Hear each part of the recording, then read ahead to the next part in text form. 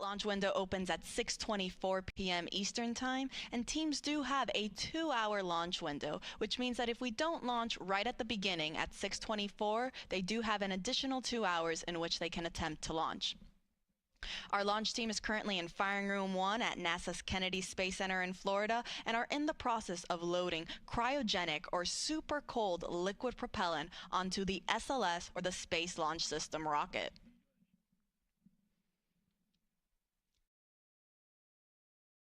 Now, teams did just complete fast fill for the liquid hydrogen tank on the upper stage, or our interim cryogenic propulsion stage.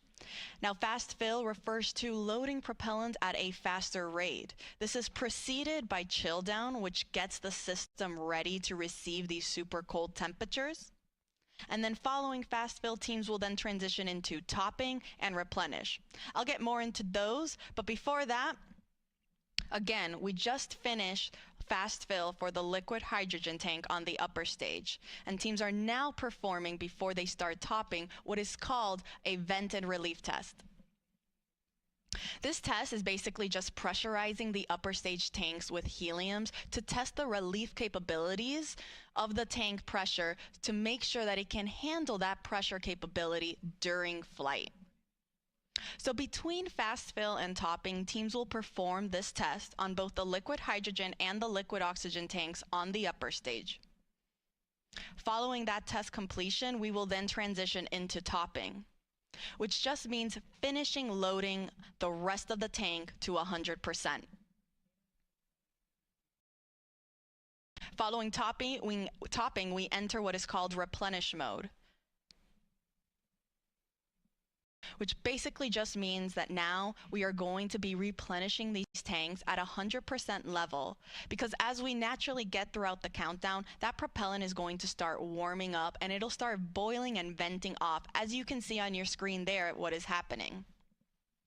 So because of that, and because the teams want to make sure that they still have 100% level in all 4 tanks, the 2 on the upper stage and the 2 on the core stage, or the first stage of the rocket, they continuously replenish the tanks until the final 10 minutes of the launch countdown, or what is known as terminal count.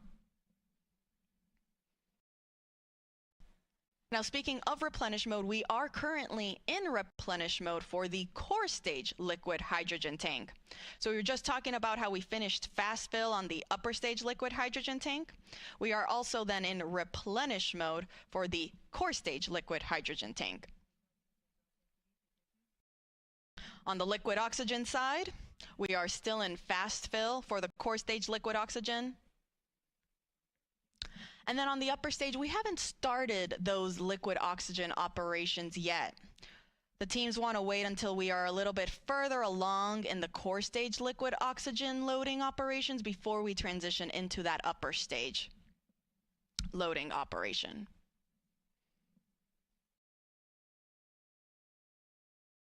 Now, in total, the SLS and Orion rocket and Orion spacecraft are 322 feet tall.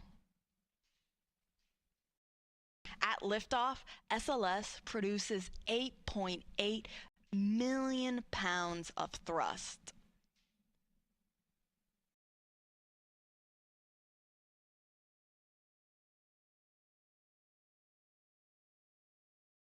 A little bit more than the Saturn V rocket that was used during the Apollo missions, which were roughly 7.5 million pounds of thrust to send those astronauts to the moon.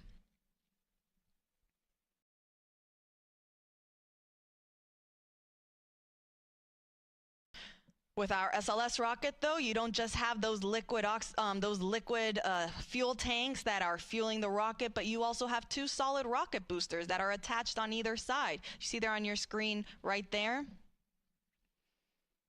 They also help provide that extra push and that thrust right at liftoff.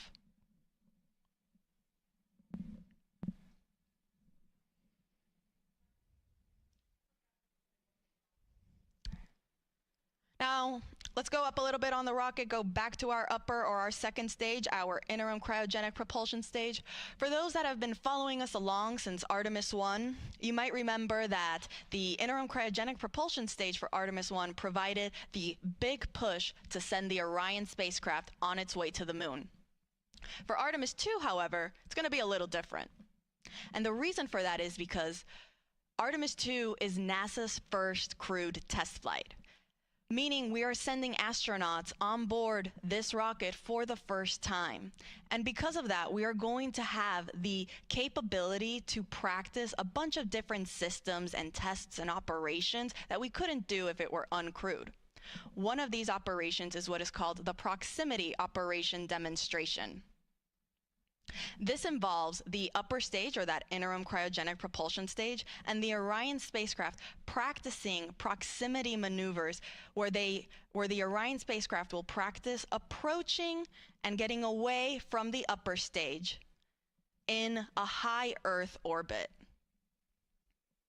The reason teams want to practice this is in preparation for Artemis III and future Artemis missions for when Orion docks with our lunar landing systems. And so because of this, this means that the interim cryogenic propulsion stage will be separating from Orion much sooner. Meaning that following this demonstration, it will be Orion's European service module that will actually send the spacecraft on its trajectory to the moon. It will perform what is called the translunar injection burn.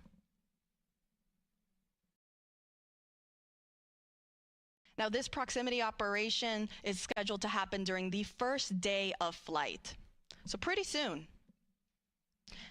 And NASA will be providing you with 24/7 live coverage, starting right now as we have been going through our propellant loading operations, and we will continue throughout the course of the entire mission, including all of the splashdown operations.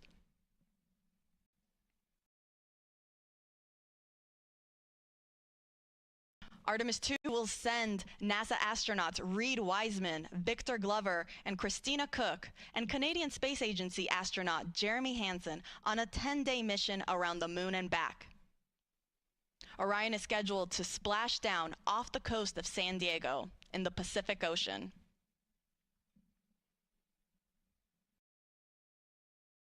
So to quickly recap, teams are in the process of performing a vent and relief test on the liquid hydrogen tank on the upper stage, following finishing their fast fill operations.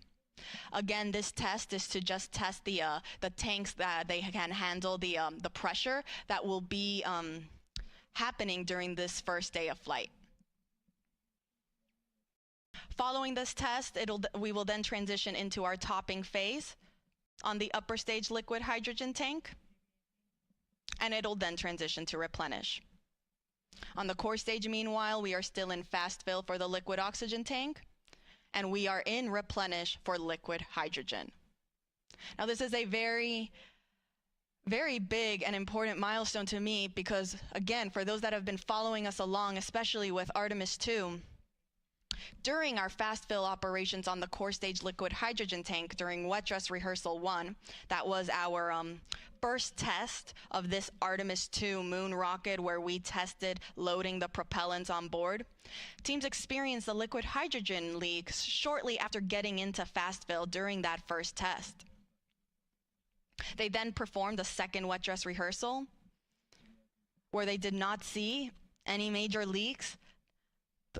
Tanking loading operations went very smoothly, and it was a very successful test. And so it's great to see that throughout today's countdown for launch, there also weren't any significant issues or leaks reported during our liquid hydrogen loading phase on the core stage. So we are now in replenish mode for liquid hydrogen. We're about 84% of the way on the liquid oxygen tank. And we're also almost there on the upper stage for liquid hydrogen. Now I'll report out once liquid oxygen operations for the upper stage are also underway.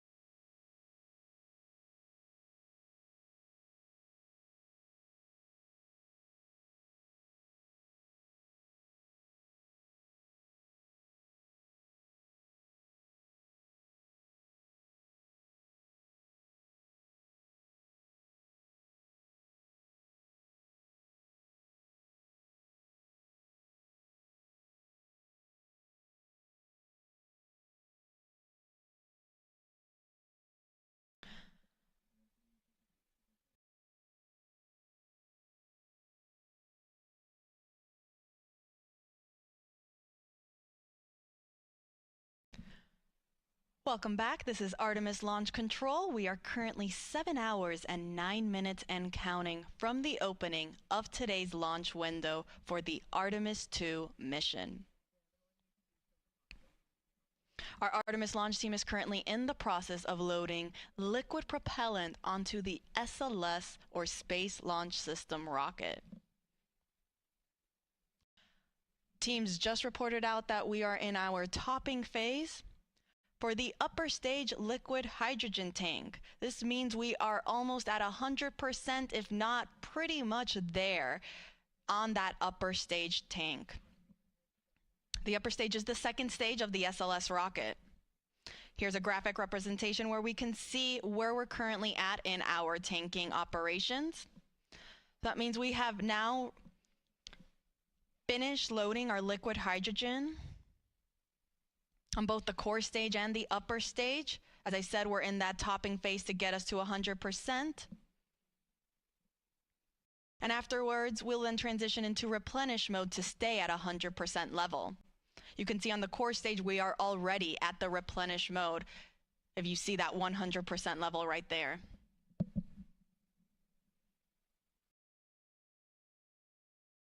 And we also just got confirmation that we are also in replenish for the upper stage liquid hydrogen tank. Now on the liquid oxygen side, we still have a little bit to go. We're almost there on the liquid oxygen tank for the core stage. You see roughly 92% of the way filled. And we haven't started our liquid oxygen propellant loading operations on the upper stage. Teams are getting ready to start chilling down that tank. Teams do this to make sure that all of the systems and lines are ready to receive these cryogenic temperatures. As you can see on your screen there, for hydrogen to stay in a liquid state, it must be negative 423 degrees Fahrenheit. Oxygen, meanwhile, is negative 297 degrees Fahrenheit. So these super cold temperatures, we want to make sure that the rocket is able to receive them without damaging any of the hardware on board. So we'll start with chilling down that liquid oxygen tank and lines before we actually start loading it onto the upper stage.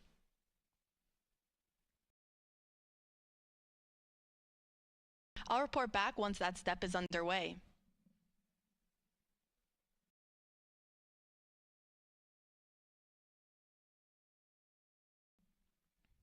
As a reminder, our launch window opens at 6:24 p.m. Eastern Time this evening. Teams do have a 2-hour launch window, so that means if we don't launch right at 6:24, that is okay. They still have additional opportunities throughout that 2-hour launch window. Now, NASA's providing 24/7 live coverage throughout this entire mission, beginning with our propellant loading operations that is currently underway.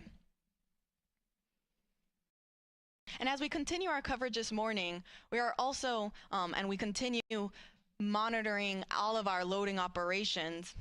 We thank you for following us along. Part of our live coverage will, of course, include our launch this evening. That live launch coverage for Artemis II will continue right here at the beginning at approximately 12:50 p.m. Eastern Time. You can continue watching on our NASA's YouTube channel, as well as on NASA Plus and the other NASA social media channels. Again, we are providing 24/7 live coverage. So following launch, the show doesn't end there. We have a 10-day mission around the moon. And then following that, we're coming back home. And we will be covering all of those splashdown operations as well.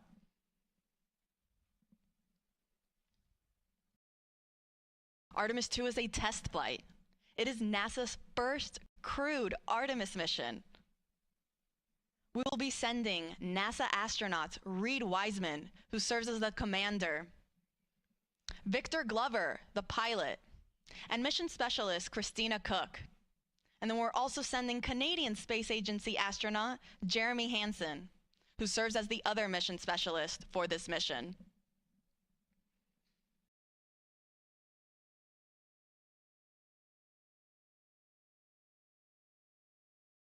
So to quickly recap, we are in Replenish for both liquid hydrogen tanks on the core stage and the upper stage of our SLS, or Space Launch System rocket.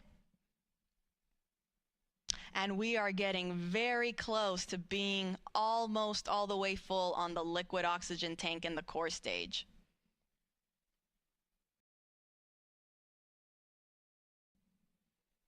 I'll make sure to report out once we start entering topping for the liquid oxygen tank in the core stage. Again, that refers to the last little bit that is needed to get us to 100%. And I'll also make sure to let folks know when our chill down operations are in work on the upper stage liquid oxygen tank. As a reminder, all of this propellant that are on board these 4 tanks of these two rocket stages, they feed the engines that are underneath and then provide the power and the push to send the Orion spacecraft on its voyage to the moon.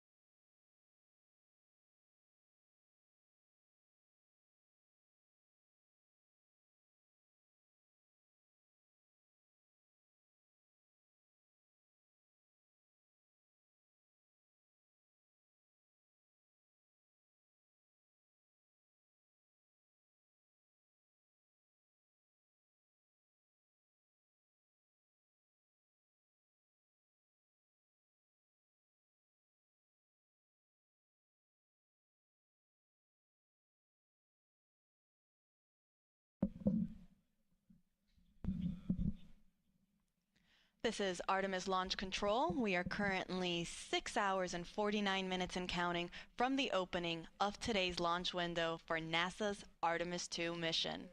That launch window opens at 6:24 p.m. Eastern Time this evening, and we do have a 2-hour launch window, which means that if we don't launch right at the start at 6:24 p.m., that is okay. Teams still have an additional 2 hours in which they can try to launch the SLS, or Space Launch System rocket, and the Orion spacecraft. Now, the Artemis launch team is currently in the process of loading cryogenic or super cold liquid propellant onto the SLS rocket. We are currently in what is called replenish mode for our liquid hydrogen tanks on board the SLS core stage and the interim cryogenic propulsion stage.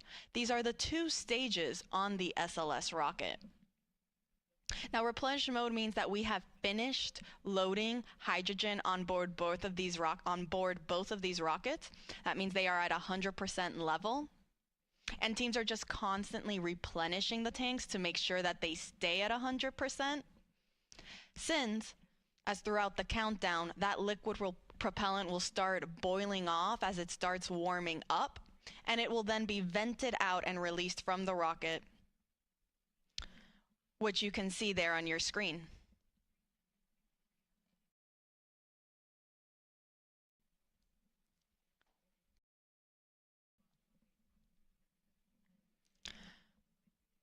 Now, on the liquid oxygen side, teams are now in topping phase for the core stage liquid oxygen tank. Topping is the in-between state of fast fill and replenish mode. Fast fill is where we spend the most of the time loading propellants. We load it at a much faster rate. Then once we reach a certain point, we will transition into topping to finish loading the tank to 100%. That is now where we are currently at in the core stage liquid oxygen tank. And following topping, we then transition into replenish. So we're in core stage liquid oxygen topping. We're in topping for the core stage liquid oxygen tank. And we are in replenish mode for both tanks on the liquid hydrogen, on the core stage and the upper stage. Now, meanwhile, on the liquid oxygen tank on the upper stage, teams just reported that they have now started chill down for that upper stage tank. This is the first step that is needed before we actually start flowing and loading that propellant on board. The reason this is done is to chill down the systems in line so they are ready to receive those super cold temperatures and not cause any potential damage to the hardware. For reference, oxygen needs to be negative 297 degrees Fahrenheit to be in a liquid state, and hydrogen, negative 423 degrees Fahrenheit. So very, very cold temperatures that the rocket is dealing with right now.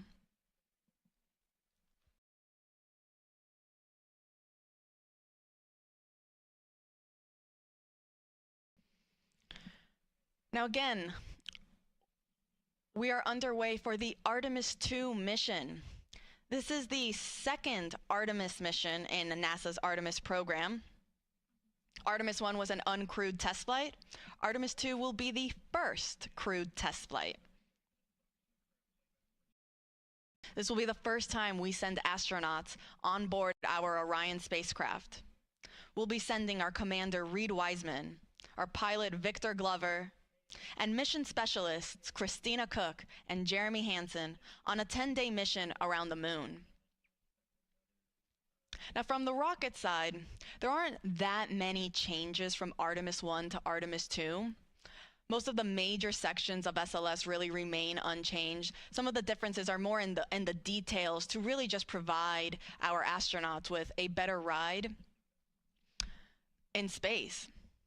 Some of those include some optical targets that are now on the upper stage as visual cues during the proximity operation demonstration. This will be a test for the astronauts to practice maneuvering Orion and practice approaching the upper stage while it's in a high Earth orbit. Another improvement for SLS was an improved navigation system. Also, communications capability between the ground stations and the U.S. Space Force Space Launch Delta 45, which controls the eastern range. That is responsible for kind of helping dictate when we are allowed to launch here off the Space Coast in Florida.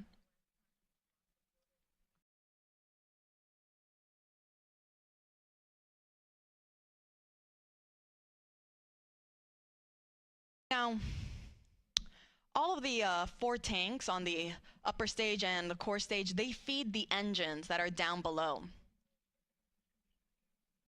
At liftoff, the 4 RS-25 engines will operate for the first 8 minutes during flight. The 2 solid rocket boosters that are on either side, those operate for only 2 minutes, and they provide 75% of the power at liftoff.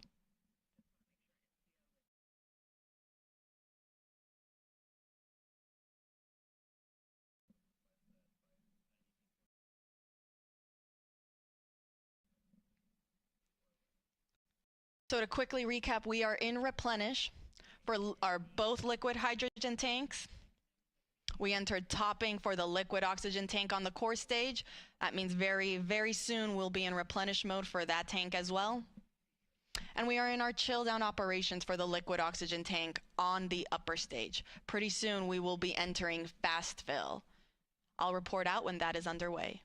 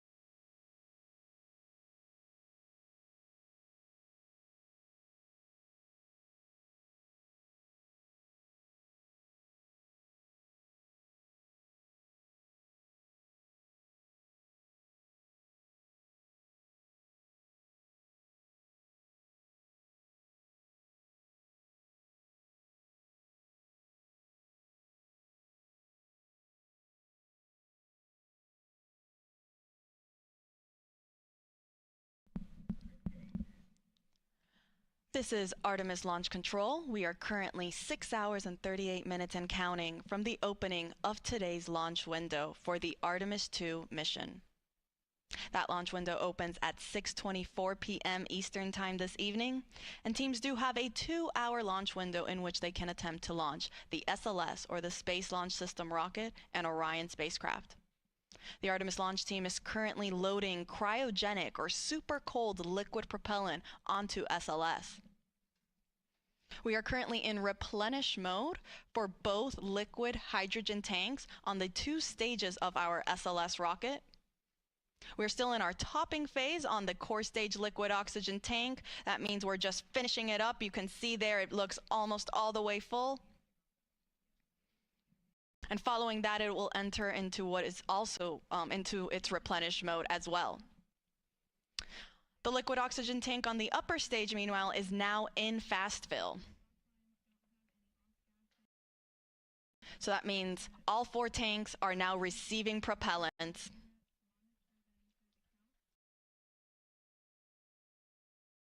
Following fast fill on the liquid oxygen tank for the upper stage, teams will perform that vent and relief test that they also did for the liquid hydrogen side on the upper stage.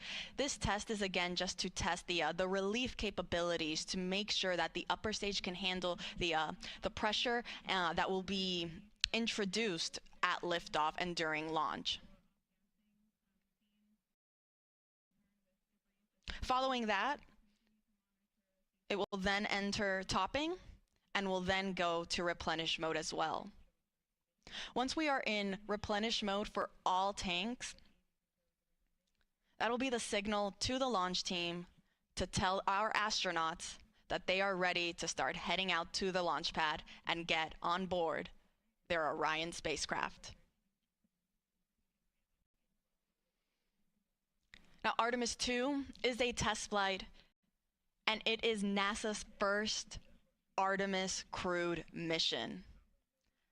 That means this will be the first time that our astronauts, our Commander Reed Wiseman, pilot Victor Glover, and mission specialists Christina Cook and Jeremy Hansen, they will be the first to experience launch and flight atop SLS. The rocket hits a maximum speed of 22,670 miles per hour.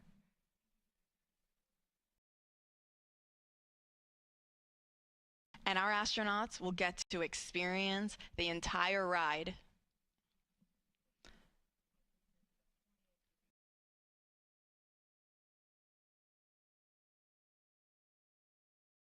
So to quickly recap, we are in replenish mode for both liquid hydrogen tanks.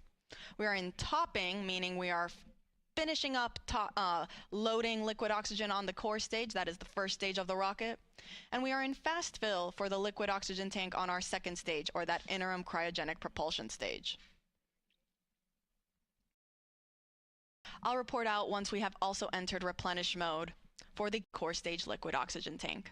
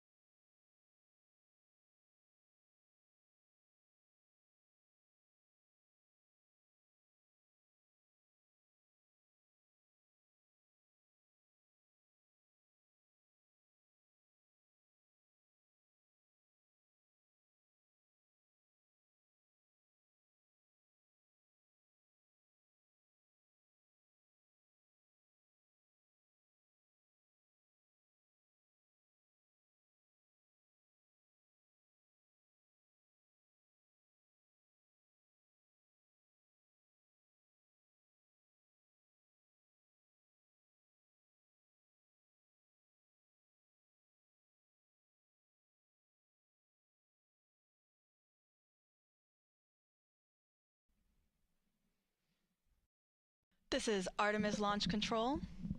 We are currently 6 hours and 22 minutes and counting from the opening of today's launch window for the Artemis II mission.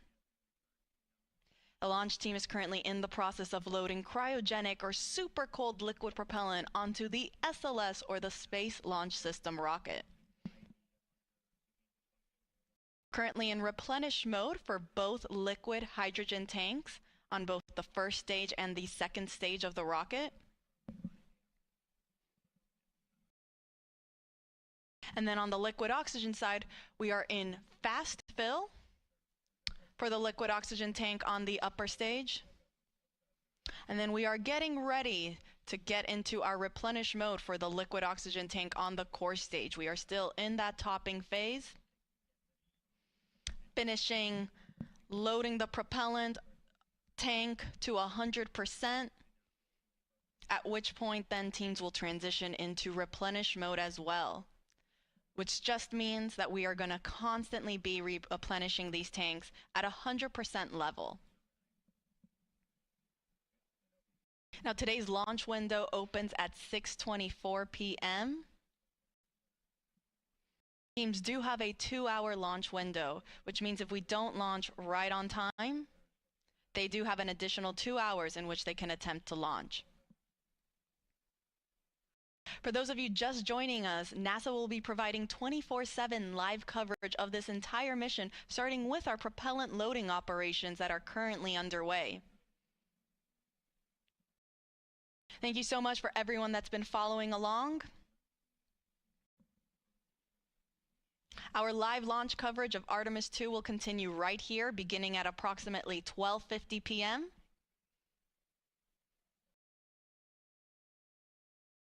where the rest of my NASA commentators will be chiming in on how the rest of today's countdown goes. And we'll take you through the rest of the mission.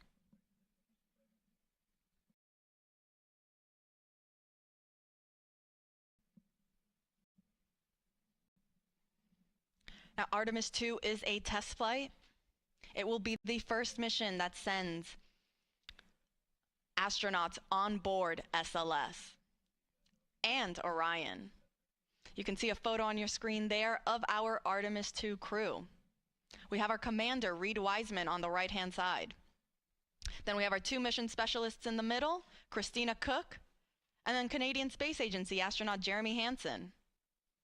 All the way on the left is our pilot, Victor Glover. All 4 of them woke up not too long ago at around 9:25 a.m. this morning. Not a terrible wake-up call. In that time, they've been getting ready, having breakfast, getting some briefings. And they'll get one more briefing. It's the flight crew weather brief, where they'll get a status on where we are in the countdown, what the current forecast looks like. Following that brief, they will then start their suit-up operations before they go out to the launch pad and board their spacecraft.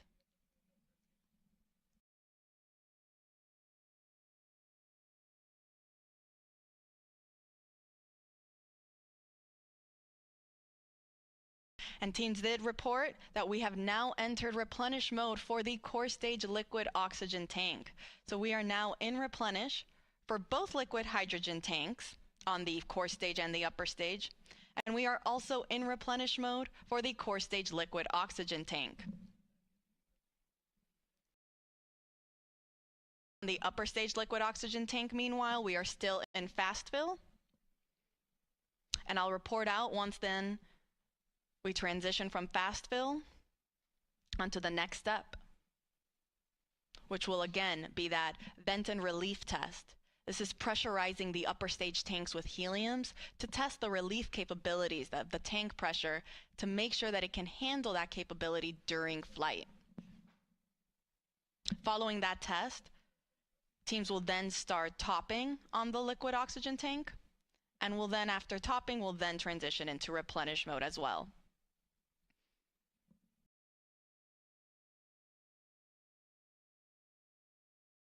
I'll report out when that's underway.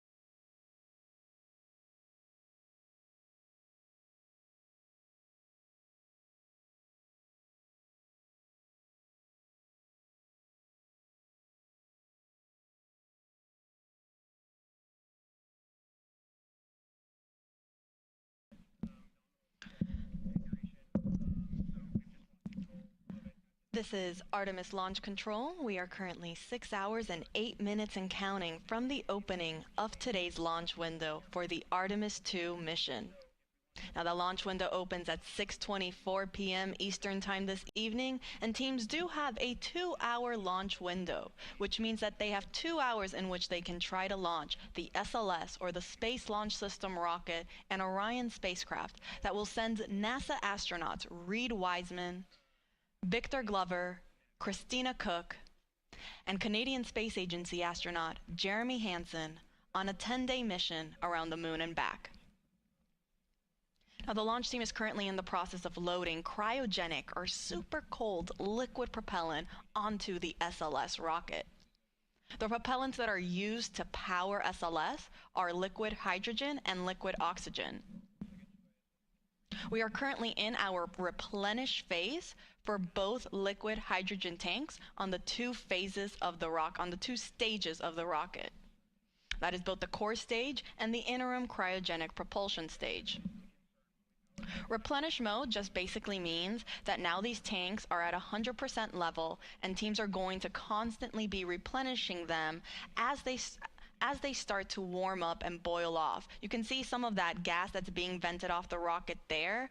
That's normal. Teams totally expect to see that. And because of that, we have then a replenish valve to constantly be replenishing the tank with that liquid propellant. So we make sure that we are 100% level and we're not losing any propellants in the tank. The reason that you see some of that venting happening is because as we get throughout the countdown and the temperatures start to rise, that liquid propellant will become a gas, and so it'll start boiling off and then it'll vent outside the rocket. Hence the need for a replenish valve. So we are in replenish for both liquid hydrogen tanks. We are also in replenish for the core stage liquid oxygen tank. And we are in fast fill for the upper stage, or that interim cryogenic propulsion stage, liquid oxygen tank. Now, fast fill is the main portion of our propellant loading operations, where teams are actively loading that propellant at a much faster rate. Now, following fast fill, teams transition into what is called topping. As the name suggests, it just means to top off the tanks. And then following topping, we enter what is replenish. So once we are at replenish for the liquid oxygen tank on the interim cryogenic propulsion stage, we're going to enter what is called all stages in replenish. This means that all 4 tanks on the SLS rocket are fully fueled, and our astronauts are ready then to go and head out to the launch pad when they get the go from our launch director, Charlie Blackwell Thompson.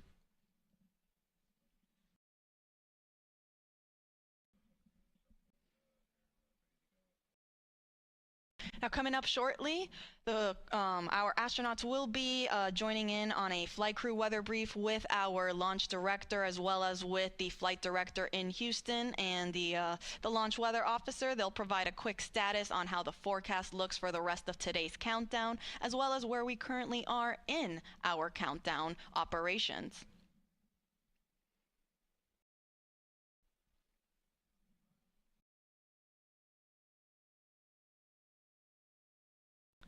A little earlier, the launch weather officer did let our launch director know that we might get some showers in about 2 hours. However, there is no lightning threat, and they will plan on discussing this again during the flight crew weather brief. Currently, teams are forecasting 80% go for weather conditions during that 2-hour launch window.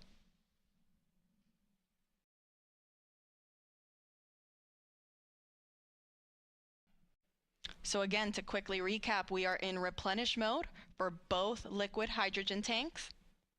We are also in replenish mode on the liquid oxygen tank on the core stage. That is the first stage of the SLS rocket. And we're in fast fill for the liquid oxygen tank on the upper stage.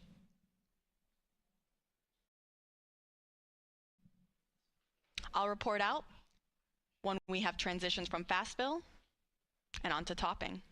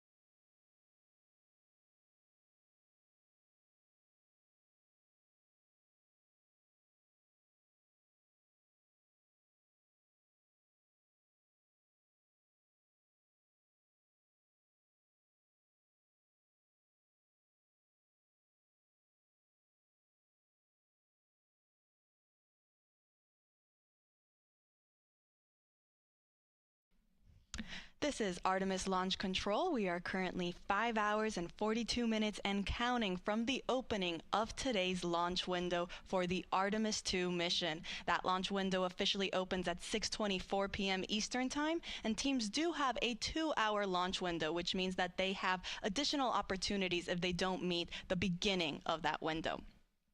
Now joining me is Artemis Launch Director Charlie Blackwell-Thompson. Charlie, thank you so much for taking the time to speak with us today. Oh, you're more than welcome. It's great to be here, Tony. It sure is. Now, we know that you just conducted a flight crew weather brief with our astronauts as well as teams and mission control and our launch weather officer. Do you mind providing us kind of how that went and what we can expect? Yes, the weather brief went really well.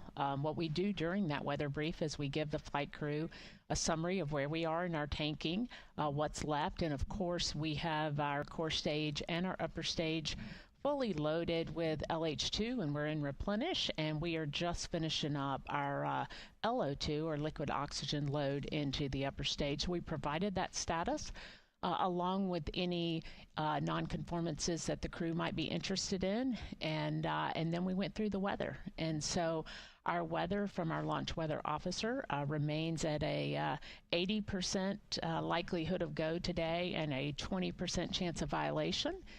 We are watching some precip that is making its way toward the pad, but we expect that that is going to dissipate as we get closer to the opening of our window. So really good to hear the crew's voices and to talk through a day of launch ops. You know, it's something that we simulate, but there's nothing like the real day. Absolutely. I can only imagine, and it's great news to hear that we are still 80% go. Those are very, very favorable conditions. Let's hope it stays that way. You mentioned we're getting closer to reaching what is called all stages in stable replenish. That means that we will have all 4 tanks at 100% flight level. Charlie, can you walk us through then what are some of those upcoming milestones once we reach all stages replenish? Absolutely. So one of the big milestones when you reach stable replenish on all the all stages is you begin to send the closeout crew into the pad, and so we're just a few minutes away from getting into that, and we'll deploy them to the pad, and they'll start getting ready for the flight crew. And then, of course, shortly after that is the exciting milestone of seeing the crew walk out of the operations and checkout building and make their way to the pad. And that's certainly something that we've been waiting a very long time to see. It's going to be very exciting, I think, certainly for our team. It'll be exciting for our country, and it'll be exciting for people all over the world who are watching our crew head to the pad, knowing that we are just about 5 hours or so from launch. You couldn't have said it any better. This is very exciting for the entire world. We cannot wait for that moment when we see our astronauts depart their crew quarters and head to the pad. Charlie, thank you so much for taking the chance to speak with us today. We are rooting for you. We're wishing you the best of luck in today's countdown, and we'll let you get back on console. All right. Thank you, Tony. Appreciate the opportunity to chat with you, and go Artemis. Go Artemis. All right, so to quickly recap, we are in replenish mode for both liquid hydrogen tanks, and we are getting ready to also hit replenish mode on the liquid oxygen tanks for both of those. We will report out when that is underway.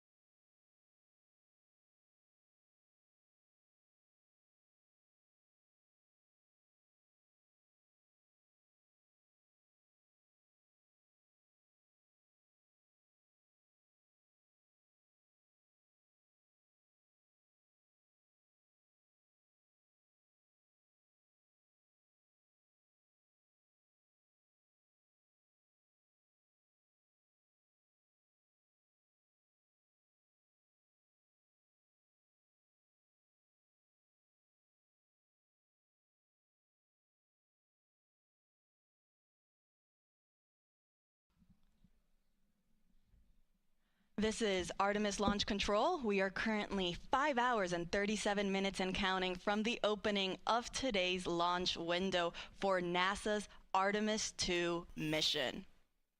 Now, the launch team is currently in the process of loading cryogenic or liquid propellant onto the SLS rocket. You see our launch team there in Firing Room 1, and you actually can see our NASA administrator, Jared Isaacman. He just joined the room to greet our launch director, Charlie Blackwell Thompson, and our assistant launch director, Jeremy Graver.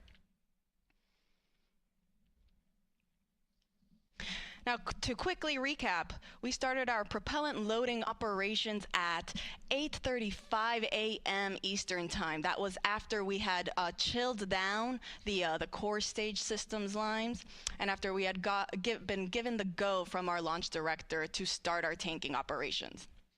So after 8:35, we started again slow fill.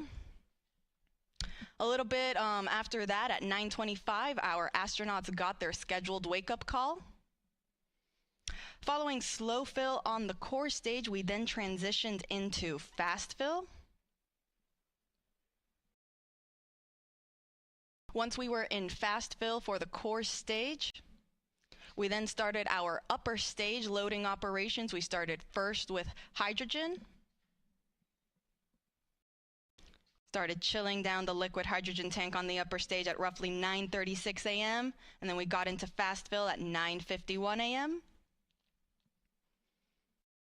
Following that, we entered then our topping phase on the core stage liquid hydrogen tank. Topping refers to finishing up that last little bit to get to 100%, and then we transitioned into replenish. We did the same thing for the core stage liquid oxygen tank, as well as for the liquid hydrogen tank on the upper stage. Now all that's left is to enter replenish mode for the liquid oxygen tank on our upper stage, and we will enter what is called all stages replenish. This means that now all 4 tanks will be at 100% level.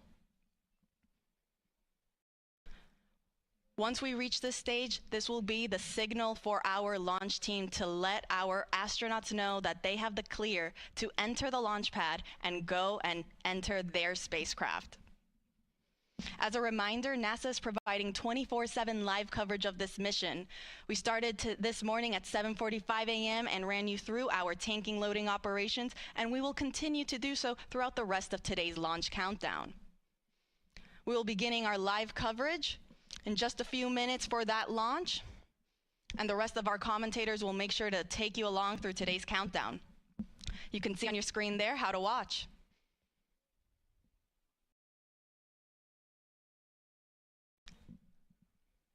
And as our launch director just recently said when she came on air, let's go Artemis II.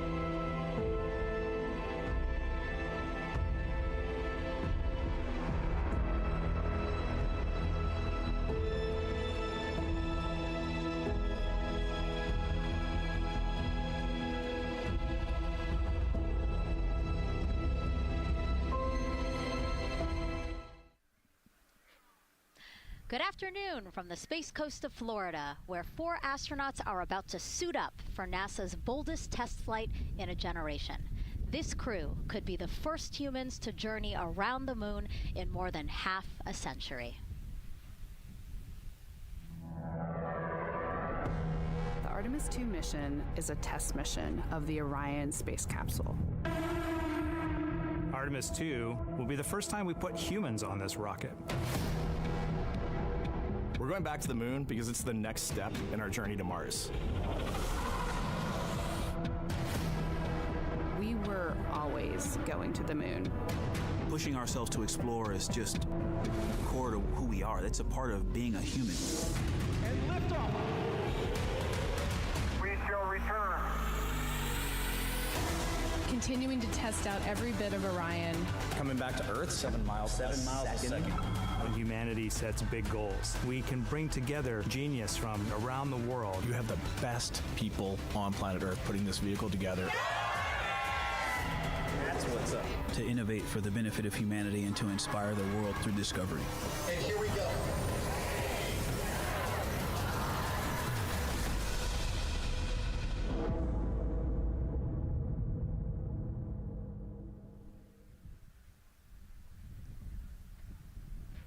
Welcome, and thank you for joining us live from NASA's Kennedy Space Center, where we are beginning a new chapter in America's human spaceflight story. We are so humbled to have thousands of people here in person to witness this, and the many more watching online from around the world. I'm NASA's Megan Cruz, and this is NASA astronaut Nicole Ayers. Thanks, Megan. What a historic day to be here. What a historic day to be here. Obviously, for what we see right behind us here, the SLS rocket and Orion spacecraft on Launch Pad 39B. Artemis II is a nearly 10-day flight test to prove NASA can safely fly astronauts around the moon before attempting to land on it in just 2 years, hopefully. Yes, like you said, it's a test flight, so we're going to put humans on this rocket for the first time ever, and we're going to test out the systems on board and hopefully get around the moon. And why does NASA want to return us to the moon? Man, we want to go back for scientific discovery, right? We want to create a permanent presence on the lunar surface. We want to be able to harness some of the volatiles or the resources on the moon in order to get us onto Mars later. So we're going to use the moon as a stepping stone to get to Mars, but also we're going to use the moon to learn so much about Earth and about the creation of the solar system. The moon is this untouched witness mark for the Earth and the solar system. And what I really love is like all the things that we do to get us to explore our universe, all of that technology, all the jobs created to support that, it all benefits us here on Earth. Yes, definitely. I mean, getting this rocket into orbit takes, 8.8 million pounds of thrust, right? And it's the people on Earth who do that and who create that, the engineers, the scientists. There are so many people who make this mission happen. And so if all goes well, this crew could travel farther from Earth than any other humans before them and see parts of the moon no one has ever laid eyes on. And now, speaking of laying eyes, here we are in the suit-up room with the Artemis II crew. Yes. Looks like the commander's getting his comm cap on, so the communication cap. Looks like Victor's already got his on and the helmet going. He's just stretching out his wrist a little bit, right? Yes. And in charge of liftoff today is Launch Director Charlie Blackwell-Thompson. She and her team are just across the street from us inside of the Launch Control Center. They kicked off continuous around-the-clock operations just before 5 p.m. on Monday and started fueling the rocket about 4 hours ago. They have a 2-hour launch window that opens at 6:24 p.m. Eastern Time, which our clock in the upper left-hand corner is counting down to. And, we just heard from Charlie Blackwell-Thompson in our tanking coverage, which was the broadcast just before this one kicked off. And basically, she said weather is 80% go. Yes, 80%, we will take that. It's a little windy. There's some clouds building, but we're going to keep an eye on it, and 80% is a good number to keep moving today. Yeah, and what she said was a wave of showers are moving west, but they should be well past the pad by the time we launch again. Hopefully at 6:24 p.m. today. Hopefully. All right, so again, let's head back into that suit-up room. We see Reed Wiseman. He is the commander of the Artemis II crew, and Nicole, he is putting on what you guys are calling the communications cap, the comm cap. Yes, so it's a little bit for protection of his, of his head there, but also you can see the mic booms, and he's got ear cups there so he can hear, the rocket's loud. So you're going to wear hearing protection, but then we also want to be able to talk to Earth and talk to each other. So they're getting that settled, and then he will put the helmet on over that comm cap. SATCOM cap will also connect into the suit, which then eventually connects into the capsule through an umbilical there. So there's a lot of cords and wires. You can see them tuck in that cord under his chin right now. And so the suits they're wearing, they're called the Orion Crew Survival Suits, or OX suits. And so they're worn for launch and reentry or during high-risk or emergency situations. And I think a lot of people, especially if they're have been following NASA for all these decades now, they're kind of thinking, hey, these look like the suits that our shuttle astronauts used to wear. There is a lot of resemblance here. That's true. Yeah, they are very similar. You know, NASA does a great job of leveraging the lessons that we learn from previous missions. So dating all the way back to Apollo, you know, some of our first spaceflight missions, we learned lessons about the suits and how to make them better, and we just continued to carry that through all the way into the Artemis mission. Time now to introduce you to some of our teams today. We have Gary Jordan at NASA's Johnson Space Center in Houston. He's going to be inside with the mission control teams, which will take over from Kennedy's launch control team right at liftoff. And then back here at Florida, there's Megan Carter inside Kennedy Space Center's visitor complex, Jasmine Hopkins at a launch viewing location, and then finally Daryl Nail inside the Launch Control Center with the launch team. Now, each is going to provide a very unique experience today, starting first with Daryl, who has been closely monitoring the launch countdown for us. Yeah, and welcome into Firing Room 1, a historic firing room here at the Kennedy Space Center in Florida. It's a pleasure and an honor to be here reporting what's happening as we lead up to countdown and liftoff of Artemis II. So far, looking pretty good. You see the rocket out there on the pad. It is launch day, and we just got that crew weather brief that you were talking about from Launch Director Charlie Blackwell-Thompson to the crew. It looks like a countdown at this point is in good shape, and that's great news. Fueling continues to track well. We just reached all stages replenish. And while we're talking about the fueling, let's talk about that tanking. Pull up the tanking graphic if we could now. That will give us an indication of where we are with tanking, and I can just tell you, as you see from this board right here, we are all stages replenish. So all tanks on board the SLS, the 2 liquid hydrogen, lower stage and upper stage, and 2 liquid oxygen, lower stage and upper stage, are at 100%, and that's exactly where we want to be. This kicked off at 7:30 this morning with a go for cryo load, and here we are roughly about 5 hours later, and we're fully tanked and now in replenish. The amount of propellant on board, roughly 733,000 gallons. That's about an Olympic-sized pool and a half. Huge amount of propellant. It's all flowed in there. The great news there, no leaks, no issues, and we're looking good at this point. So let's talk weather now.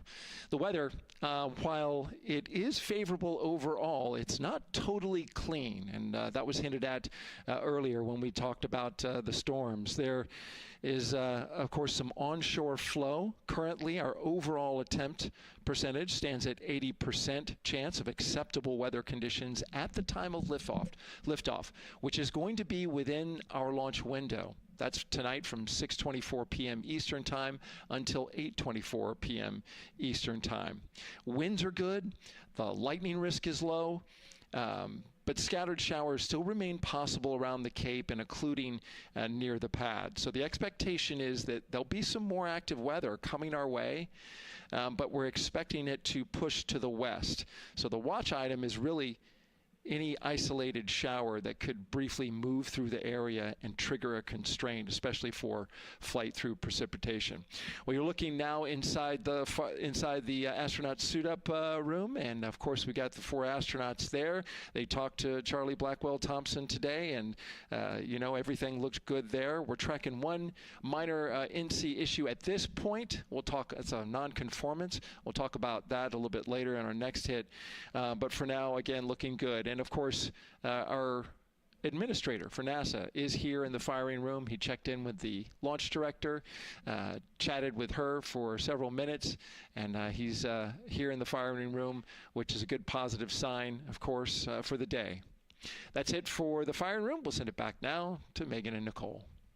Daryl, thank you so much. Yeah, let's get back into the suit-up room here, where we now have a shot of all 4 astronauts, and it appears all of them are undergoing their suit leak checks. Can you talk to us about what that is, Nicole? Sure, yeah, you can see, as the suit expands, that we're going to pressurize those suits. So in the case that we need it, if we lose pressure in the capsule, those suits will protect the astronauts and keep them pressurized and keep them survivable. So these guys are going to hold their breath for about 10 seconds. Any movement in the suit could cause changes in the pressure, and so we want to get a really nice, precise, accurate measurement on the leak check. And so they'll hold their breath. Even just their heartbeat could potentially make some differences in those super sensitive sensors there. So you can see the red and blue valves there, the air in and air out, and it looks like Victor just had a good leak check. Yeah, and actually they do 3 leak checks, again, just to get an average reading to say, hey, we have confidence that these suits are holding the right pressure. As Nicole said, that tube that's going in,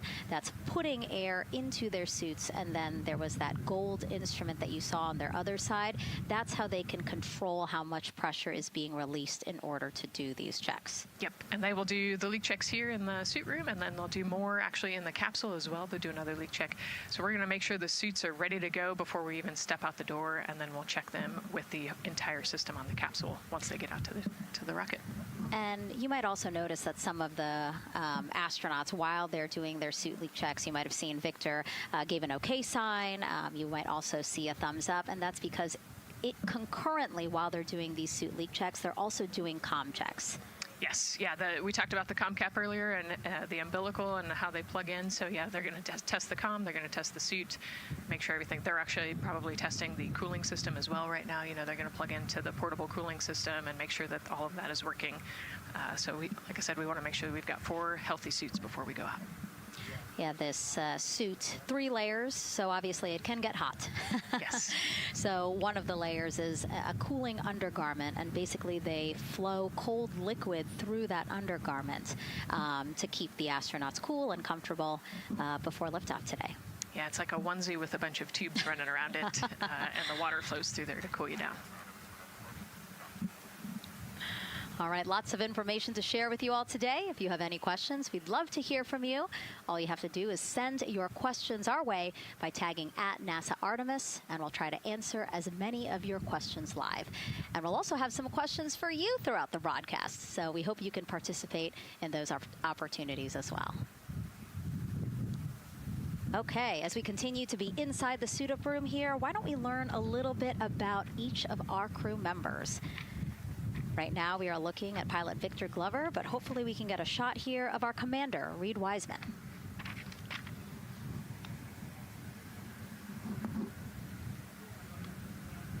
Now, Reed Wiseman is a Baltimore native.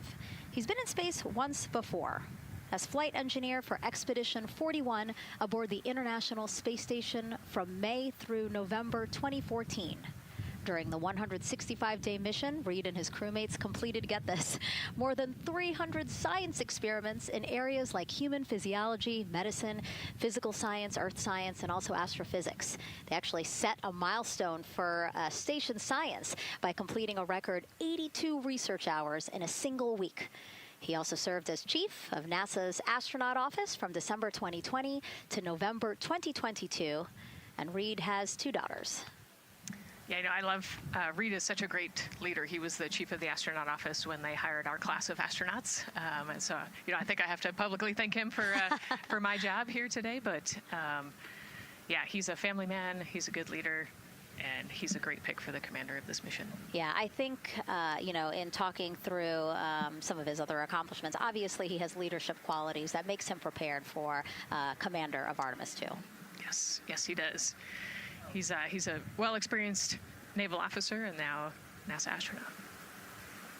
And so now here we are, pilot Victor Glover. NASA selected the California native as an astronaut in 2013. At the time, he was actually serving as a legislative fellow in the United States Senate. His first trip to space was in November 2020 when he launched as pilot of NASA's SpaceX Crew 1 mission. That was the first operational mission of NASA's Commercial Crew Program, which resumed launching American rockets from American soil to the International Space Station at the end of the shuttle program. Victor is a U.S. Navy captain and naval aviator who served as a test pilot, racking up more than 3,500 flight hours in more than 40 different aircraft. He and his wife, Deanna, have 4 children.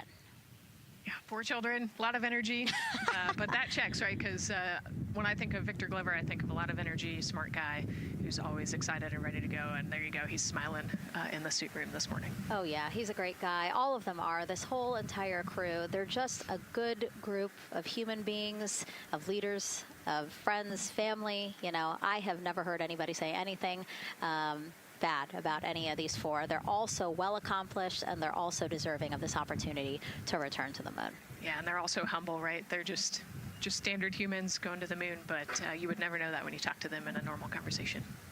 And so it looks like Christina here has completed her suit leak checks as well, her communication checks too. Yep, they've already got her gloves off. They're getting ready to kind of hang out and relax a little bit, I think, before they walk out.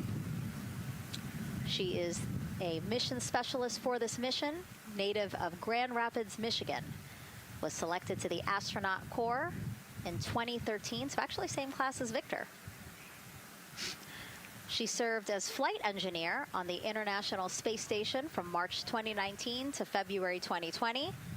And during that time, Cook set a record for the longest single space flight by a woman with a total of 328 consecutive days in space.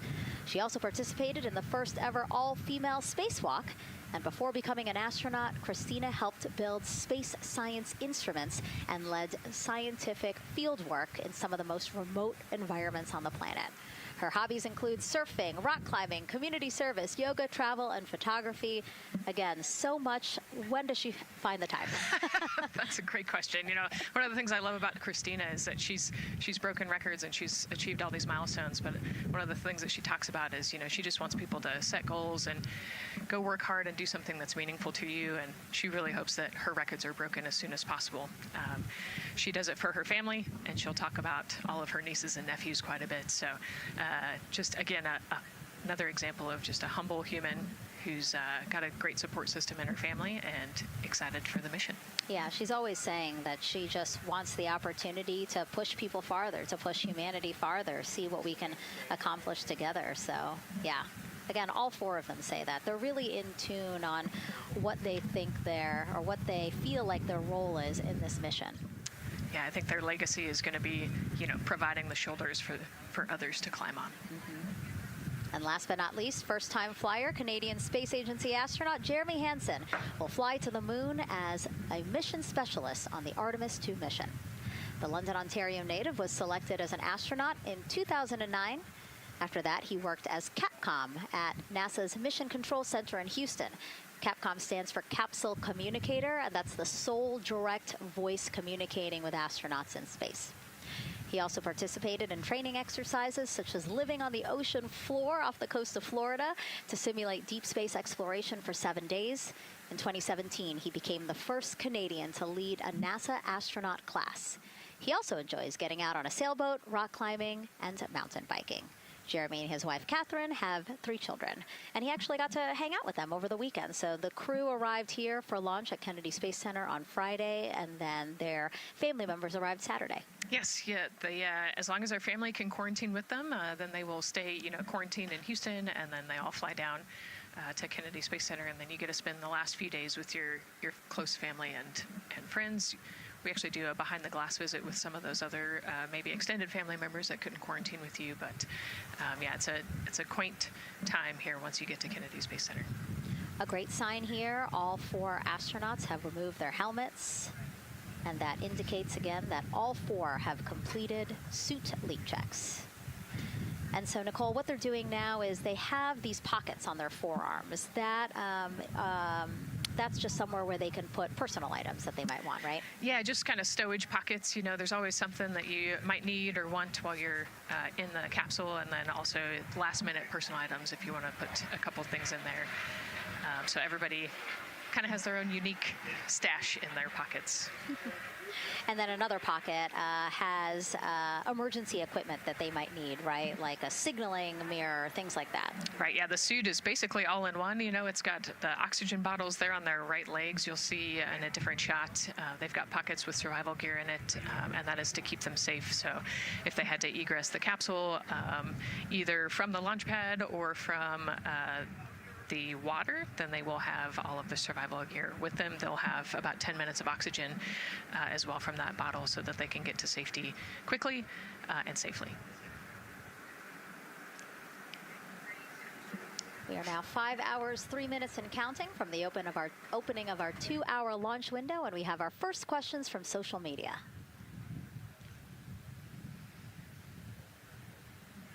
Question here from X. So to be clear, this is not a mission to land, but to orbit the moon. Thank you, and thank our astronauts. Nicole. Yeah, this is a great question. You know, I think it's important to highlight the mission of Artemis II, where we are going to go around the moon. We're going to see the far side of the moon. We're going to see parts of the far side of the moon that human eyes have never seen before. It's very similar to the Apollo 8 mission, right? We're also potentially going to be able to see the landing sites for the future Artemis missions and kind of provide the overall context of those landing sites amongst the entire moon site there. So it's an exciting mission. We'll get to learn a ton about you know, there's so much science that's going to be on this mission as well, right? Where they're going to do some science experiments on humans, learn about the stress of the environment, and we're going to learn about the radiation environment. We're going to learn about the suits as well. We've got some technology demonstrations that are going to happen. So there's a lot going on this mission as we fly around the moon and come back. Mm-hmm.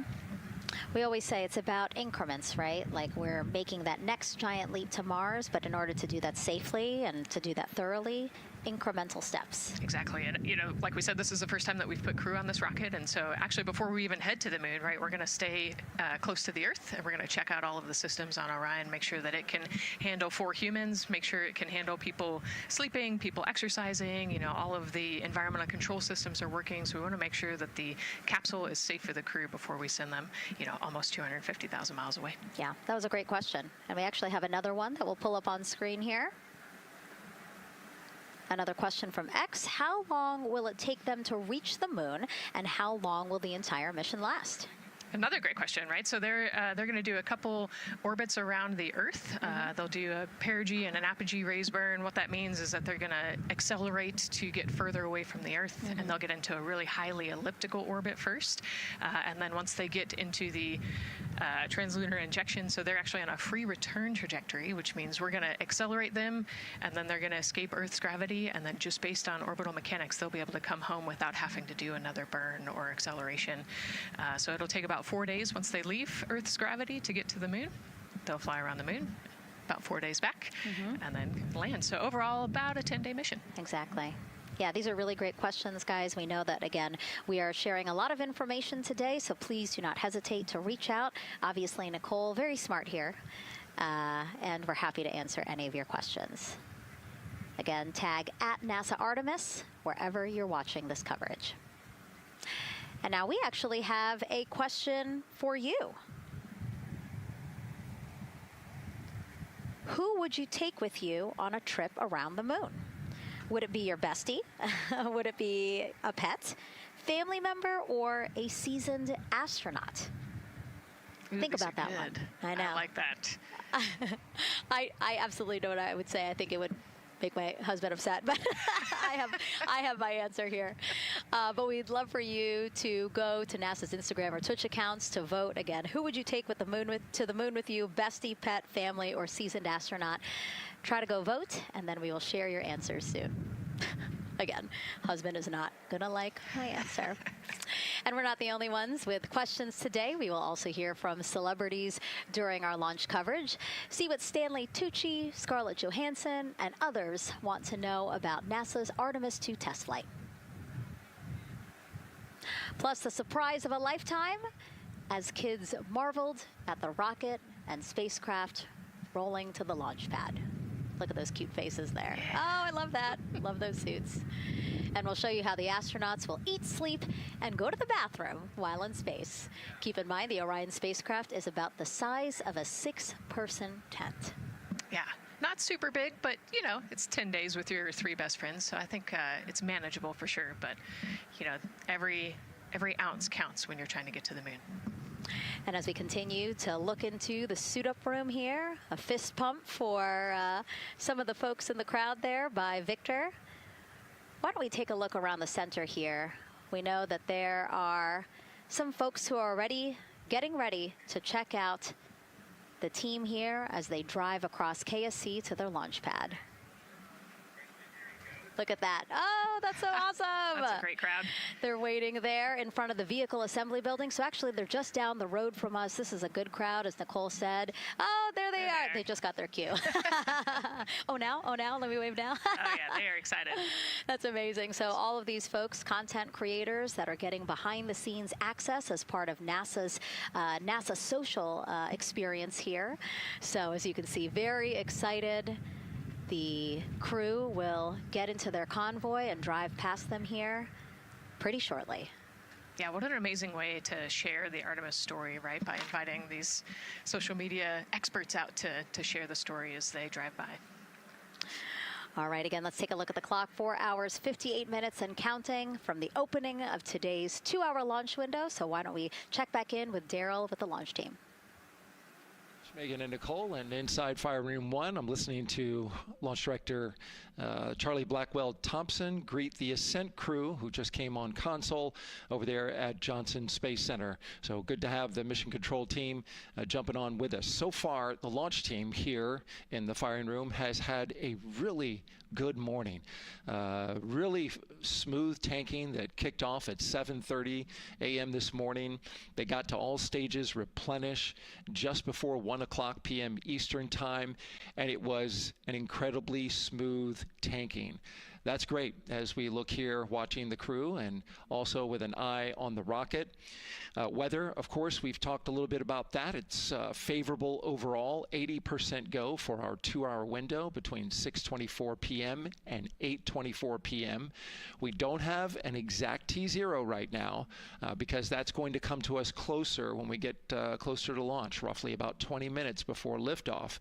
But it's going to be within that window and towards the beginning, provided everything continues to go smoothly along the timeline. And so far, that's been the case. I mentioned that there was a small issue in my previous live hit that actually was incorrect. There was no issue. I've gotten the good data now that I'm on the headset and listening into the loops.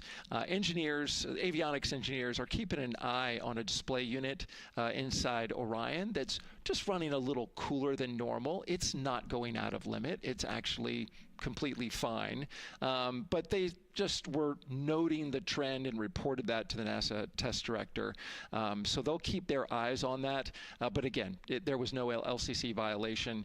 And once they get the cover off Orion out there that's protecting it from the rain, they expect the temperatures inside the Orion crew capsule to stabilize. And with that, we'll send it back to the host desk with Megan and Nicole. Thank you so much, Daryl. Now, Daryl is inside Firing Room 1 in the Launch Control Center, or LCC, as you might hear it referred to, which was built in 1967 to support Apollo missions. In fact, Apollo 11, the mission that landed on the moon in 1969, that was called from the exact same firing room. NASA then upgraded the LCC to support shuttle missions, and now Artemis. You can see there a shot from when we supported shuttle. Now with Artemis, the primary launch team for today is in Firing Room 1, but there is actually support staff in Firing Room 2 as well. And together they will propel this ambitious test flight off Earth.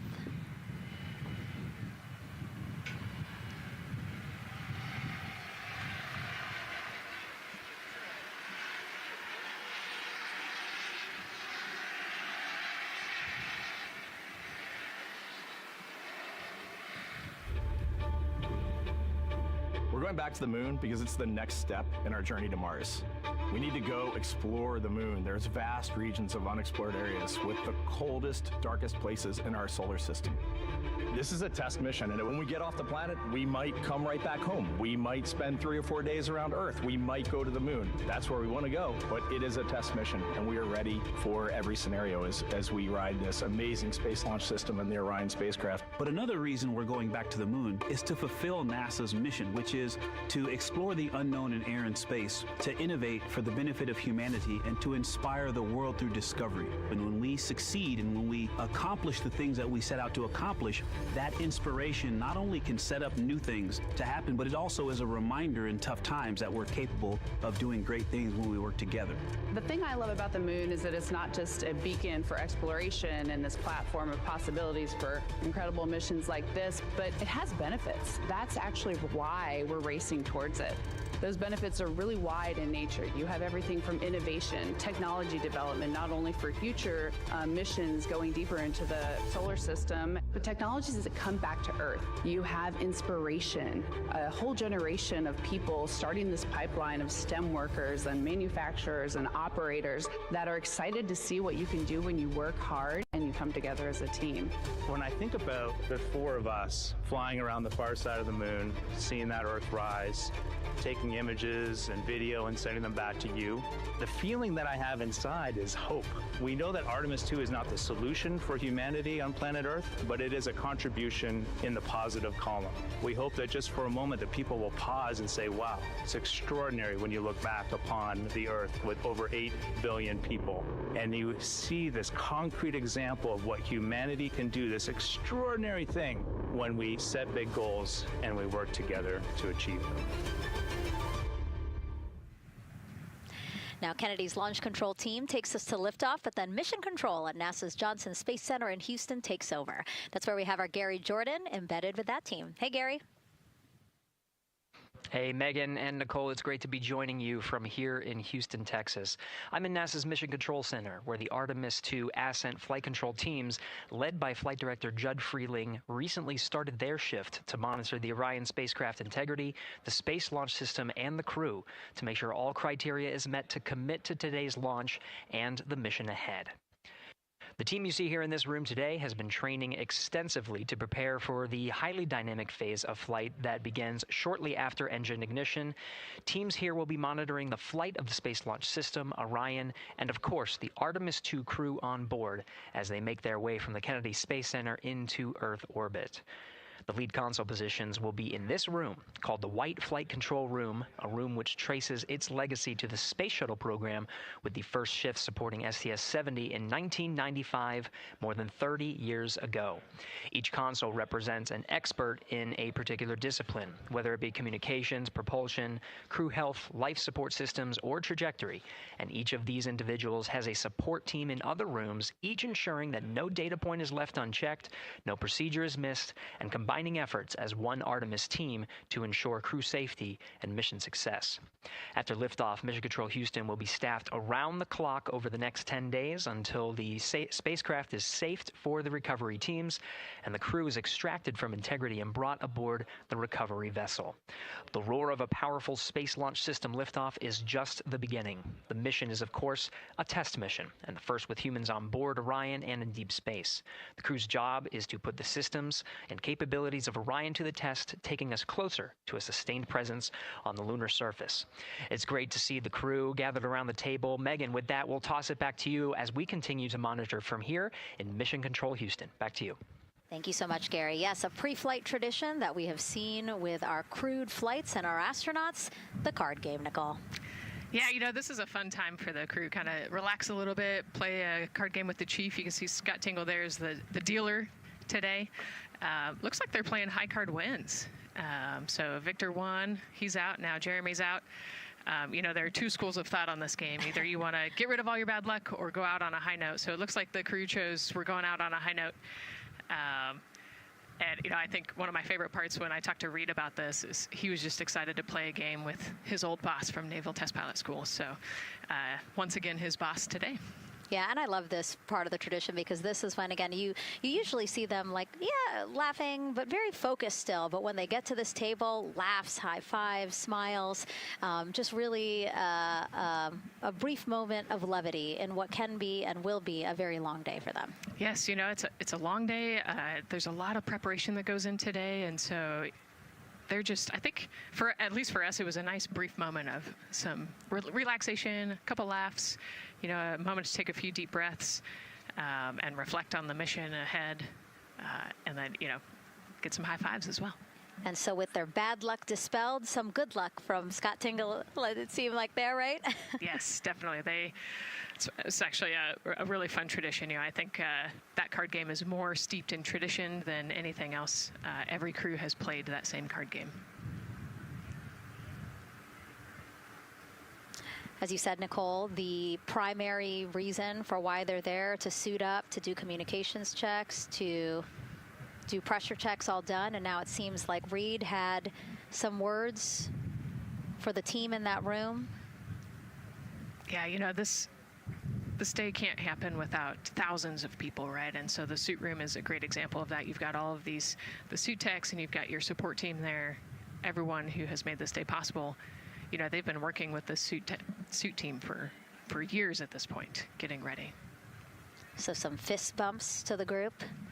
Again, the suit team are the folks dressed up in those white, very snazzy outfits. Special outfits that we can talk a little bit more about later, but each crew member was assigned their own suit technician. So as you said, working very closely with the same person to make sure that the crew felt comfortable and ready in these suits as they lift off from Kennedy Space Center. Right, and you know, each suit is slightly different, each person is slightly different, and so these suit techs know each individual super well. They know exactly how they like to get into the suit, exactly where things might get caught, or, you know, small adjustments that might need to be made. So they know their suit techs well, and their suit techs know them very well. And so as we take a couple of pictures here, we really hope that you are learning a lot about the suits and the process of checking them out for a mission. But imagine the opportunity to get a hands-on demonstration from people who helped design these suits. Take a look.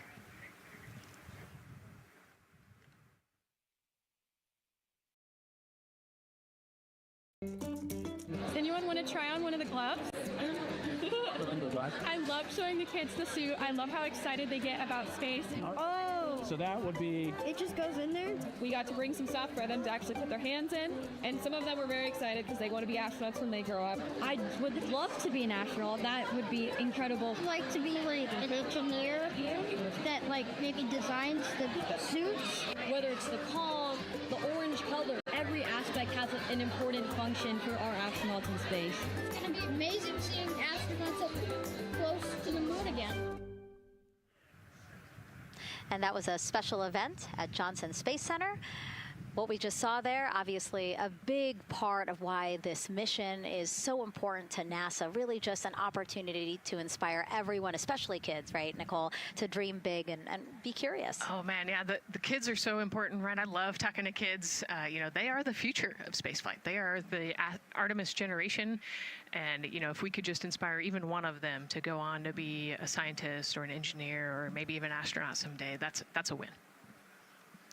And now let's turn our focus to the rocket for a little bit. Powering liftoff will be, again, NASA's Space Launch System rocket right behind us. And to learn more about SLS, let's go to Megan Carter, who's at Kennedy Space Center's Visitor Complex at an exhibit dedicated to Artemis and the future of spaceflight. That's right, Megan. I am so excited to be over here at the Visitor Center, but not just because of launch. I get to introduce you to the moon board. This is obviously a very complex mission, lots of moving parts and pieces. So the moon board is going to allow me to break some of those things down for you just a little bit more in depth, starting with that SLS rocket. Now, the SLS, or the Space Launch System, very big, very powerful. It is going to be producing 8.8 million pounds of thrust at launch. And like I mentioned, mentioned, very large, as you can see here, going to stand about 322 feet tall with Orion there on top, just a little bit taller than the Statue of Liberty. Now, there are many components that make up this rocket, so I'm going to point out just a handful that you're going to hear about a lot throughout this broadcast, starting with our boosters. These two twin solid rocket boosters are going to be very powerful. They are going to burn for the first 2.5 minutes of flight, and each one is going to stand 17 stories tall. They weigh in at about 1.6 million pounds each. Now, I am going to jump back out and I'm going to show you a little bit about our core stage. That's going to be known as the backbone, essentially, of our rocket, and it is made up of around 5 components, starting with this engine section down here. This engine section is where our 2 propellants are going to be funneled down through our pipelines, and they are going to be mixed at 2 different temperatures, very complex processing, and they are then going to go on to feed that fuel to our 4 very powerful RS-25 engines. These are going to produce about 500,000 pounds of thrust each at launch, and they will burn for 8 minutes. All right, now jumping up here, we are going to take a look, because I just mentioned those propellants. Obviously, we do need fuel, and that is why we have around 535,000 gallons of that liquid hydrogen. That's approximately about the same amount that you could fill an Olympic-sized pool, just to give you an idea. And then we're also going to have that liquid oxygen, and like I mentioned, there's going to be about 200,000 gallons for that one, and they are going to be funneled down through those lines that you see here on the side. All right, jumping up real quick, this is going to be our upper stage. That is where our core avionics are going to be stored, essentially the brains of the spacecraft. And then jumping out super quick, let's see if we can zoom in here, and we can. Those propellants I talked about are going to be stored at cryogenic temperatures. That means thousands of degrees below Fahrenheit, so they have to be kept very cold. And that, all those bumps and ridges there that you see, those are actually going to be an insulation spray that's going to help keep that rocket nice and cool, keep the propellants ready to go, and get us set up for success. Now, obviously, that was a very quick overview of our rocket. I have so much more to show you here on our moon board, but for now, I'm going to turn it back over to you, Megan. Thank you, Megan. A very impressive demo of the moon board, but also an impressive system, obviously. She mentioned 4 RS-25 engines on the core stage, and actually we have one right behind us here, used during the shuttle program, and I got to get a closer look at it with Space Launch Systems Engines Deputy Manager Philip Benefield. Okay, so Philip, in terms of size, shape, and function, what we see here behind us, exactly what we see on the pad. Absolutely, Megan, absolutely. So this is the RS-25 engine. Impressive. We have 4 of these on the bottom of the SLS rocket to propel the SLS rocket in Orion into low Earth orbit.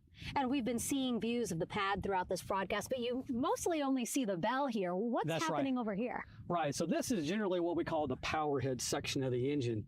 So the purpose here is that it takes in the propellants from the vehicle tanks, the liquid oxygen in minus 297 degrees, super cold stuff.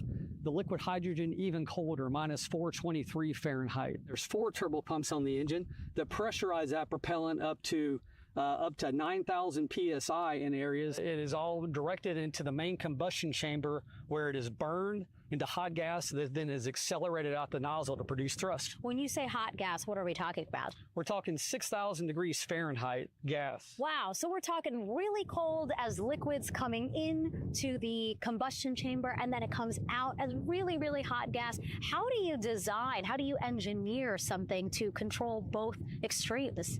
Absolutely, it's very technically challenging. One of the main things here with the nozzle is that since you have the 6,000 degree Fahrenheit gas coming out, you have to cool that nozzle so it doesn't melt. And so the way the nozzle is constructed with these 1,080 coolant tubes. And so each of these coolant tubes flows a small amount of hydrogen.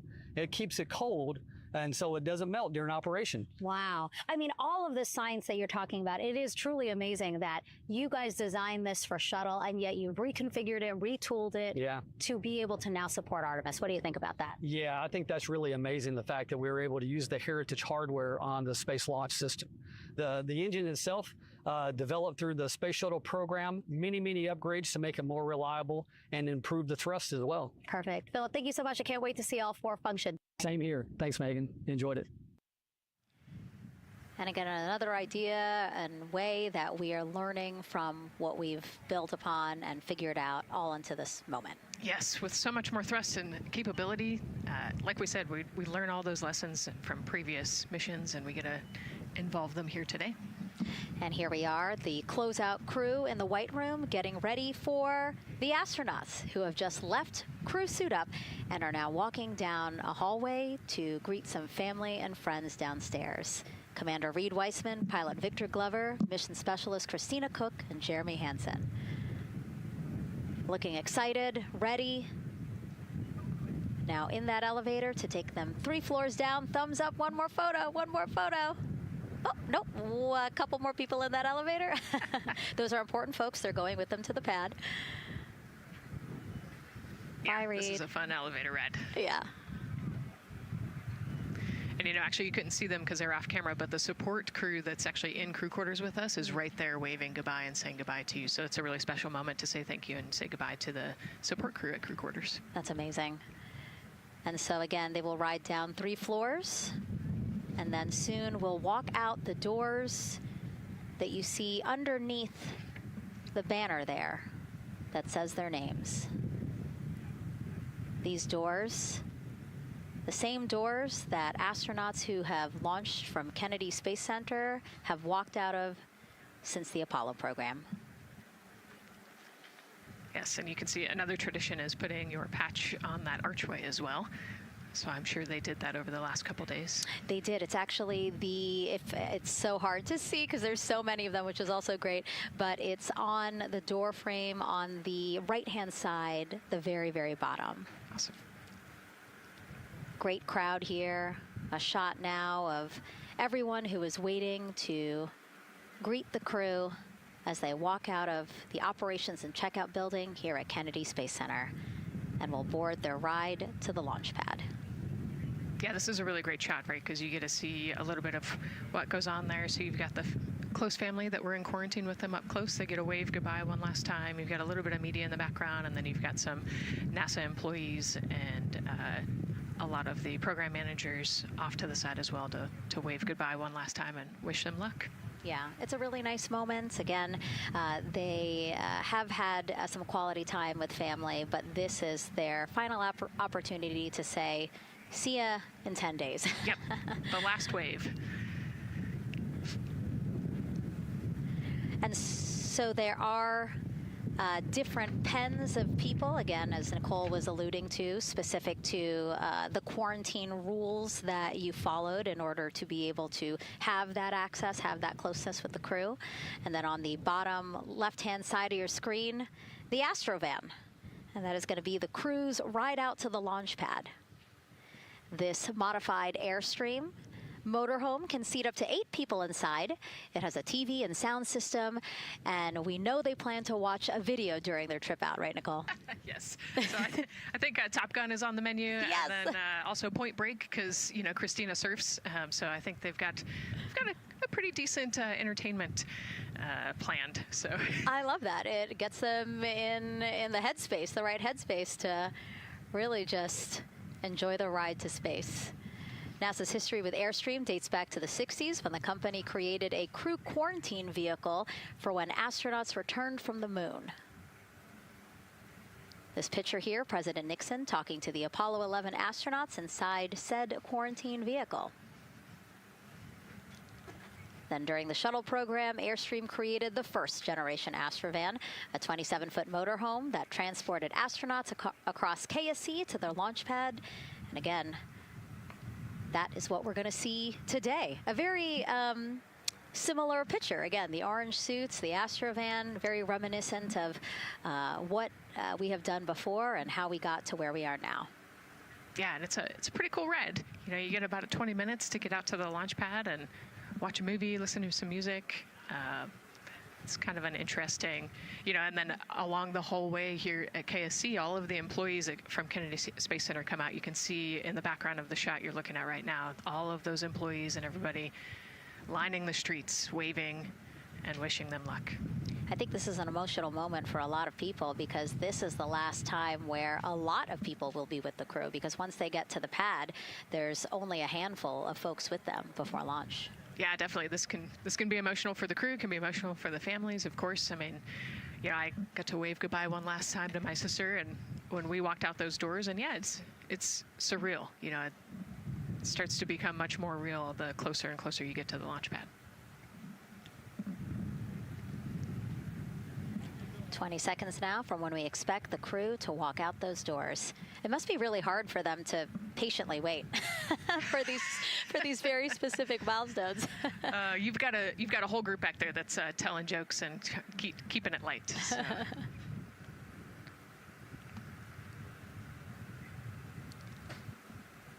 And here they are, NASA's Artemis II crew.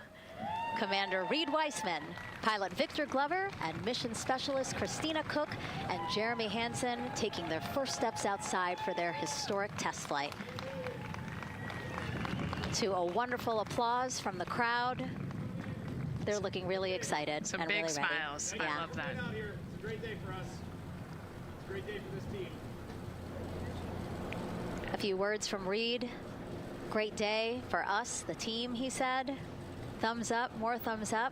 Of course, a lot of pictures. We hear some camera shutter clicks back there. I love the energy of this crowd. Let's go.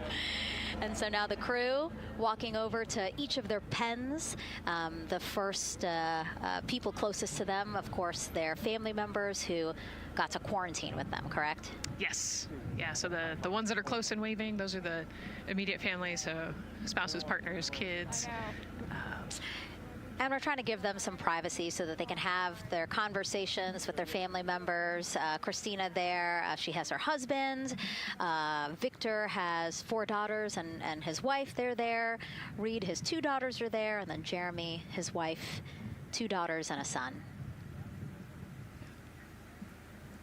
You know, when you were standing in their shoes, Nicole, when you flew for Crew 10, what were you kind of talking about? Like, did you really think about this moment and what you might want to say? You know, they've all already done their real goodbyes, you know, in person. And so this is more just kind of, again, that last chance to wave, last chance to get one smile. You know, you see Christina there smiling. So this felt much less heavy and just, you know, waving and maybe cracking a joke or something, saying hi. So this was a really, really great moment for our crew. Reed's 2 daughters there. Reed spoke about when he told them that he was selected to be the Artemis II commander. And he said he was worried. He's a single dad, didn't know how they would react. And actually, he said he was overwhelmed by their support. He woke up the next morning with cupcakes baked by one of the daughters, moon cupcakes. Yes, I love this story. Moon cupcakes the next morning. Like, how awesome is that, right? Everybody needs their support system, and clearly he has that in his daughters. Christina said she took a bike ride with her husband and wanted to tell him when the moon rose, but that it was too foggy. But she said he was still very excited and happy for her. Yeah, the moon's still out there. A close-up now of, again, Commander Reed Weissman and Mission Specialist Christina Cook. To the right of your screen, as we pan left, we have pilot Victor Glover. Victor told his wife, and they told their 4 kids together, and he said that one of them just started yelling, "Let's go!" Yes, I love that. Again, the support from the family is awesome. And Jeremy said his wife and 3 children, super excited. He felt very supported. You know, he did have that tough conversation, obviously, of talking about the realities of this being a test flight, but he said they were super supportive. And now as he walks away, some kisses from Victor Glover to his family, hearts to Christina. Jeremy being a gentleman, pausing so that Christina can take a nice photo without him. Hearts too from Reed there.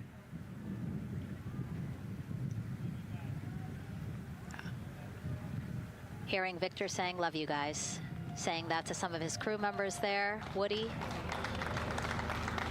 Some more applause from the group. A quick wave to some of the NASA program managers, and I think Norm Knight's out there, the FOD Flight Operations Director.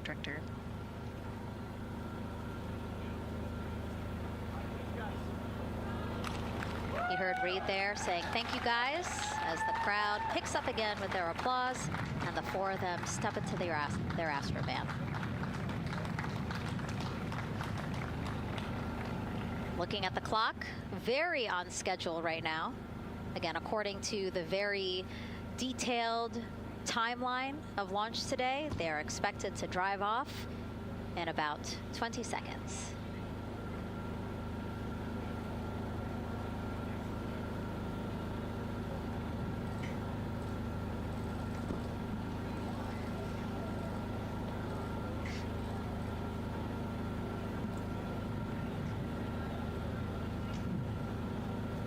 So far, we're marching toward the launch smoothly.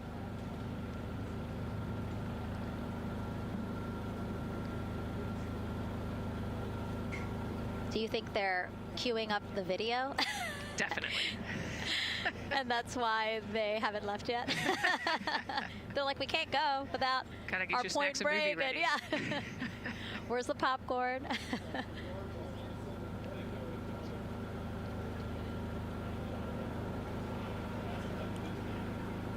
Again, good on the timeline. Of course, they do have these very specific milestones, but this is not one that has to be completely stuck to the second and the minute. Yeah, we will make up that time easily. They will get a full security escorted ride out to the launch pad. It's a quick trip, 15, 20 minutes.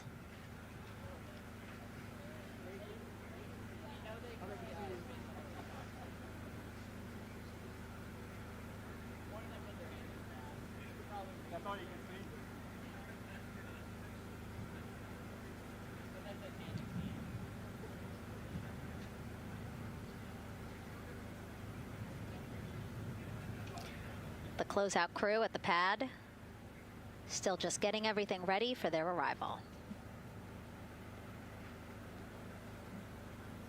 Configuring Orion, right, Nicole? Yes, so they're probably laying out the seat restraints and getting all of the umbilicals set and ready to go so that when the crew gets there, they can ingress and start getting strapped in and connected to the capsule.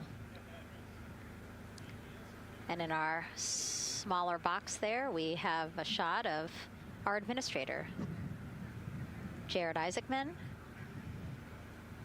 Bouncing around quite a lot today, was in the firing room right after the crew weather brief, saying to the crew that they are good for them to start suiting up, and now here to wish them well as they drive out to the pad.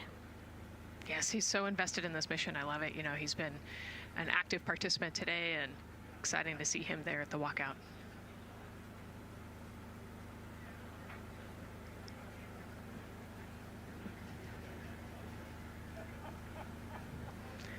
So in the van, they're probably getting hooked up to the portable cooling systems as well. So that would be my guess on the slight delay here, making sure everybody's situated, connected to cooling, and ready to go before they take off.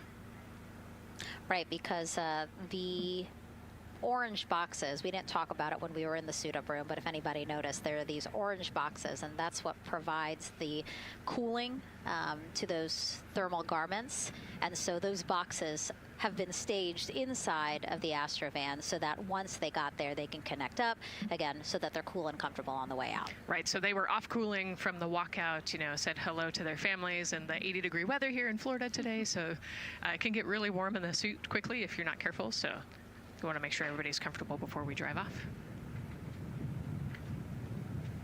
And then when they get to the pad, of course, and strapped into Orion, then they don't have any need for those cooling boxes anymore. They will get that cooling through Orion, through the different lines and umbilicals that they'll be connecting to there. Yep, that's exactly right. The Orion capsule and its environmental control system will take over once they're connected to the umbilical.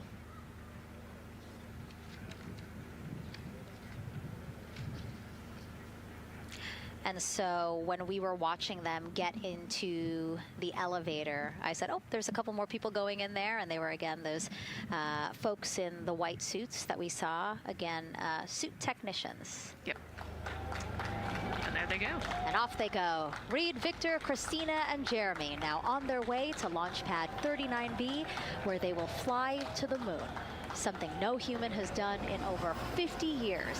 They may also set a new record as the farthest humans have ever been from Earth, a record set by the Apollo 13 crew almost 56 years ago today. We still hear cheers as they drive away from the operations and checkout building here at Kennedy Space Center.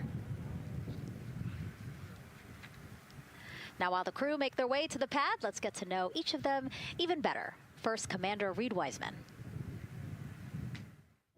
The moon, to me, it's the thing that connects me together with all the other humans in my life. I remember being a little kid lying in bed at night and just looking out at the moon in whatever phase it was in, and I was thinking, man, my friends that live like 20 miles away, they can probably look out and see that same exact moon. And then when I was in the Navy and I would look out at the moon and I'd be halfway around the planet, I would think, man, my brother can see that moon where he is and he's halfway around the planet from where I am. To me, it's a connection of life on Earth. We can all look up and see that moon, and it's always changing. The moon is never the same 2 days in a row. I love that. My name is Reed Wiseman. I'm the commander of NASA's Artemis II mission around the moon. I grew up in a little town just north of Baltimore, Maryland, about 20 miles north of the city. There was a National Guard base nearby my house, and there were A-10 aircraft that would fly over every now and then. I just would look up at them and be like, man, I want to be up there. I want to go do that.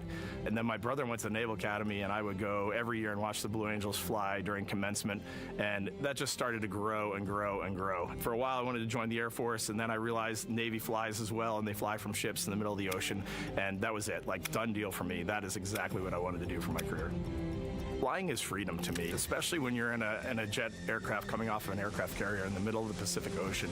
Nearest land is over 1,500 miles away. So when you come off of that aircraft carrier, you are truly just alone with yourself out there. It is a magical experience to be out there all by yourself in an aircraft over the Pacific. Just it's free. I think anybody who accomplishes something that they set their mind out to, there's no one thing that does it for them. It's a combination of everything. I mean, the way my parents raised me, the way my brother and I, the way our relationship developed over time, my friends, being in the marching band, going to college, setting my own course, learning how to live on my own, being mentored along the way, being, kept on the path to success, but being given the freedom to, make excursions and fail every now and then and regroup and carry on. I think all those things come together in the end to get you where you are. I've had to overcome, I'm a human being. I've had to overcome a lot of fears. I'm pretty scared of heights. I joked about that on the International Space Station, but it turns out I'm only scared like at the edge of a building. When you're up on the International Space Station, even though you're 250 miles up, I never had that feeling of falling or that I was, at risk up there. I just kind of loved the feeling of floating and looking down at Earth. There have been challenges all throughout my life. By far, the biggest challenge was losing my wife in 2020 to cancer and now raising two daughters who are grown up now, but that's been the biggest challenge by far I've ever had to face. It is not easy.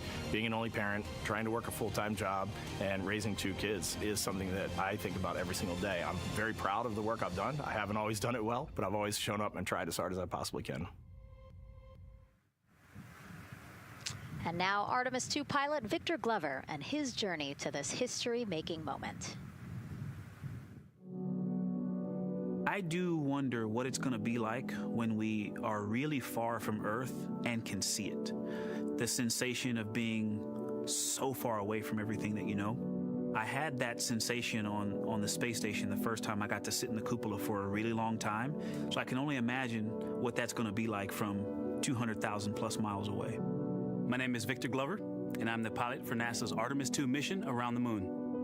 When I was in 4th grade, I was 10 years old, and that's when the Challenger accident happened. And it helped me understand how the general public felt about the astronaut corps, right? Like, these are the people that we want to be, and that just gave me an easy thing to strive toward. The biggest fear that I've had to overcome in my life is doubting myself. Going to college when no one in my family had gone to college was a huge risk. I had more confidence in my athletic ability than in my academic abilities. I could play football with those college students that I saw on TV, but my classmates that I saw in the lab and around the University Union, I didn't know if I had what they had. I think addressing that self-doubt was a part of, swinging for the fence and trying to go get an engineering degree, not just go to college, but get an engineering degree and then go do something challenging and technical like flying. Apollo is known for sending humans to the moon. Artemis has an opportunity to continue the Apollo story, but I actually think it's important for this story to stand on its own. Artemis is a new program, and we're trying to do new things. And it's great to compare and contrast. When you look at our spaceship, you can see parts that were designed, built, and integrated in another country. When you look at our crew, you see that our crew is international. There are also men and women. And I just think that comparing and contrasting makes the story even richer. The piloting role specifically, I will have an hour and a half or so where I get to fly the spacecraft by hand. We haven't flown that many spaceships. And so the ability to fly one actually in space on a test mission is just a really unique opportunity. I can't tell you how I'm going to feel when we fly by the moon and see the moon up close and the Earth from 250,000 miles away, but I don't use the word excited because I'm focused. You know, what we do, this is very serious and it's very risky, and we are all intimately familiar with that risk. And so if we go out there and we're successful and we can pass that baton on to Artemis II, that's something to really be excited about. Great to hear from Reed and Victor in their own words about how they feel about this mission and their role in it as the convoy turns this corner here onto the road where the vehicle assembly building is and where the group that we showed you earlier today, ready with their flags. Wow, that group has expanded exponentially. Love this. Yes, this is great. So many people. Flags, oh my gosh, I love it. Oh, this must feel so special to the crew to see all of these people here to wish them well. Yes, this is heartwarming. Look at how many people there are. Everyone is so excited about this mission. Signs, people have made signs. I feel like the Astrovan has slowed down a little bit, you know, to really take in the moment. Wow. That's amazing there. Again, crowds continue going as we are now passing the historic vehicle assembly building. This is where the Space Launch System rocket was assembled and stacked with Orion. Its history, of course, goes back to the Apollo days, but today it is home to the Artemis missions to the moon and beyond. Gosh, still people lining the route. Yep. I love that. I do too. It leaves me kind of speechless, you know, just to see all the support, all of the people who want to know that they're thinking of them, they're with them, and the fact that this crew specifically has always said we are going for all by all, this must be really special to them. Yes, and that's just here on Kennedy Space Center. Imagine the rest of Florida right now. Yeah. Mission Specialist Christina Cook, who holds the record for the most consecutive days in space by a woman. Let's take a look at what she has to say about this mission. I tell a story, which is one that my dad told me before the Apollo missions when he was just a very little boy.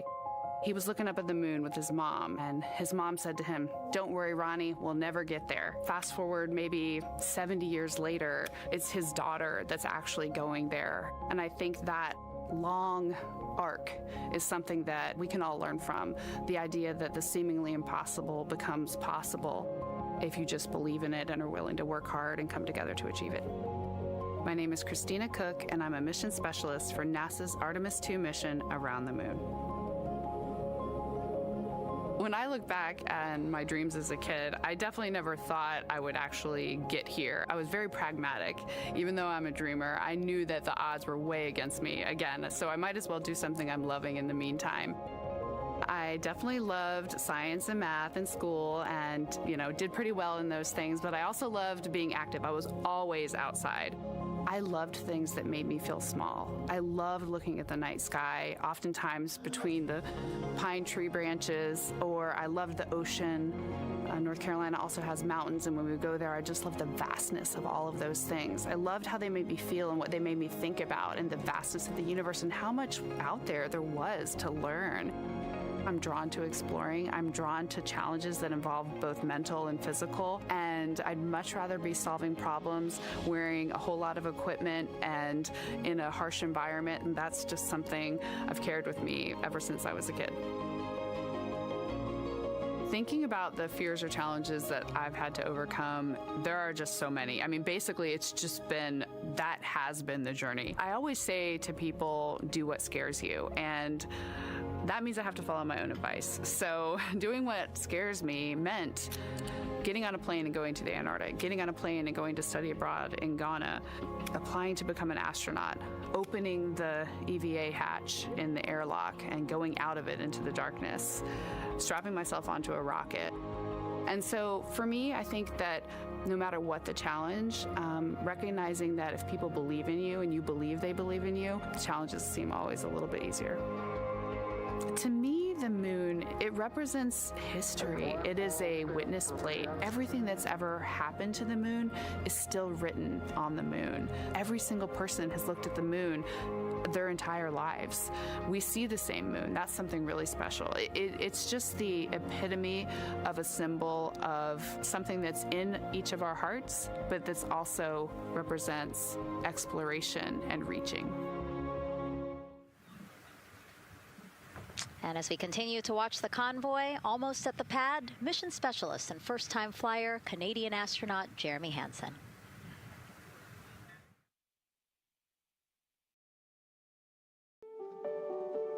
I have this very distinct memory of seeing an image of an astronaut standing on the moon. It's burnt in my brain because I went back to it so many times in my childhood, and I would look at that image, and I know it had a huge impact on me that humans had walked on the moon. My name is Colonel Jeremy Hansen. I'm an astronaut with the Canadian Space Agency, and I'm a mission specialist on NASA's Artemis II mission around the moon. My elementary school years, I grew up on a farm outside of London, Ontario. I spent as much time as I could with my dad on the farm. I learned the value of hard work, for example. If I wanted to go to work with Dad, it was going to be a long day, and I was going to have to not complain, or I wasn't going to get to go the next day. I had a treehouse. I had a vivid imagination. And I changed my treehouse into a spaceship. I made all these dials and controls. I had circuit breakers for switches that I found in the barn. And I was exploring space in my imagination. The most important thing I did to get to where I wanted to go in life, which was flying fighter jets and eventually becoming an astronaut, is I shared those desires with other people. And it turns out, just like you don't go to the moon on your own, if you could, I would have done it a long time ago in my treehouse as a kid. You have to go as a team. I think the biggest impediment to achieving my goals was, of course, myself.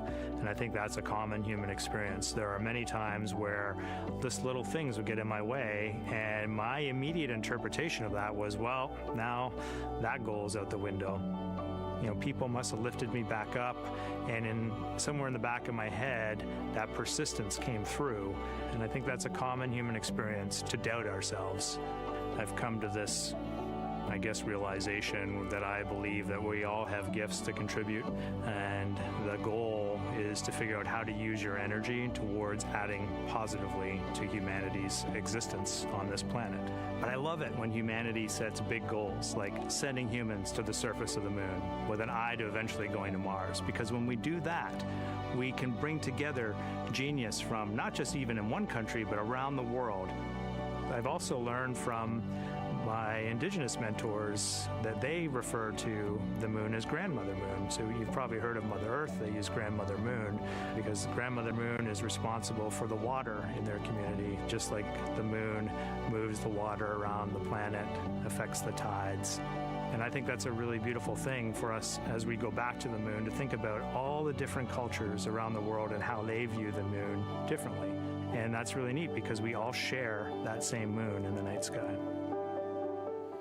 What's really neat, too, was that drive to the launch pad, that point of view to see what the crew is seeing as well as their Astrovan rides up the pad slope and are now on the surface, about to walk up to their vehicle. Yeah, you know, we talked about how tall this rocket is earlier. Wow. Look at that. Yeah, look at that point of view, yeah.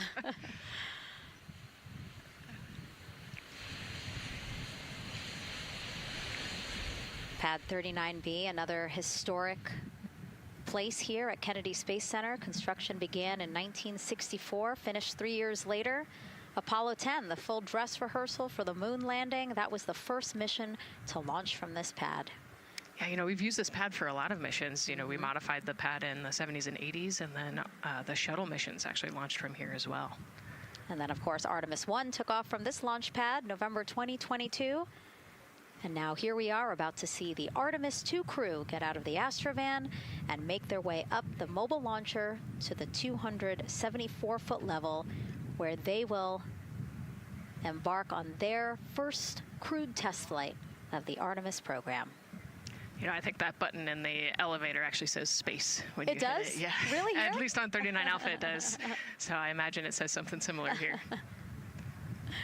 Again, let's take a look at the clock as we wait for the crew to get out. 4 hours, 10 minutes and counting until the top of our 2-hour launch window today. Let's head back across the street to Daryl, who's following the launch team every step of the way. All right, thank you, Megan and Nicole. And here inside Firing Room 1, we had a nice moment. The launch director, Charlie Blackwell-Thompson, NASA's first female launch director, standing up from her console, taking her cell phone and snapping photos as the Artemis II crew that she had just given the go to leave the astronaut crew quarters, driving by and, of course, going up the causeway until they got there to the pad. And now we see them coming out of the Astro van there and getting ready to ascend the launch tower. Well, we got a weather brief before they went out to the pad, and of course LWO gave a go. There could be some rain out there at the pad. It's already rained out there already. If you're in the area and you're watching right now, well, certainly you know that there's some rain in the area. There's going to be spotty showers that are going to be coming ashore here, and we expect that throughout our rest of our countdown. But we also are getting forecasts that there'll be some clearing as we get closer to our launch window. Big wave from Reed Wiseman there, and a thumbs up as the crew goes into the elevator to ascend the launch tower to go up to the level where they'll walk across the crew access arm and get into the white room. One of the things that you're going to start to hear now is from the crew themselves. We're going to be airing the Orion to Earth loop, which is the communications that's going between that crew and the launch team here as they walk them through configuring their various consoles as well as getting ready. A nice moment here, and I'll just pause to just look and see as the crew walks across the zero deck, as they call it, which is the deck that's right there even with the engines, and they're taking a moment to go over there and stand up and gaze up at the 322-foot tall SLS rocket. This was part of the plan for the Artemis II crew, and potentially a rocket that could help them make history to go farther from Earth than any crew has before. The farthest distance from Earth when they launch will be roughly around 248,000 statute miles. They're expected to go about 4,000 miles farther than the Apollo 13 crew did. And now they've headed to the elevator to go up. Again, I was talking about the loops. You're going to be hearing from the crew as they discuss with the launch team getting various systems ready to go. And then closer to liftoff, we'll hear the operational launch team loop brought forward ahead of the critical pre-launch polls and then the start of terminal count. And that should be right around L-25 minutes, right before the NASA test director gives their poll and the launch director gives her management poll, which happens at L-17 minutes. Right now, a lot of focus is on, of course, the closeout crew. They've made the way for the crew to get inside the spacecraft now and walk across that crew access arm, and there they are. They have been working on a tight timeline, but they are ready to go, and they are ready to receive the crew and start putting them inside their Integrity spacecraft. That's it from the firing room. We'll send it back to Megan and Nicole.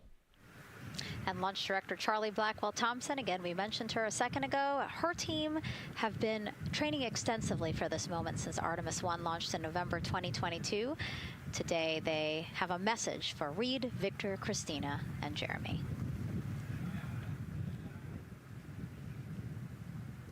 Today, you carry the work of thousands and the hopes of millions.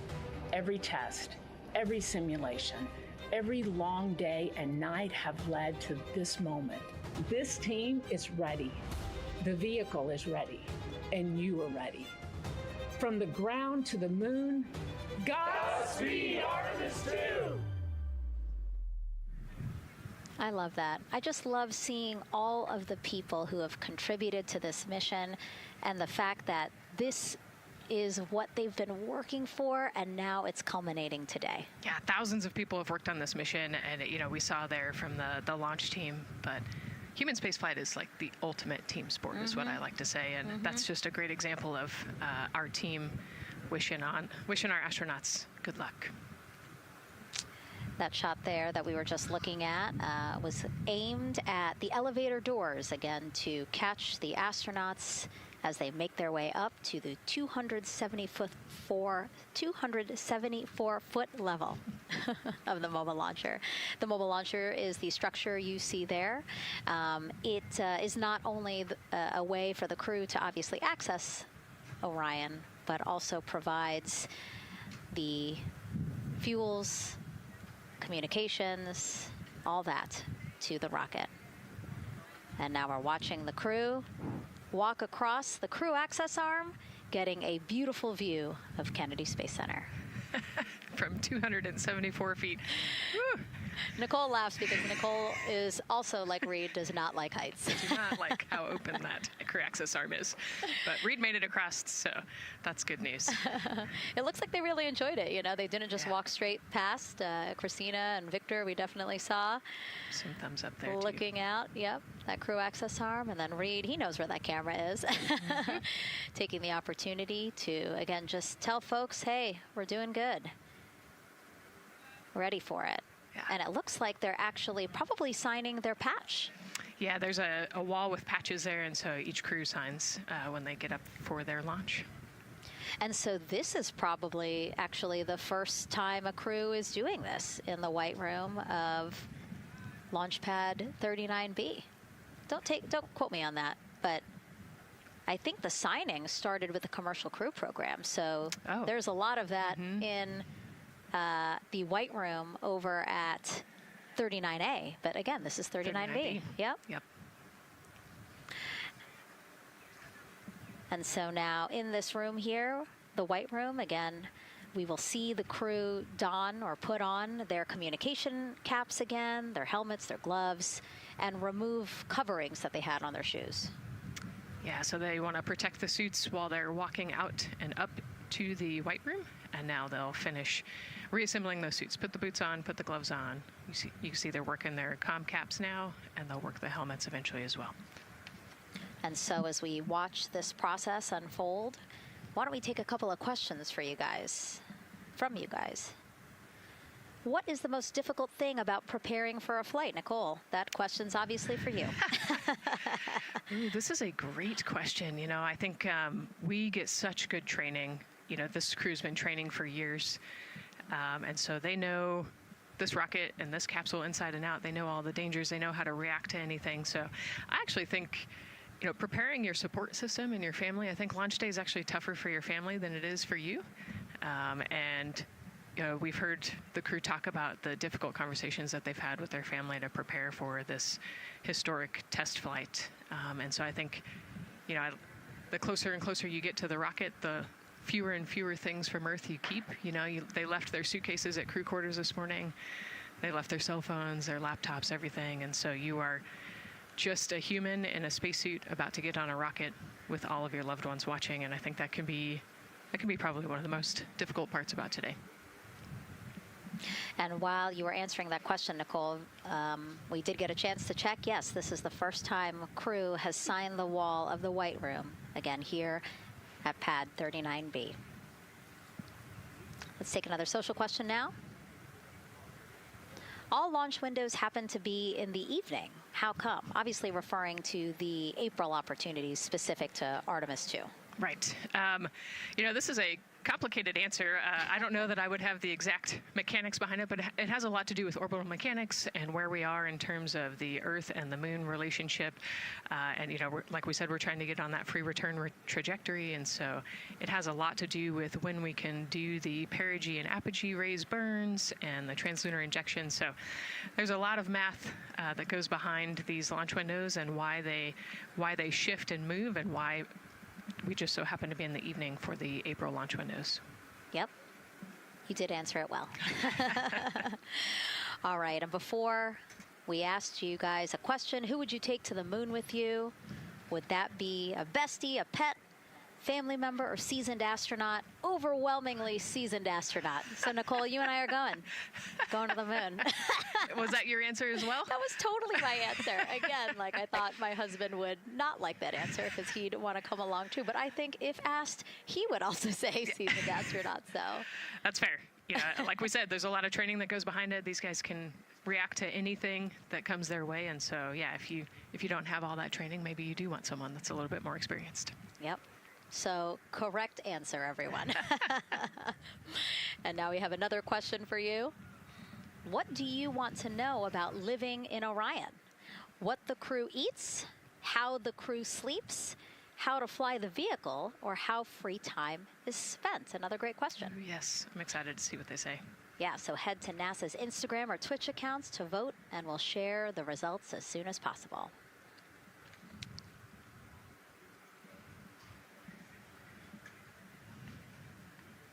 And while you're doing that, remember to also sign up to be a virtual guest for this mission. Just go to the link we'll pull up on your screen. As a virtual guest, you will get mission-specific information, notifications of any schedule changes, and curated resources straight to your inbox. You will also receive commemorative stamps for your virtual passport after launch and splashdown. Again, we really, really want you guys to engage with us, engage with this mission, come along with us for the ride. So yeah, take advantage of these opportunities to be a part of it. Yes, it's a mission for all. And so back in the suit, no, not the suit-up room, the white room. Well, they're suiting up. You can see why I might have slipped that up. So they are continuing to put on gloves. Reed and Jeremy look like they've been checked. Again, they've put on their gloves, their helmets. They've taken off those coverings on their shoes now that they're about to get into Orion. And then suit technicians are also helping Christina and Victor. And they're in this particular order, actually, because this is the order in which they're going to ingress into Orion. Again, we have Reed, Jeremy, then Victor, last Christina. Yeah, and that just has to do, like you said, with this, the seat orientation. So as the astronauts sit down and lay back in the capsule, the left side will be Reed, and then below him will be Jeremy. So that's why they're going to get in first, to create space for then Victor and Christina to get in. And let's talk a little bit now about the closeout team. We saw a few of these folks also in the suit-up room.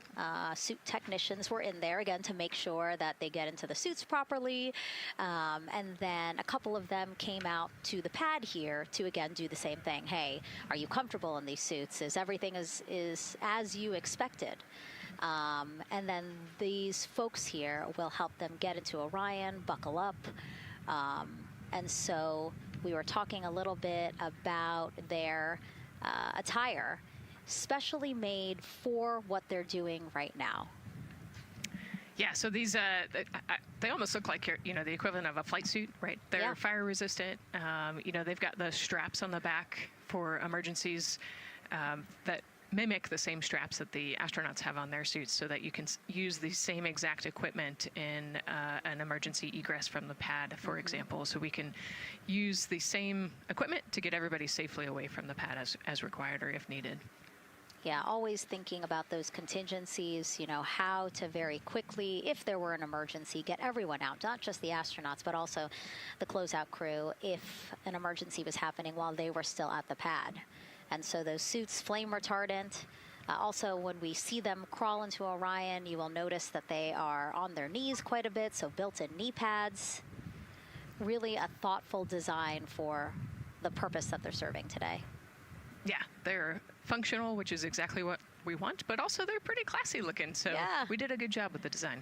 I was going to say, they actually look like, the outfits that car racers wear, right? Yeah. And then when I said that to the lead of the closeout crew, he's #1 if we do see him, Taylor Hose, he said, well, actually, we are kind of like a pit crew, like they're very quickly moving through the operations so that not a lot of time, not more time is spent at the pad than is needed, because this is a fully fueled rocket, Nicole. Right, yeah, we want to minimize the time that we have more humans up in the White Room, but also safely and efficiently get the astronauts ingressed into the capsule. And so that's their main job. That's so yeah, I like the pit crew analogy, works great.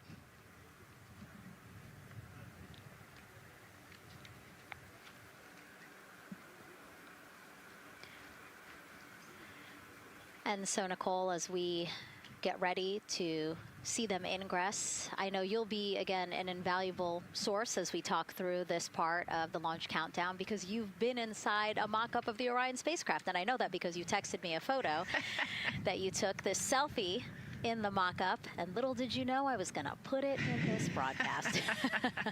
Yeah, this was actually a really wonderful opportunity. Last week, our flight control team at Johnson Space Center hosted an open house of the Orion mock-up there in the space vehicle mock-up facility. And so I got to spend some time in the capsule with some of the flight controllers who are actually sitting on console right now and talk to them about everything inside the mock-up. So you can see I've got a bump cap on. It's like a small hard hat. There are a lot of, metal corners and things, and we are still squishy humans at the end of the day. And so they want you to be careful while you're moving around in there. But I got to see, how the crew will ingress. I got to look at the umbilical and the seat straps, and I got to see, the emergency equipment and the stowage and the toilet. I got to see it all. Got to talk about everything. It was pretty cool. It was a really great time. Michael and Bruce were great with me. They answered all of my questions. Yeah, because it's really good to be able to give that perspective because, and as you guys will see, yes, we do have cameras inside Orion and we'll, of course, take you in, but it doesn't give you a true feeling or idea of how big the space is, how things are configured. Again, like when we see them go in, they're actually on their backs. Yep. So, again, it's just hard to really get a sense of the inside there, but Nicole is going to really help walk us through that. Yeah, you said they're on their backs, and, you have to somehow get there, and so they're actually going to almost barrel roll onto their shoulder to get onto their backs and their feet up on those leg rests. Actually, Andre's holding on to right there. You can see Andre number 2's inside getting everything ready for them. And actually, those leg rests for the pilot and commander seat will come off once they get into orbit to create some more space for them. And it looks like we're getting ready to ingress here. Yep, thumbs up from Reed. Everybody configured with their suits, and so in we go.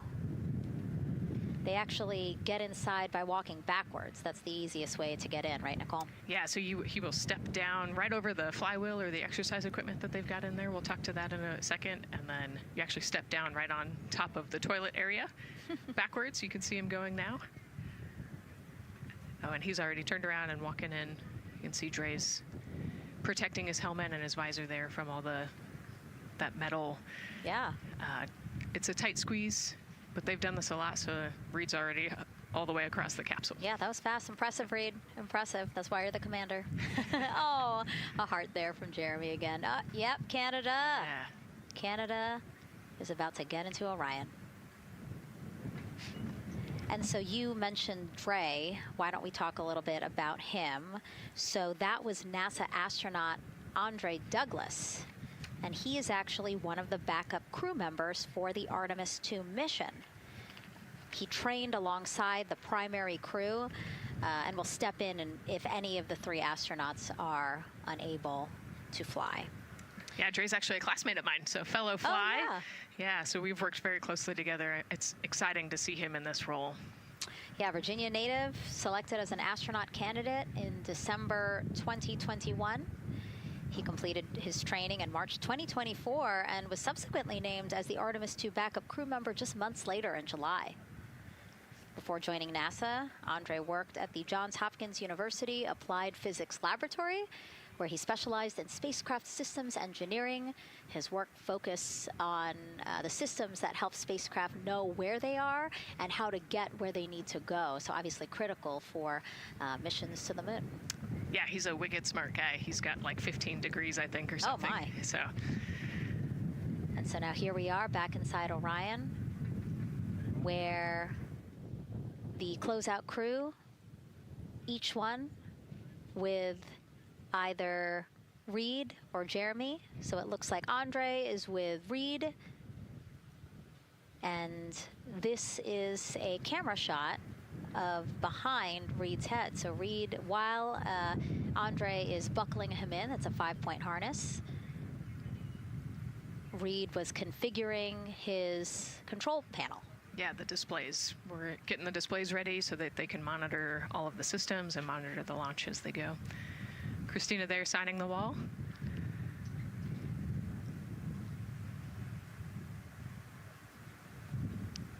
Got to put away the pen.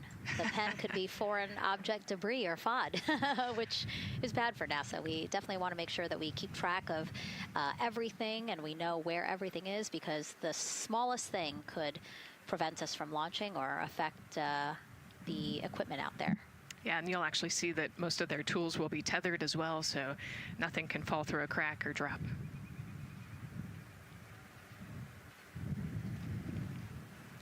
And so as soon as Jeremy and Reed are good to go in their seats and connected to their communication umbilicals, as Daryl had said before, we will start hearing the loops, the audio mission loops, specifically Orion to Earth 1, which is the communication loop that the crew communicate on to the different teams supporting launch today.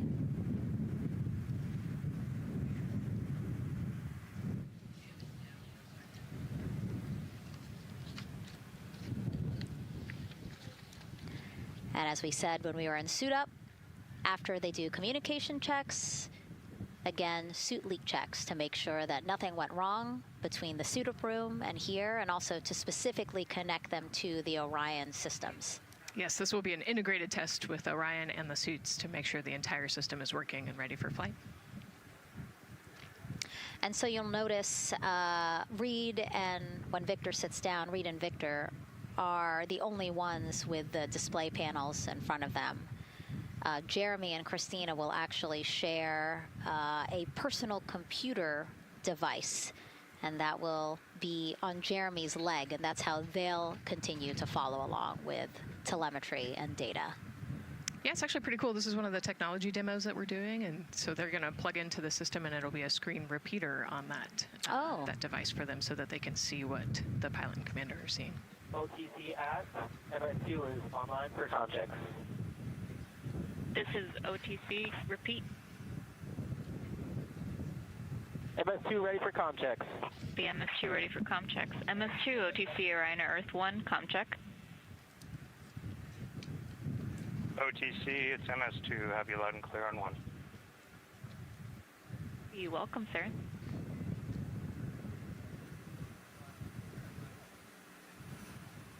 And so that was the Orion test conductor speaking with Jeremy Hansen, again, mission specialist 2 for this mission. So his communication check over, you heard him say 1, Orion to Earth 1, has been completed, a successful test.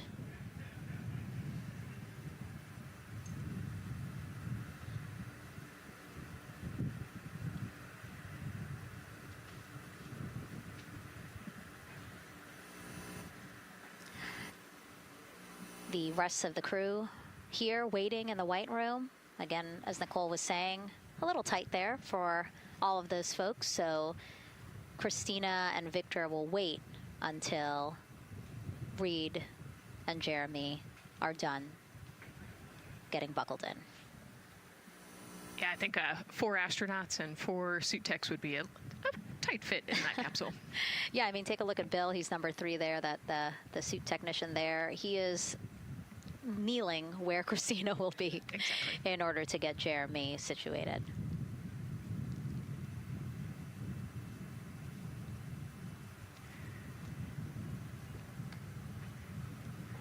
OTC asked, commander's ready for comm checks. OTC copies, commander. NTD, MEFCO 212 comm check. NTD, have you loud and clear here as well. I'll catch FTS on 194, thank you. Commander, OTC, Orion to Earth 1. OTC, CDR has you loud and clear. Good comm, welcome, sir. And there you have it, a successful comm check with Commander Reed Wiseman. And so... And CDR, NTD on Orion to Earth 1 for comm check. I got you loud and clear, NTD. And good to have you on board. Good luck today.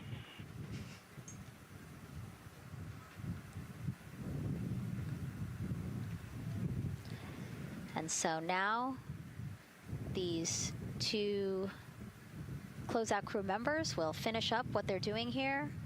Again, Nicole, walk us through what is happening here. They're connecting umbilicals, is what we said. Yeah, they're strapping them in, so they're getting their restraints connected. It's a 5-point harness with a quick release, and then they're connecting the umbilical, which has actually 4 different connections. So it's got the air in, air out, the water for cooling, and then the comm as well, the communication cable. So they're going to make sure that all of those connections are good to go, make sure the crew's receiving the cooling and the air, and then we heard the comm check as well. So they're just making sure the umbilical connection was good to go, getting them strapped in and ready, and then they will move on to Victor and Christina. And so while we wait for that to happen, why don't we get another check of the launch countdown milestones with Daryl and the launch team?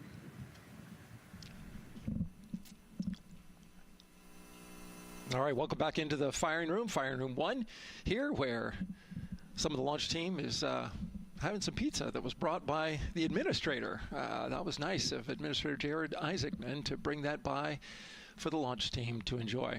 We're L-minus 3 hours and 44 minutes and counting, as you can see the crew ingressing into the spacecraft. There are a number of things that are happening on the timeline. Of course, the closeout crew, they liken themselves to like an F1 pit crew, working quickly, methodically, carefully, as they go through their procedures to get the astronauts ingressed. Overall, there's a little bit of timeline pressure, right? There's only a certain amount of time, as you see the astronauts going into Orion, only a certain amount of time that they can spend on their backs. They will be there for a few hours, right? So we're sitting at 2:40 p.m. Eastern time, and the window opens at 6:24 p.m. Eastern time and runs until 8:24 p.m. Eastern time. So 4 or 5 hours or more on their backs, and then they'll hopefully lift off for a launch. So of course the crew is mindful at the time. They don't want to slip into the window if they don't have to, and so they're keeping a tight lock on the margin, the amount of time that they're working there. And there's a heart from Christina Cook. Great to see that as she gets ready to get into the Orion spacecraft, one that they named Integrity. It certainly fits this crew from what I've observed. Now, right now, the rocket's tanks, they're in what's called replenish mode. So another factor for this closeout crew is, and the crew themselves, this is a fully tanked, almost ready to go rocket. It's got all the propellant it needs to go to the moon. It's just a matter of getting the astronauts in, getting them configured, and getting all the systems, the high energy systems, bringing them all online in order to launch this rocket. As they sit there, there is propellant boil off that's happening. All tanks are at 100%, but the propellant, which is liquid oxygen and liquid hydrogen, those two propellants are minus 423 for hydrogen and minus 297 for the liquid oxygen. They are boiling right now. They've been boiling the entire time when they've been in the tank. And that is vented out, as you can see. When we look to a wider shot of the rocket, you can see the venting and the little wisp of clouds that are coming out from the top of the rocket in the middle part of the rocket. And that is because just like you boil water on your stove, those propellants are boiling. Of course, their boiling point is much lower than water, and so it doesn't take much for them to boil. But just as if you were to leave your pot of water on the stove and just leave it there, what would happen? Well, it would completely boil off, and all the water would be gone. Basically turned into water vapor inside your house. Well, it's the same case here. So we are continually replenishing the rocket with propellant, liquid hydrogen and oxygen, running from those propellant lines that you see there going into the rocket. So that continues to go well. Overall look from the launch team here, this has been a very smooth countdown so far. The cryo tanking went exceptionally well. And the launch team is really in a good mood right now. Cautiously optimistic, understanding that with a system this complex, you can have something unexpected happen.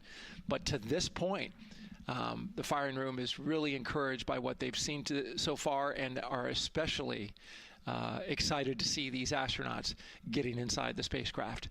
L- 3 hours and 40 minutes and counting until we open up that window for launch. For now, we'll send it back to Megan and Nicole. Thank you, Daryl. And, you know, he mentioned that the crew decided to name Orion Integrity, and it was not something they came to easily. You know, they really wanted to put in a lot of thought, and what they came down to is integrity is a value that NASA embodies, and also individually they felt like integrity is something that speaks powerfully to them. Yeah, and I think the other part of integrity, you know, it just represents the humility and the professionalism behind the entire team that built this rocket and got us here today. And so it's a fitting name for this capsule. Yeah, like I said, I think the crew said it took them a little bit to decide on what they wanted, but I think they made the perfect choice. I agree. And so as the countdown to launch continues, we are reminded that this is an agency-wide effort to make today's launch attempt possible. We invited people across our NASA family to wish our crew a safe journey. Go Team Artemis! Go Team Artemis! 3, 2, 1, blast off! Have a great flight. Godspeed. We'll get you around the moon and home. If I had a message for the crew, be safe, to have fun, to remember that we're all down here rooting for them. I want to wish my friend and former student, Victor Glover, and the entire Artemis team best wishes and a successful flight. Have fun. Take some really cool pictures. Can't wait to see you when you get back. From the Earth to Sky team connecting NASA science to public lands, go Artemis. We will see you in the Pacific, and you can count on us being there. Greetings from NASA Langley's historic gantry facility, where Neil learned to land on the moon and Orion learned how to swim. We are with you all the way to splashdown. Let's go fly from the Orion Human Engineering team. Woo! Like a full moon, your future is bright. Have a safe journey from the multimedia team in Cleveland, Ohio. We hope to see you guys back safely in San Diego, maybe singing some karaoke. Yeah, right, maybe. He knows exactly what he wants to do. After he's like, yep, karaoke. I love that people submitted videos. You know, this is something that we actually asked as part of the broadcast. We were like, you know what, I think it'll be really fun. And the overwhelming amount of people who wanted to record something for the crew was really heartwarming. Yeah, you know, this is the first time in over half a century that we're sending people back to the moon, and everybody is excited about it. You know, kindergarten to congressmen and all over the world, everyone is ready for today and excited to see this launch. And so here we are again, still inside Orion with the closeout team, putting some final touches on, it looks like Victor's configuration there. Again, making sure that his harness is set and that he's connected to cooling, he's connected to communications, and he's connected to any other umbilicals that he needs to be connected to for Orion. Again, we are sharing so much information with you, and we hope you find it educational and fun. But we do know you guys still have some questions, so why don't we take another one now? Tell us what the moon is like! So cute. That wasn't a question. That was a demand. Nicole, you tell her what the moon is like. Oh, man, that was so cute. Oh, man, the moon is really cool, right? So it's a lot of like gray and white and kind of shades of gray. It is something that doesn't have wind or rain or rivers or an atmosphere. And so we like to say Christina said it earlier, it's the witness plate to the universe. And, you know, it has all these impact craters because it's not protected. Things hit it all the time. Meteoroids, asteroids, all sorts of things hit the moon and create these impact craters. That's part of what we want to go and look at and learn about on the moon. It can tell us a lot about the age of the universe and the age of the moon. You know, it's 4.5 billion years old, and we can learn a lot from just looking at the regolith or the dirt that is on the moon. Well, thank you for that question, and thank you for that answer. She was cuter, Nicole. I agree. And then earlier today, we wanted to ask you, what do you want to know about living in Orion? And we told you to pick between what the crew eats, how they sleep, how they fly the vehicle, and how free time is spent. And the winner, most of you wanted to know how to fly the vehicle. And we are going to be doing that. Yes, we are. You know, that's a great question, and actually, part of what we're going to go do. So the rocket is fairly automated, right? There's a countdown, and the whole system knows when it needs to ignite the engines. But we are going to do some manual piloting throughout this mission.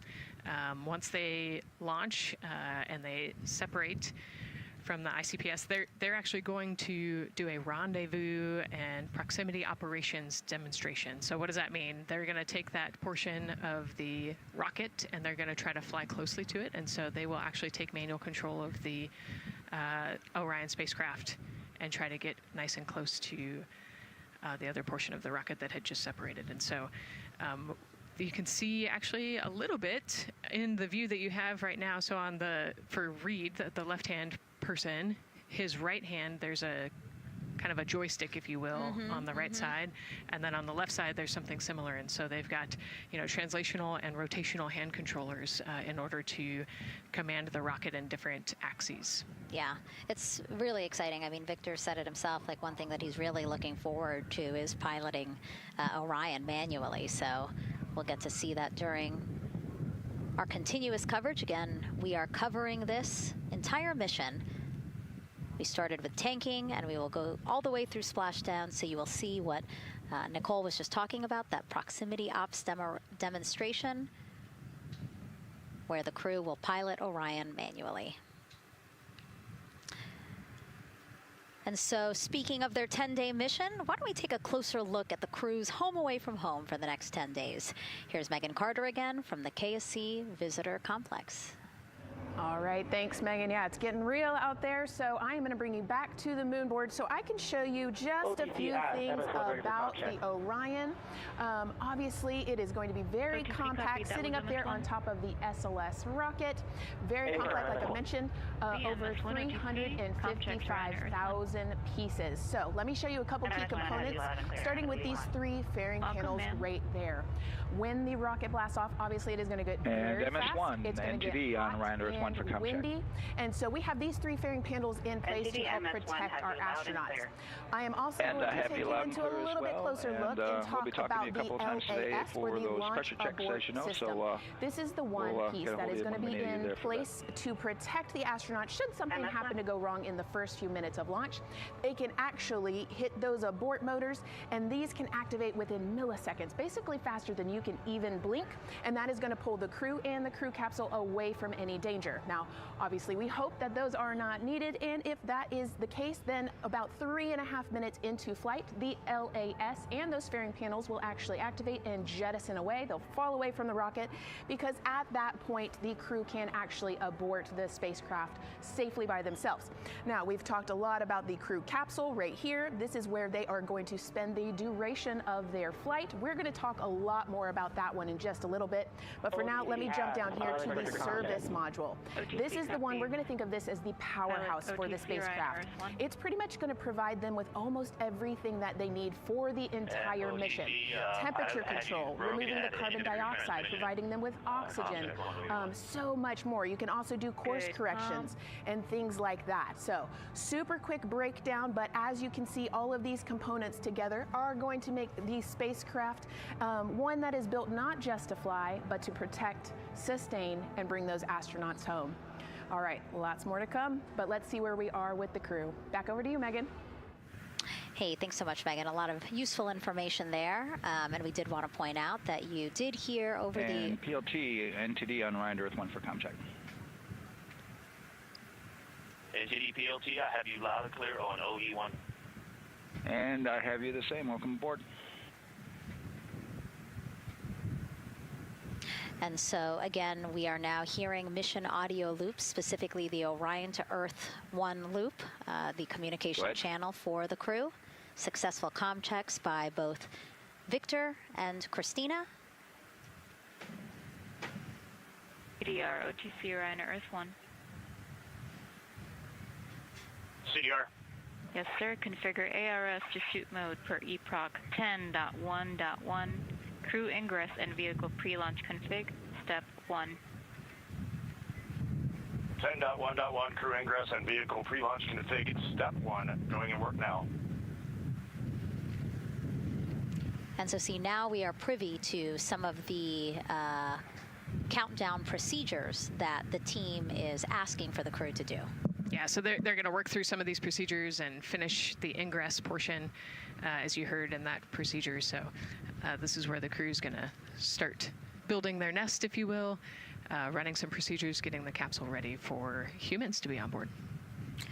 And now look at the clock, 3 hours, 30 minutes and counting until the opening of our 2-hour launch window, and we are pretty good on time. We are as we are expecting in terms of when ingress will be wrapping up soon. And so now let's bring Gary Jordan, again, our commentator inside of Mission Control at Houston. Gary, let's check in with you about mission preparations. Hey, Megan, thank you. Yes, we're following along here in Mission Control Houston. OTC copies. And we'll stand by for those comm checks.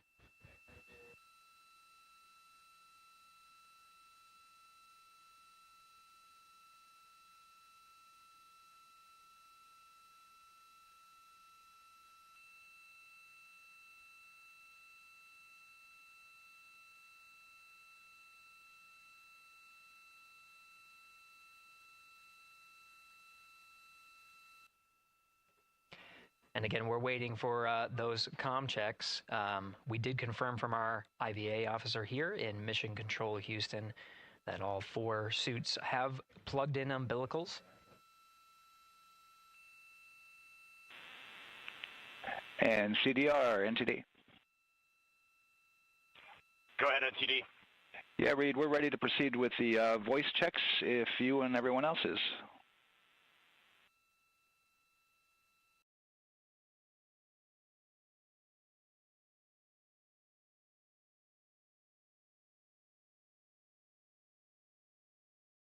NTD, Integrity crew is ready for voice checks. I copy that. And Integrity for the entire crew, comm check on Orion to Earth 1. CDR. PLT. MS1. MS2. Good comm check by all. NTD moving to Orion to Earth 2.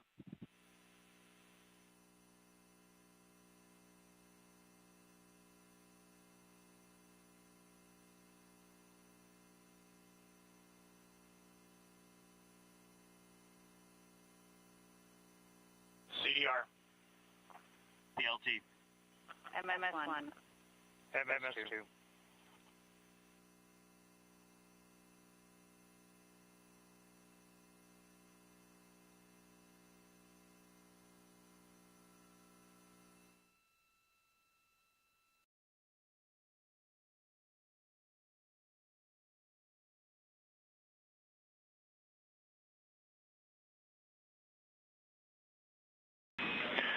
Integrity Houston on Orion to Earth 1. Voice check for the entire crew. CDR. PLT.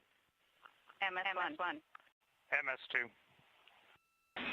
Houston has all 4 crew loud and clear on OE1. Stand by for 2. Your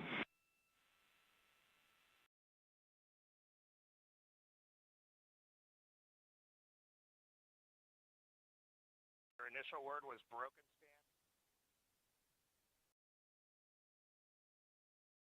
MS1. MS2.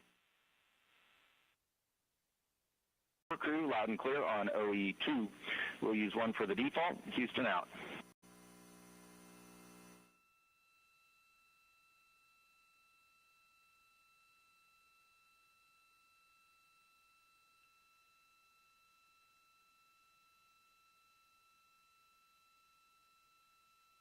And CDR, NTD? CDR. Yeah, we're going to go ahead and we're going to clear a couple of those messages on your screen here. Just want to give you a heads up that you'll see that. Copy all.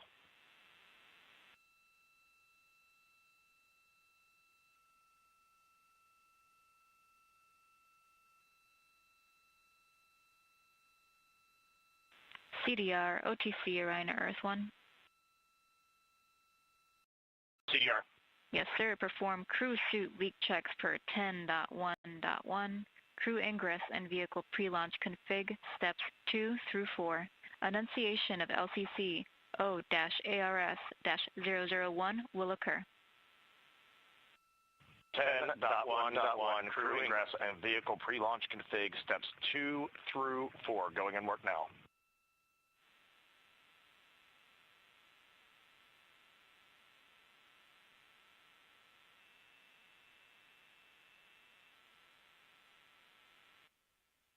This is Mission Control Houston. We are following along as the 4 crew members of Artemis II work through their voice checks, then the umbilical connections and various pathways to get communications from all of the... refresh on your screen.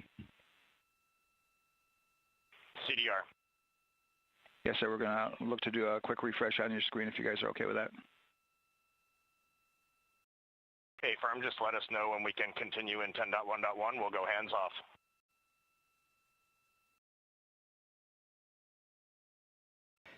.1.1 referring to the procedures that they have through the various phases of ingress and some of the checkouts needed to prepare for today's launch. Here in Mission Control Houston, the IVA or Intravehicular Activity Officer will be confirming the leak check status and watching as the suits pressurize to once again confirm that the suits are in a good configuration ahead of launch. Of course, for the teams here in Houston, launch is just the beginning. The first flight day is jam-packed with activities. Shortly after main engine cutoff, Integrity will enter into a coast phase while still attached to the in-rim cryogenic propulsion stage, or ICPS, and prepare to deploy the solar arrays. With power being generated, Integrity prepares... Go ahead, MTD. With that refresh, and you got to go to proceed with your 10.1.1. Picking up 10.1.1, step 2.3 through 4.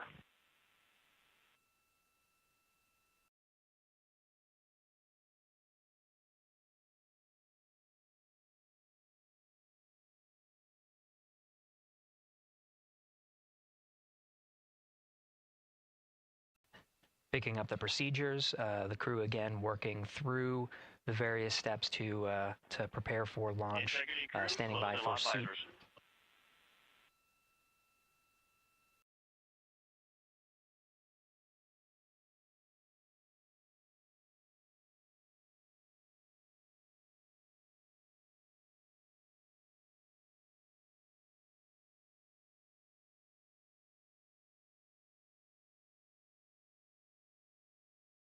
This is Mission Control Houston. With visors closed, the pressurization tests can commence.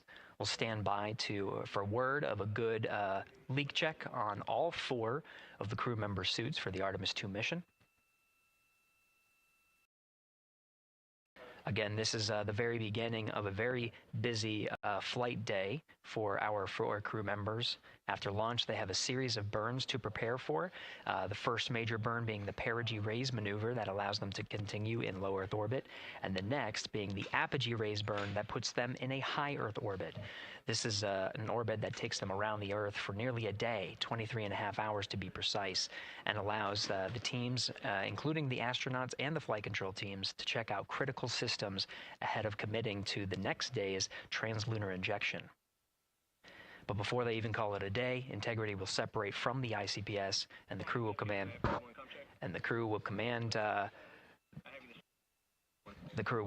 Command the Orion capsule to separate from the ICPS and turn around and approach the upper stage, but not dock. This is to test Orion's in-space maneuvering capabilities and provide further confidence in docking to another lunar space vehicle like the Human Landing System that will be part of the Artemis III mission ahead of future moon landings.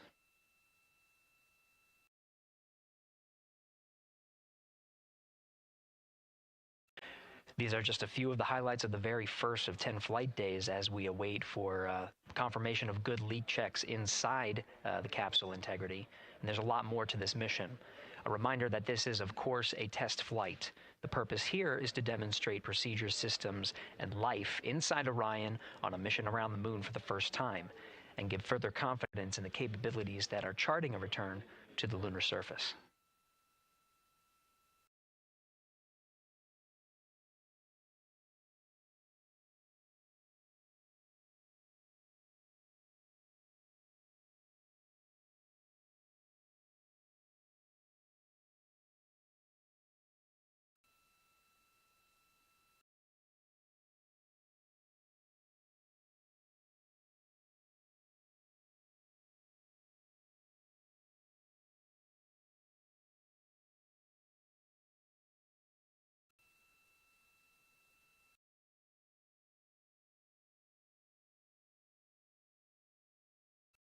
You may be able to see from this view the suits themselves inflating. This is, again, a pressure check, verifying that the suits are leak-free ahead of the Ascent portion of today's flight. How you see the crew now with visors down will be the configuration of their Ascent all the way through core stage separation, about a little more than 8 minutes after booster ignition.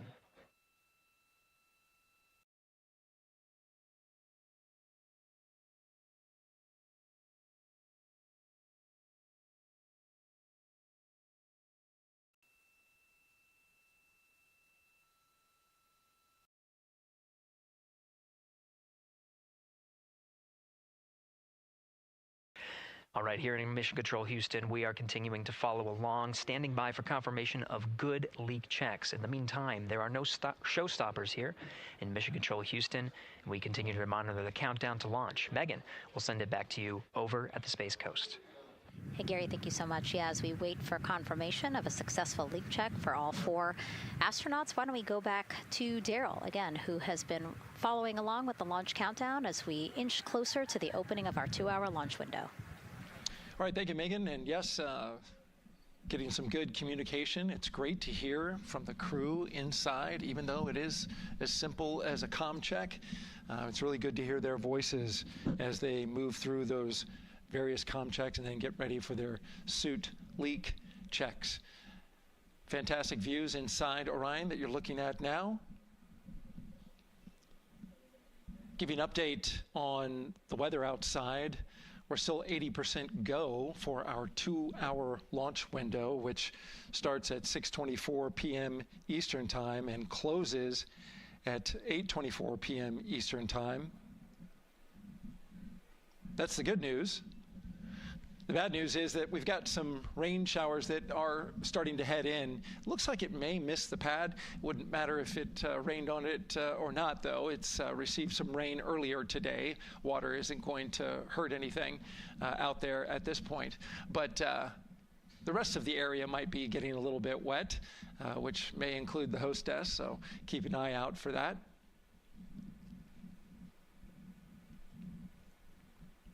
As we're watching with the astronauts inside the Orion Integrity spacecraft, you'll be hearing more and more from them, especially Christina Cook, who is mission specialist number 1.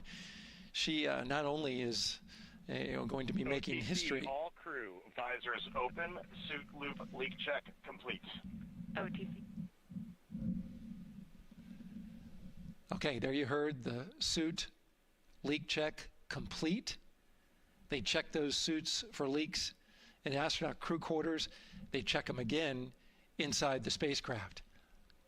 As you can see, the closeout crew, our astronaut support person moving around, turned off the camera, and so now we're looking from outside the Orion spacecraft looking towards, oh no, let's see, get oriented here. Well, there we go. Back inside, we've got the view. But basically what I was saying about Christina Cook is that she will have the role of reading. CM is ready for closeout, performing video sweep using drag-on camera. OT.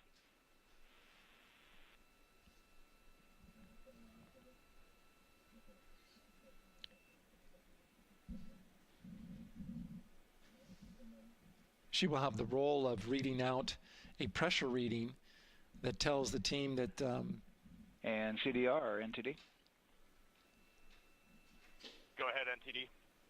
Yeah, we're going to do another cleanup on those suit leak check messages that we got from, since we're done with that now. Integrity copies.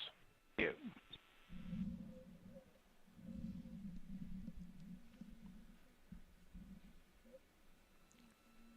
And that's communication going between Orion Commander Reed Wiseman and NASA Test Director Jeff Spaulding.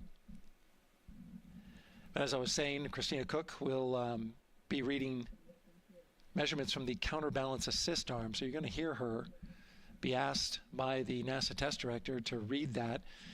That CBA, counterbalance assist arm, it's mechanically latched by the closeout crew using tools, but there's a hydraulic assist.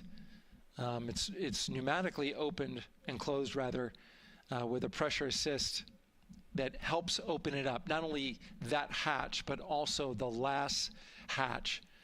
There's 2 hatches there that we'll see that will be closed. But this is in case of an emergency out there at the pad. If the crew, for some reason, needed to exit quickly, then they would exit the spacecraft by pulling that lever, which would open both hatches. Those hatches are heavy. The Orion hatch is hundreds of pounds. APC cameras 1 and 2 both set to record. OTC copies.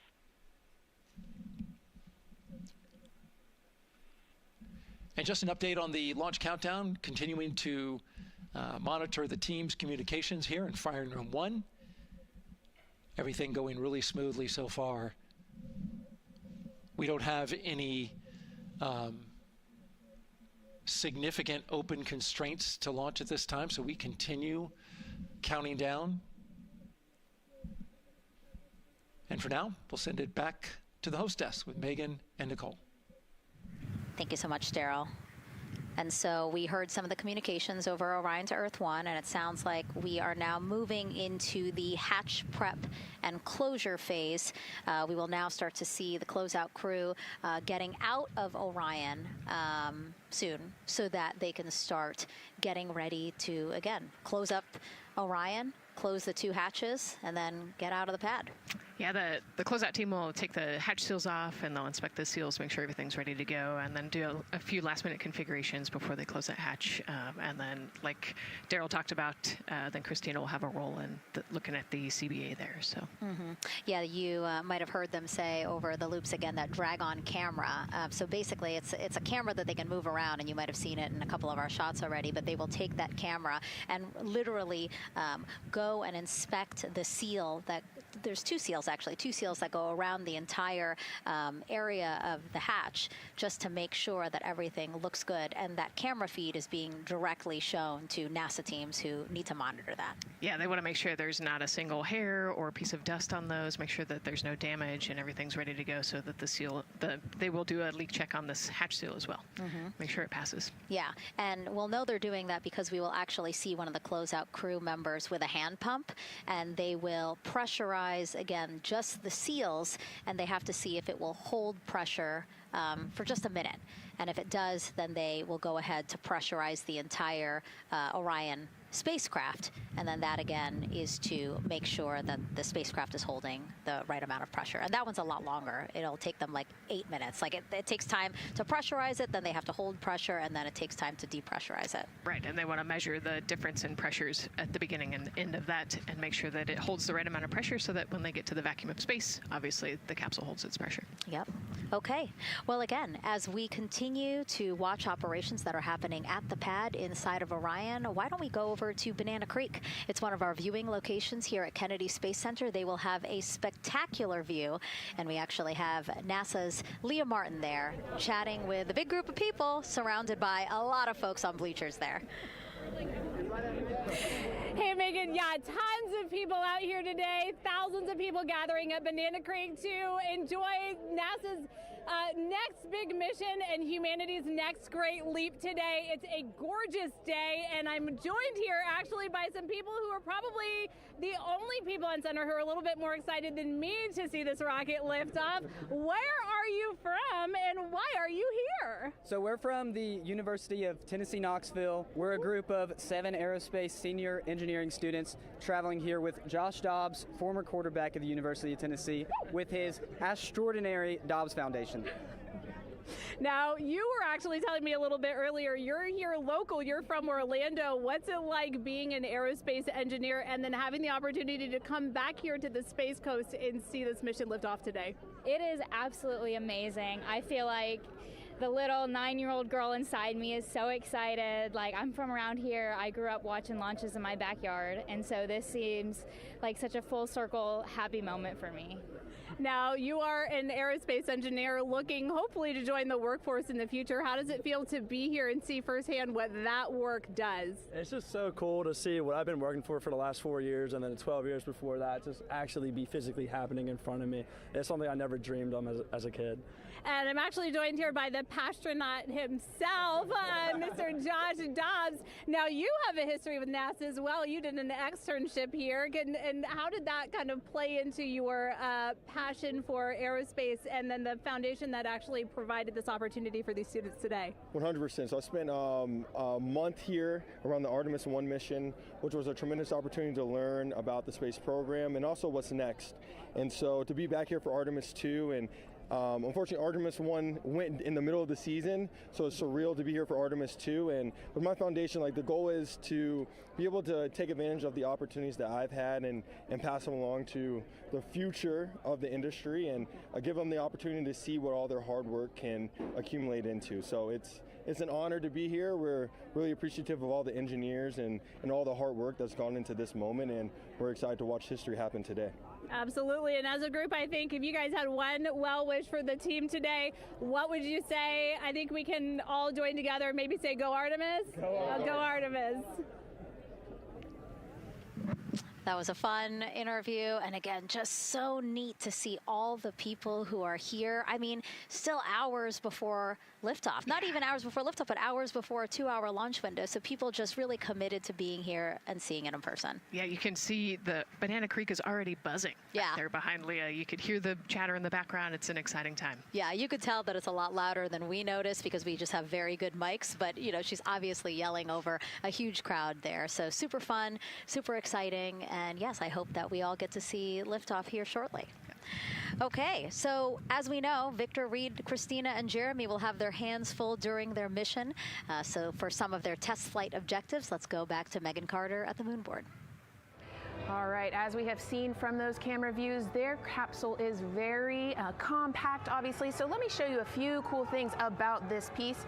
The Orion capsule is going to only be about 16.8 feet in diameter and a whopping 10.5 in height. Think of it about the same cubic feet as 2 minivans. So obviously every piece of that capsule has been planned with purpose. And a really great example of that is going to be these seats that we have seen that live view of. Now, these seats are going to be out for launch, re-entry, and splashdown, but in between, they are stored in between to give them more room for daily activities and things like that. While they are on board, obviously they are going to have a lot of things to do. One of those is going to be to manually fly Orion, as we've discussed, but they also have several other objectives as well. And they are going to be doing lots of system checkouts, checking out the service module, making sure everything is working correctly. They're also, like I said, going to have a chance to manually fly. Now, this was taken during one of their training simulations, but as you can see here, they will have advanced flight displays, hand controllers, touchscreen interfaces, so much to work with and practice with as well. Now, while on board, they will also have the ability to eat those shelf-stable meals that are designed specifically for microgravity. I think I saw somewhere that one of their meals is going to be mac and cheese and brisket, so that makes the Southern in me very happy.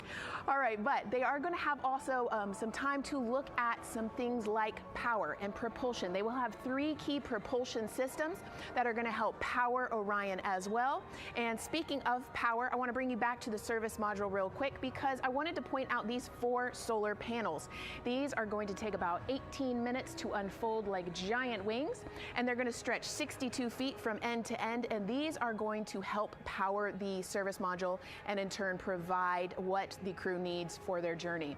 So as you can see, spacecraft is built specifically for what we need and to guide them and get them home safely. All right, back over to you, Megan. Thank you so much, Megan.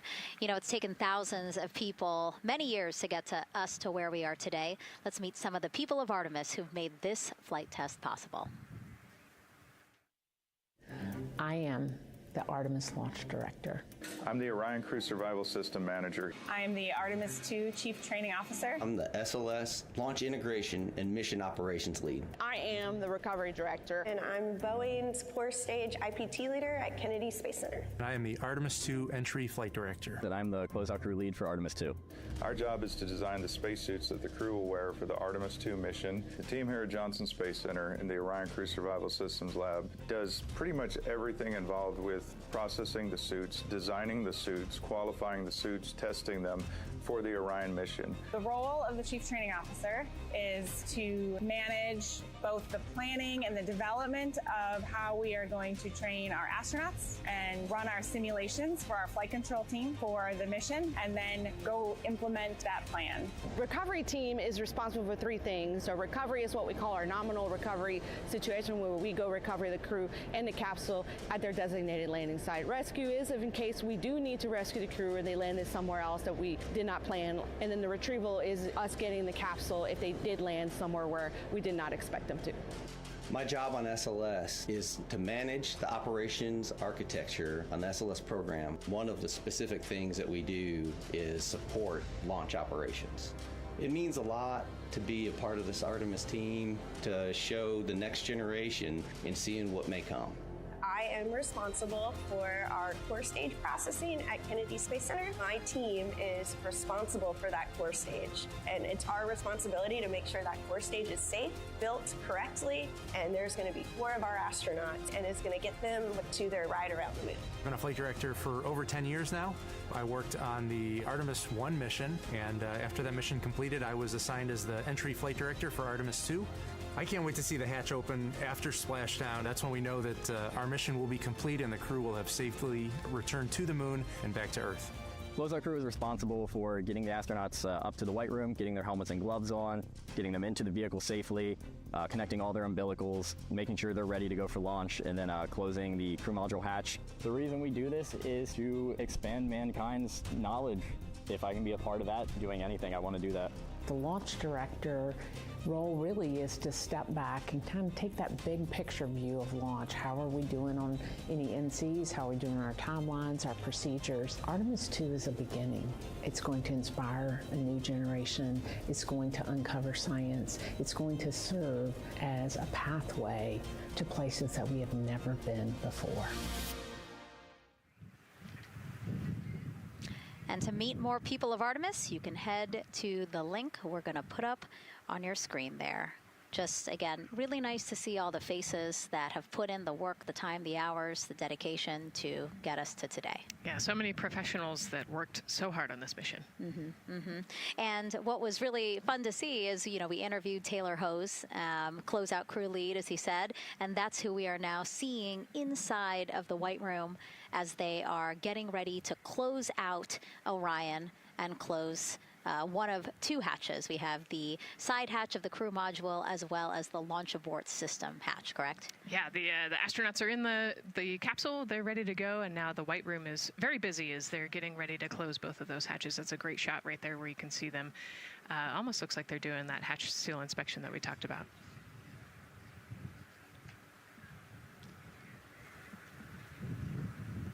And so, Nicole, as we continue to see them get ready to close that smaller hatch, again, the crew module side hatch, let's take some questions now. Sounds good. A lot has changed since Apollo, and I have a few questions about what's next. What part of the moon are we exploring through Artemis, and what are some of the key points that NASA needs to consider when planning missions like this? Were you expecting to see Scarlett Johansson? I think that took you. Yeah, I mean, took you aback.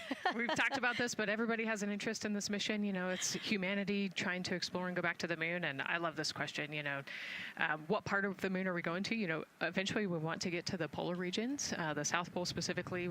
We think that there are volatiles there, so water ice, something that can be harnessed as a resource as we create the permanent base on the moon and then try to get onto Mars.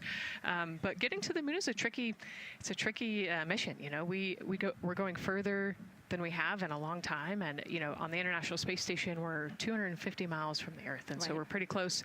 We resupply that spacecraft pretty often with cargo missions, but the further and further you get away from Earth, the more you have to think about the lack of cargo, the comm delay. You know, there's a communication delay the further away you get, and so there are different and unique problems as we continue to explore further and further out into the solar system.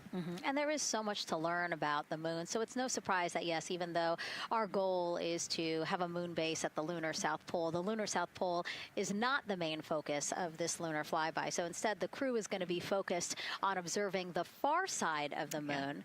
So this is actually an animation of what teams expect the moon to look like if the crew launches today. So this is, of course, the side that faces the moon, and this is the far side of the moon, which when, again, the crew does their lunar flyby on flight day 6, we are expecting this will be their view. What an amazing view and an opportunity. Yeah, you know, there's so much to learn from this particular mission, because obviously we're not landing with this mission, and so they actually potentially could see the South Pole and kind of scope out what our landing regions look like in the context of the entire moon. But also they're going to see parts of the lunar surface that have never been seen before by the human eye, and so they're going to take these detailed notes. They're going to record themselves talking about what they see. You know, we do a ton of geology training as astronauts, especially this Artemis II crew. They did a ton of geology training working with scientists to learn how to pick out the unique portions that we want to go study. You know, what is the context of the moon? What parts of the moon look interesting and look different? You know, the impact craters that we talked about earlier. So really trying to take all the pictures, take all the observations, write down, talk about their observations, and record as much data as we possibly can for the researchers back here on Earth. Yeah, it's so important to, yes, we're all talking about what they hope to do during this 10-day mission, but you really do have to think about all the training that goes into this. I mean, you have 4 crew members who won't, you know, have the support the way that they've been having this. I mean, they'll be talking through communications, but you know what I mean? It's just them and the moon, right? So they need to be fully aware and equipped with everything that they'll need to do to be able to accomplish the objectives that we hope to accomplish during this mission. Right, and their specific flyby around the moon, you know, the lighting will be different and the path will be different depending on when we launch. If we launch today, it would be different from tomorrow. And so, you know, they actually had to learn the geography of the moon so that they can orient themselves when they're on the backside of the moon, because they're not going to have communication. You know, they're going to have a, I think, 45+ minute comm blackout while they're while they're on the far side of the moon, and so they themselves have to know what things look like on the moon, how to orient themselves, and how to get the data that we're looking for. Yeah, really ambitious mission. Excited to be here at the start of it. All right, so another check of the clock, 2 hours, 57 minutes and counting to the opening of our 2-hour launch window for Artemis II. This pivotal test flight comes 250 years after America began its journey as a nation. As we celebrate that milestone, a special live performance now of our national anthem by singer Ann Wilson.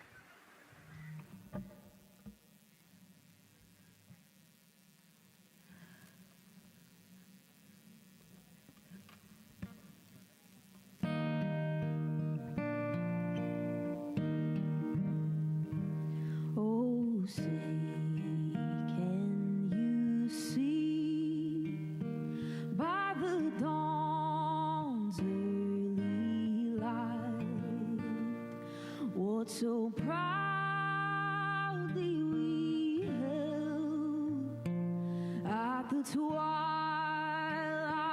last gleaming, whose broad stripes and bright stars through the perilous fight, o'er the ramparts we watched, were so gallantly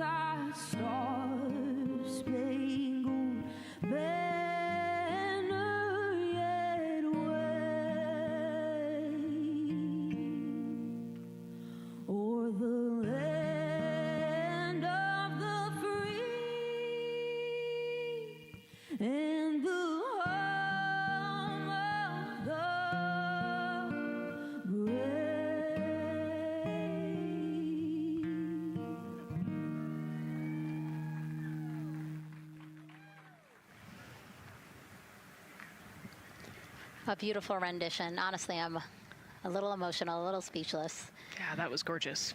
Yeah. I mean, again, we are a nation of explorers, a nation of curious minds, and to see us again 250 years after our Declaration of Independence was signed to when we are trying to return to the moon for the first time in more than 50 years, really powerful. Yeah, leading the way back to the moon. It's exciting. Mm-hmm. And that's so important to us. You know, we do want to be the leaders in exploration, but we definitely know we can't do that alone. You know, we often hear NASA leadership say that, you know, this is not something one nation can do. This is something that is a collaboration of nations, and that's why we have European countries. We also have Canada, again, joining us on this ambitious test flight. Yeah, of course, you know, it goes back to the old proverb, if you want to go fast, you go alone. If you want to go far, you go together. And we want to go far. We want to get onto Mars eventually, and so we're going to get to the moon first, and you can't do that alone. So thank you again, singer Ann Wilson, for that beautiful rendition, again reminding us of what it is we are trying to accomplish for all, by all. We are now back inside the White Room with the closeout crew. Again, backup astronaut Andre Douglas, number 2 there, just outside in the White Room, which is right outside Orion there, with the crew seated comfortably inside. As you can see, they've dimmed the lights a little bit. The crew has the opportunity to set the ambiance, if you will. They were given the opportunity to adjust the lighting as they see fit, again, just so that they can get comfortable. It's kind of like when we are on a plane and you get the opportunity to... Sure, yeah, you don't want the bright lights in your eyes. Also, you want to be able to see the screens well, or see the, you know, the tablet on Jeremy's knee well, so they're going to adjust the lighting to what makes sense for the mission. And we saw in that very quick shot there, our best camera view of the 2 hatches is actually that drag-on camera, like we were saying, that kind of moves around. So sometimes it's hard to show that. So there you have it. You can see that the closeout crew has closed the side hatch. And so right now, that's a panel that they have to close out in order to then close the next hatch, which is the launch abort system hatch. And so, Nicole, can you just quickly, again, talk to people about the 2 hatches, again, crew module first, and then the launch abort system hatch? Yeah, so the crew module hatch is the one they're working on right now. They just got closed. You can see he's torquing those bolts down. And that is the hatch that completes the Orion capsule. And then you have the launch abort system, which actually is kind of almost a shell that goes around the capsule and holds onto the capsule during launch. And it has its own separate engines that can pull the capsule away from the rocket safely in the case of an off-nominal data point. So it's actually looking at roll rates and attitude and thrust and all sorts of different data in order to make sure the launch is safe. And if it's not, then the launch abort system will pull the crew module away and get them into a splashdown zone safely.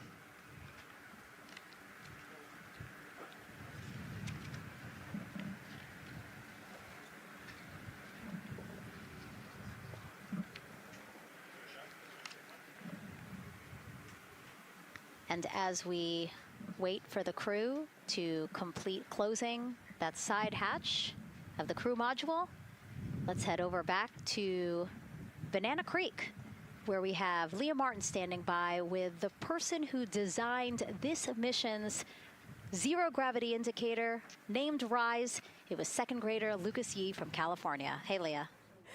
Hey, Megan. Yes, of the many special guests we have with us today, I think one of our most exciting guests is Lucas, who's joining us, like you said, all the way from California. He and his family actually worked this as a group project to design the zero gravity indicator. Lucas, can you tell us a little bit about your design? Yeah. So you named him RISE. Can you tell me why you picked that name? It was very remote, representing the Artemis II launch and Earthrise. And yeah, that's pretty much it. So were you really excited to find out that you won the competition and that your zero gravity indicator would be going to space? Yeah. So how does it feel? We're actually just across the river right now from Artemis. We can see it from where we're standing. How does it feel to know that design you created is actually currently on that rocket just a couple hours away from going to space? Really, really, really, really, really, really, really surprised and very happy. And very happy. Now, Mom, you were telling me on the way over here that it was kind of hitting you what was happening. Tell me a little bit about that. It's definitely very surreal to be here in person. That Commander Weissman said that it's for all and by all. That we couldn't have said it better. We're just very grateful to be here. Super, super excited. And we're so excited to have you here too. Now, Oliver, this is your first launch too. Is that right? Yeah, that's right. And how does it feel to be here just a little bit away from watching the first group of astronauts in your lifetime on their way to the moon? It feels like very, very happy and surprised. So if you had one word of encouragement or something to say to the crew who's sitting on that rocket right now, what would you say?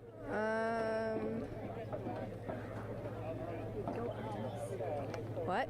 Go Artemis. Go Artemis. Go Artemis. Thanks so much, Megan. I would say have a nice trip. Yeah. You would say have a nice trip? I did hear that answer. I would say have a nice trip. You know, Leah, that was a hard question. You know, it's really hard to come up with the spot what to say to the crew who's about to make history today. Yeah.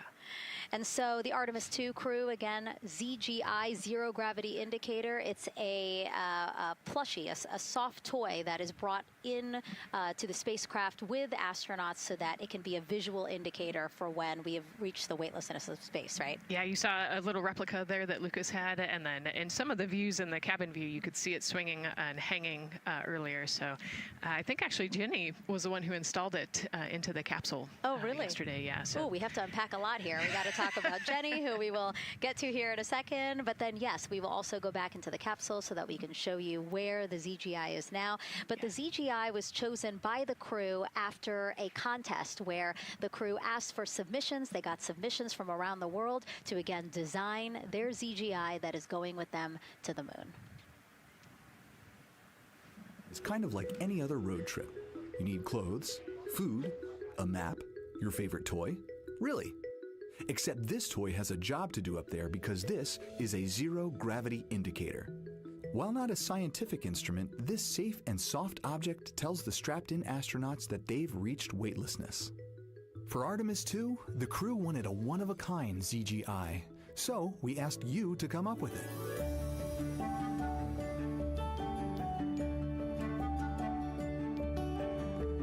Thanks everyone for sending in your entries from around the world. Over 2,600 of you submitted. And we loved seeing all of your contributions. It was a really difficult decision because each design had a unique quality that stood out to our crew. In the end, we were able to narrow it down to a top 5 from Finland, Canada, Peru, and 2 from the United States, Kansas, and California. In the end, we went with one called Rise. It was a design inspired by the Earthrise photo taken on Apollo 8, which is very special to our crew.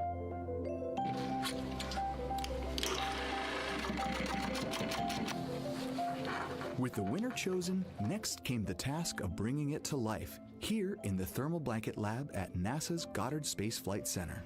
This lab specializes in custom materials to protect sensitive spacecraft equipment and is perfect for creating a ZGI that meets the rigorous safety standards of NASA.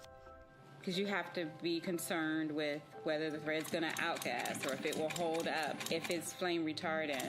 This is the Rise ZGI doll. All I have left to do is to close the opening here and hand sew the hat on, make sure its stuffing is stuffed in there, and we have our pocket here for the SD card.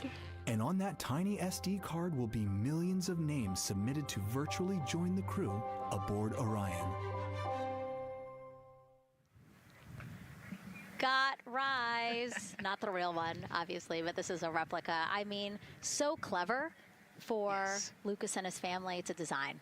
Yeah, I love that he replicated the famous picture that we all love of Earthrise, and then I love that the bill represents the space in between the moon and Earth. It's just such a cute and wonderful way to represent this mission. Yeah, and again, Earthrise, very important to this crew. It harkens back to the picture that was taken by the Apollo 8 crew where they saw Earthrise, and so very appropriate since, again, now here we are going to see Earthrise again with this mission. Yep.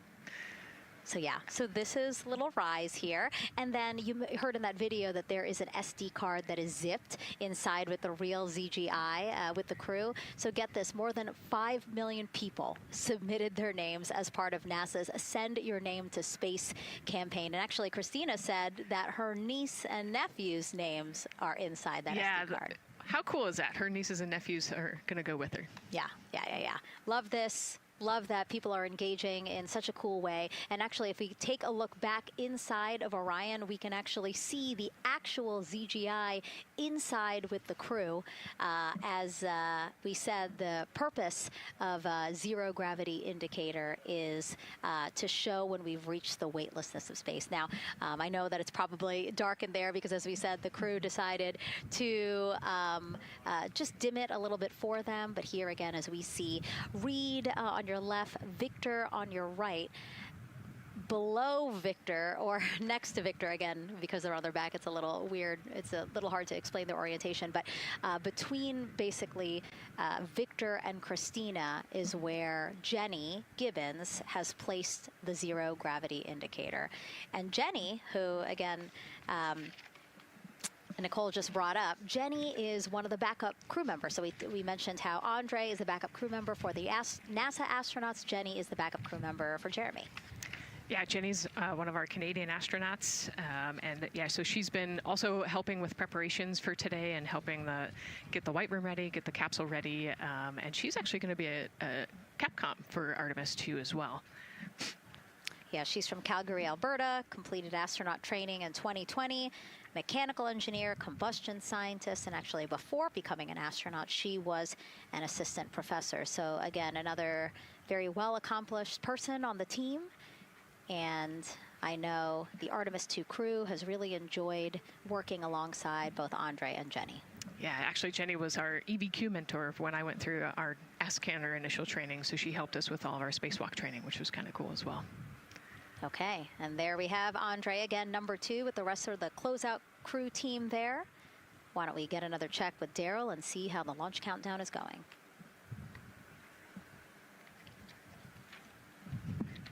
Still going quite smoothly here from Firing Room 1 here at the Kennedy Space Center. Launch team working no major constraints to launch, which is great news. We did get an update on a weather balloon that the launch weather officer and his team released. This is an important weather balloon released at right around the 3-hour mark. And what it told us is that winds are around 10 to 11 knots in the upper parts of the atmosphere. That's important information for the launch abort system should the astronauts need the LAS. This would, of course, pull the Orion spacecraft off the top of the rocket in case there were an emergency, and then take them offshore to a water landing in the Atlantic Ocean. And so the winds are pushing onshore. And because they're pushing onshore, the launch weather officer is keeping a close eye on the strength of those winds, because if the Orion were to come off the top, and it's powered by 3 rocket motors which can propel it or pull it especially fast off the top of the rocket, it would go up into the air thousands of feet and then splash down in the water. And if you've got wind pushing against it, you don't want that spacecraft to come back and land on land. So they're watching that very closely because of the onshore flow. That onshore flow is also what's giving us a little weather action down to the south of us along what's called the beach line, 528. We got a whole lot of people out there. We're getting ready to watch the Artemis II historic launch. Well, they just got a good soaking. Line of rain showers, I should say, passed through that area and soaked the place. Certainly rain is a possibility, spotty showers from time to time, but overall the launch weather officer tells us that we are trending towards getting that stuff to all push to the west the closer we get to our launch window. A reminder, that window is from 6:24 p.m.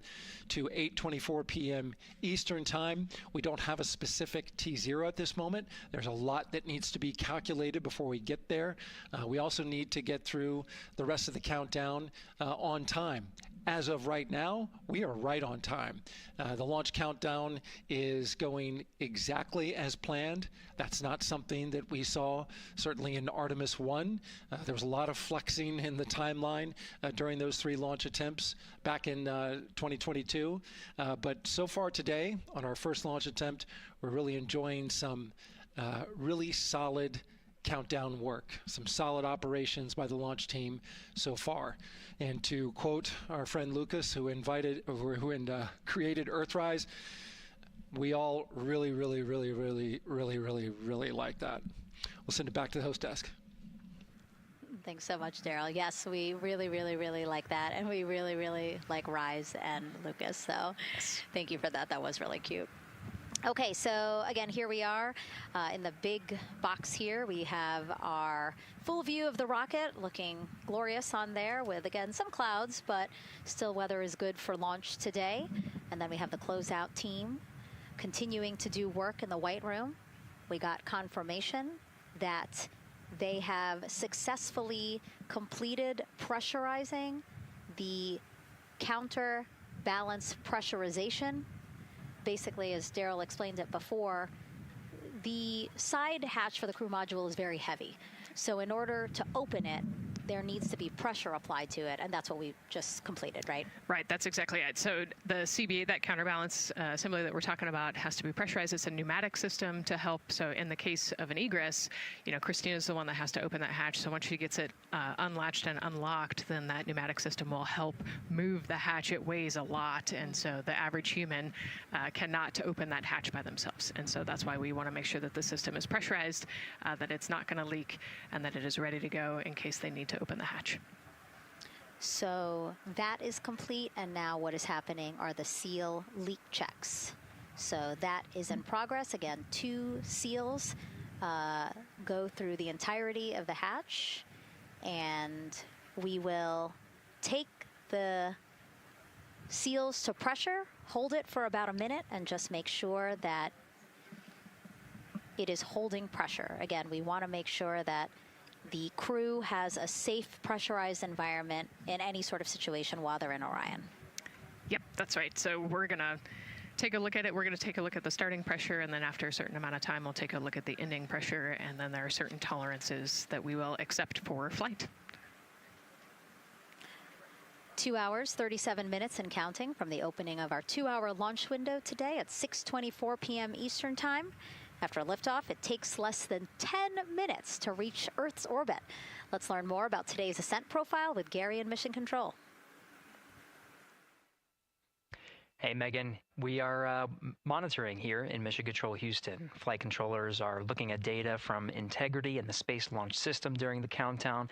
We're looking at some of the events happening in the White Room now and just making sure that all criteria is met to commit to launch and Ascent today.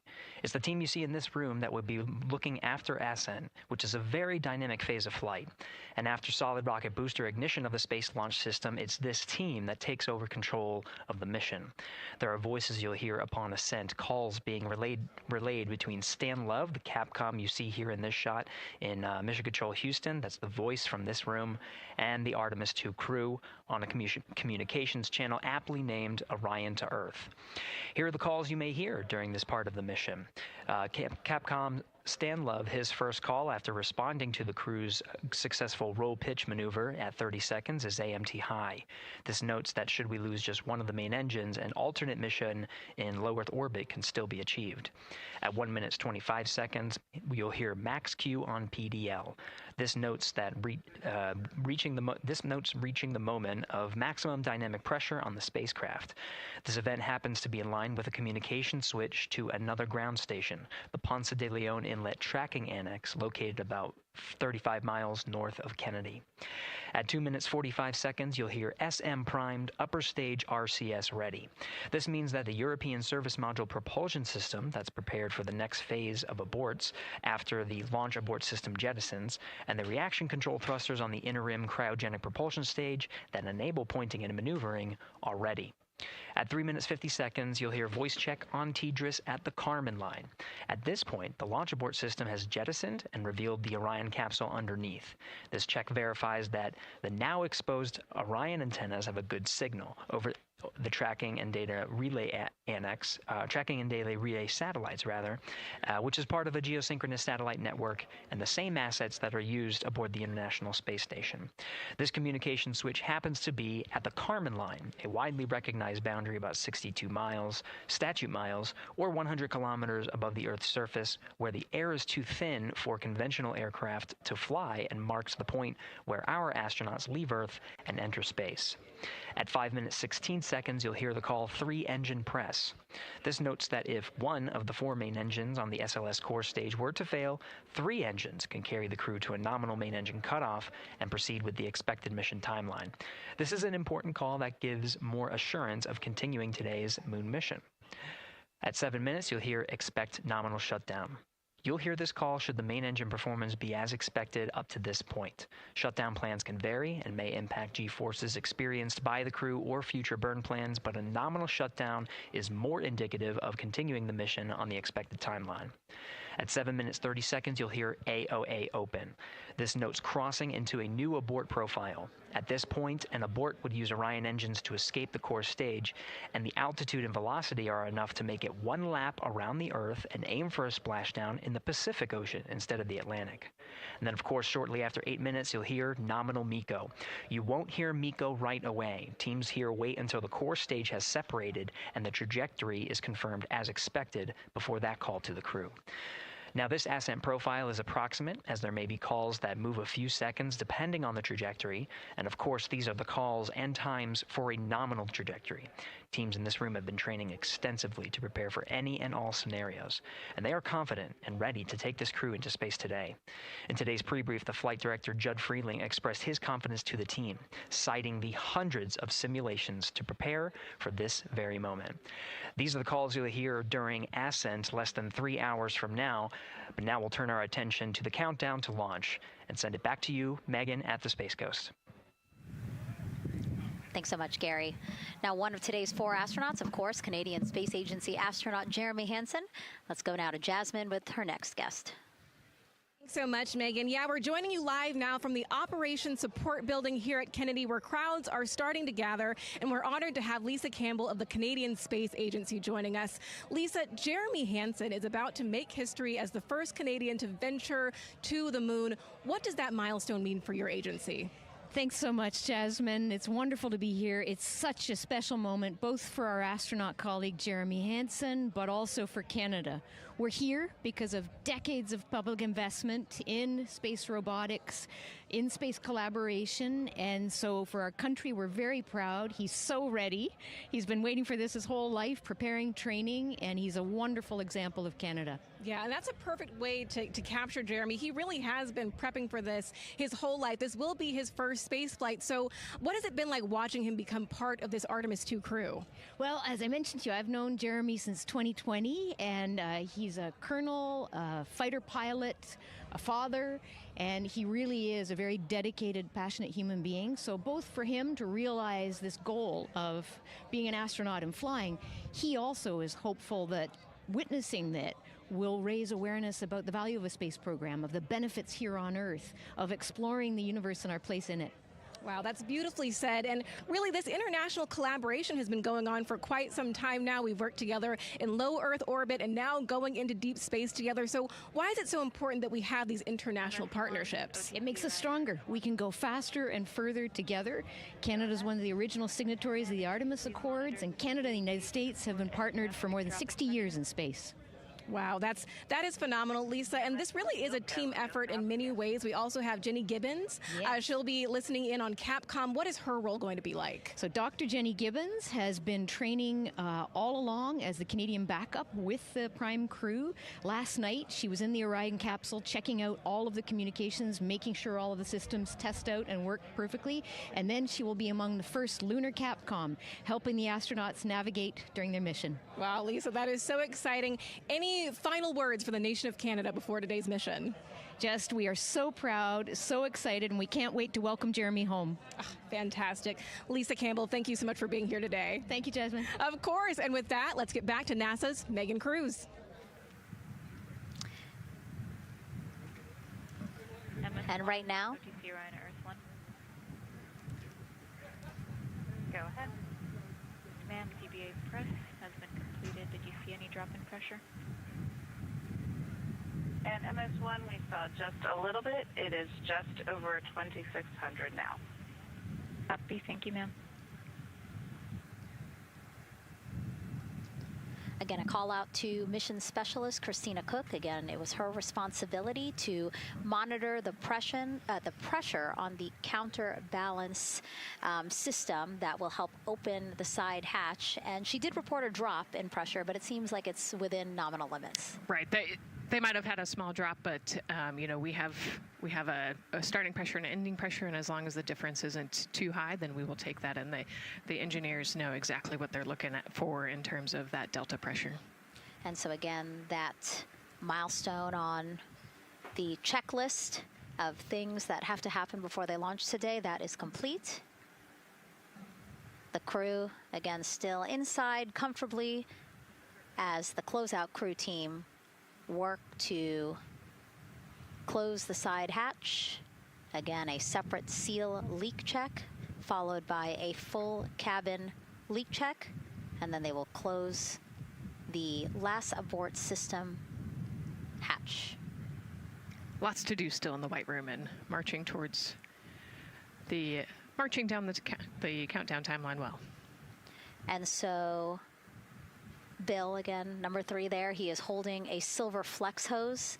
That hose is what will be connected to Orion in order to do that cabin leak check. So again, it does seem like we continue to march down through the milestones in this countdown.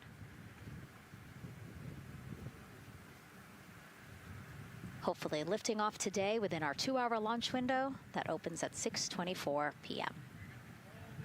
Now, right now, people inside the Kennedy Space Center Visitors Complex are learning about this mission.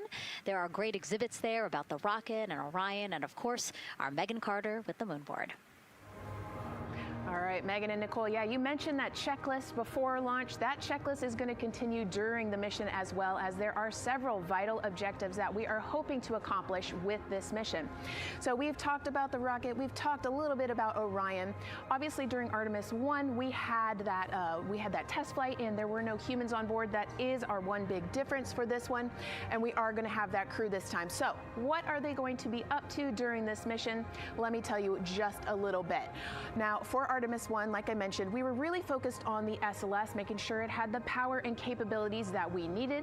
We were also checking out the Orion spacecraft in deep space environments, making sure that it was good to go. Now for Artemis II, we are going to be taking the testing for Orion to the next level by adding that human component. So those test objectives are going to start even before launch. Like you mentioned, they are out there making their way through that checklist.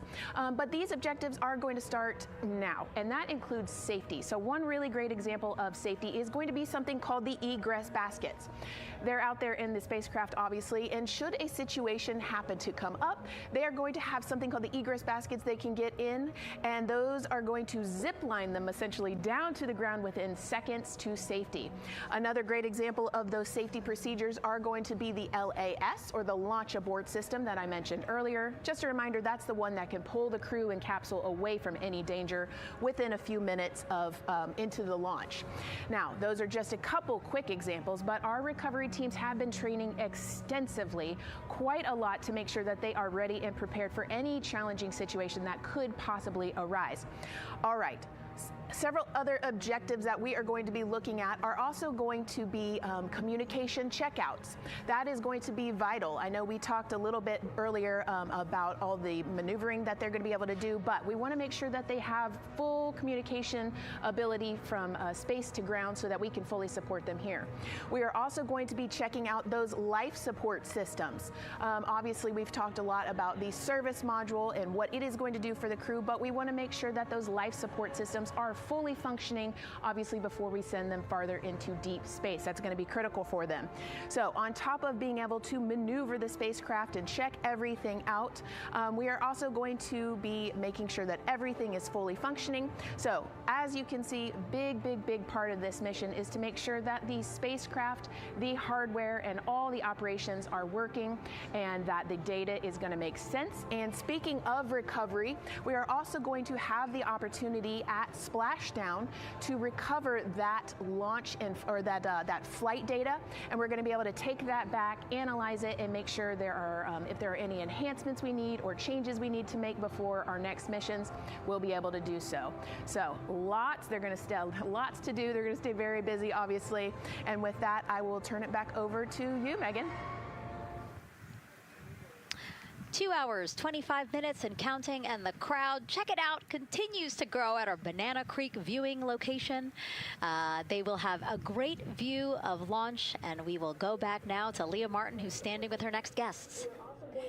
Hey, Megan. Yeah, we're surrounded by thousands of people, some here local from the Space Coast, but we actually have quite a few people who have traveled a pretty far distance to be with us today. I'm actually joined here by a group from the International Space Station Ambassadors Program who have come from all over the globe. Saku, you're here from Japan. You've come, Val, from Mexico, and then we have brother and sister Cosma and Jesco here who are visiting from Germany.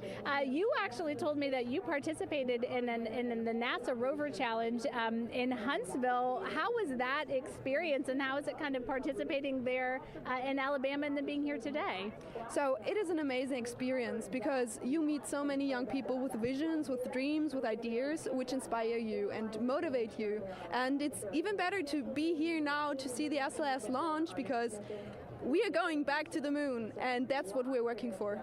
Absolutely. And, you know, the Artemis missions, we talked a lot about the Artemis Accords and this being an international effort. You were actually telling me, Saku, that you're interested in becoming an astronaut with JAXA, pursuing your PhD to be able to do that. Tell me a little bit about that. Yes, actually, I applied for the Japanese Aerospace Agency, the astronaut selection like 2 years ago, and then I didn't make it all the way, but I'm still working on it, and hopefully I can be at the launch pad sometime, and then I hope to go back to the moon and Mars, and yeah, I'm working on it.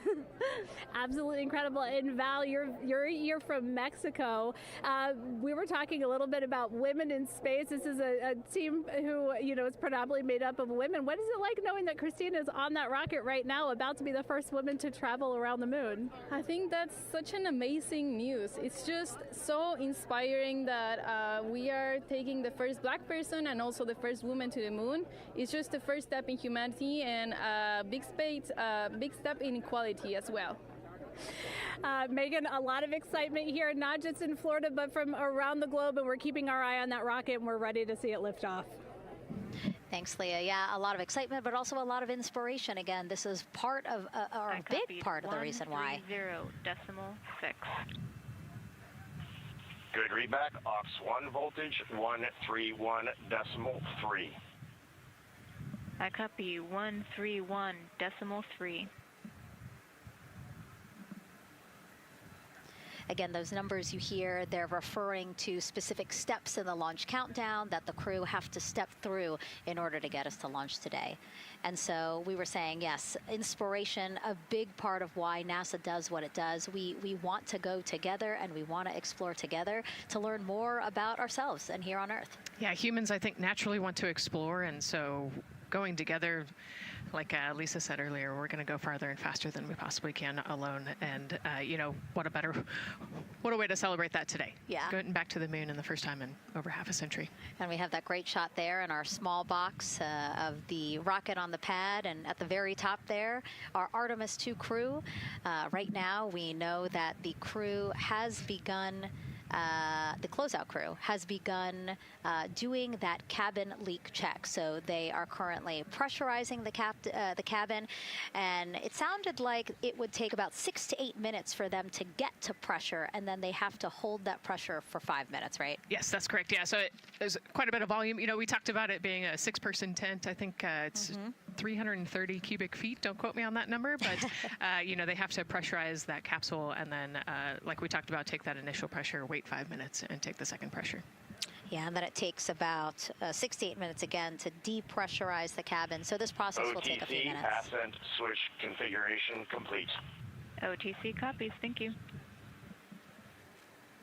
And then after the cabin leak checks, then they will finally close the last abort system hatch. So again, chugging along in the countdown, really excited to, again, continue to hear the crew's voice inside Orion, stepping through all the procedures. Yes, it's exciting to hear them making progress, right? It's all good news hearing the crew talk to the ground and working together to get to the launch. And what I think is really cool is that this is the first time NASA is going to have astronauts in low Earth orbit, but also in deep space at the moon. So here's a message from some of the crew aboard the International Space Station right now. Hello, Megan, and a big hello to everyone around the world counting down together to the launch of this historic flight test. If we weren't in microgravity, we would also be on the edge of our seats. Here on the International Space Station, all of us are honored to have the chance to wish our fellow explorers Godspeed. Throughout human history, the moon has sparked our imagination, curiosity, and wonder. With our return to the moon, we're not only going to be learning about its history, the history of our solar system and of our planet, but also about our place in the cosmos.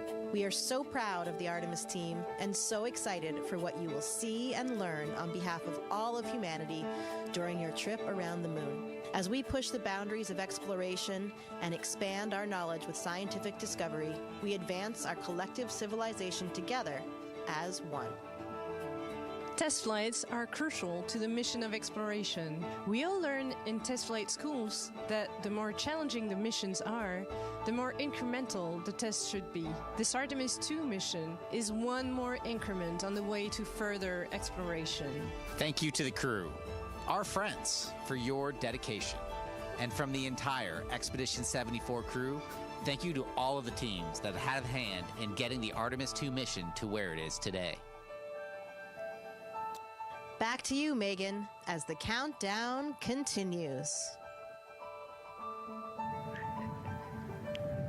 Oh, I love that so much. I just love seeing them there. And again, you have to remember the International Space Station is an orbiting lab. We learn so much there, and we're going to learn so much more from Artemis II, because this isn't just a test flight. It's an opportunity to learn more about the moon, deep space, and how humans can live and work so far from home. So here are some of the science objectives that NASA hopes to accomplish with Artemis II.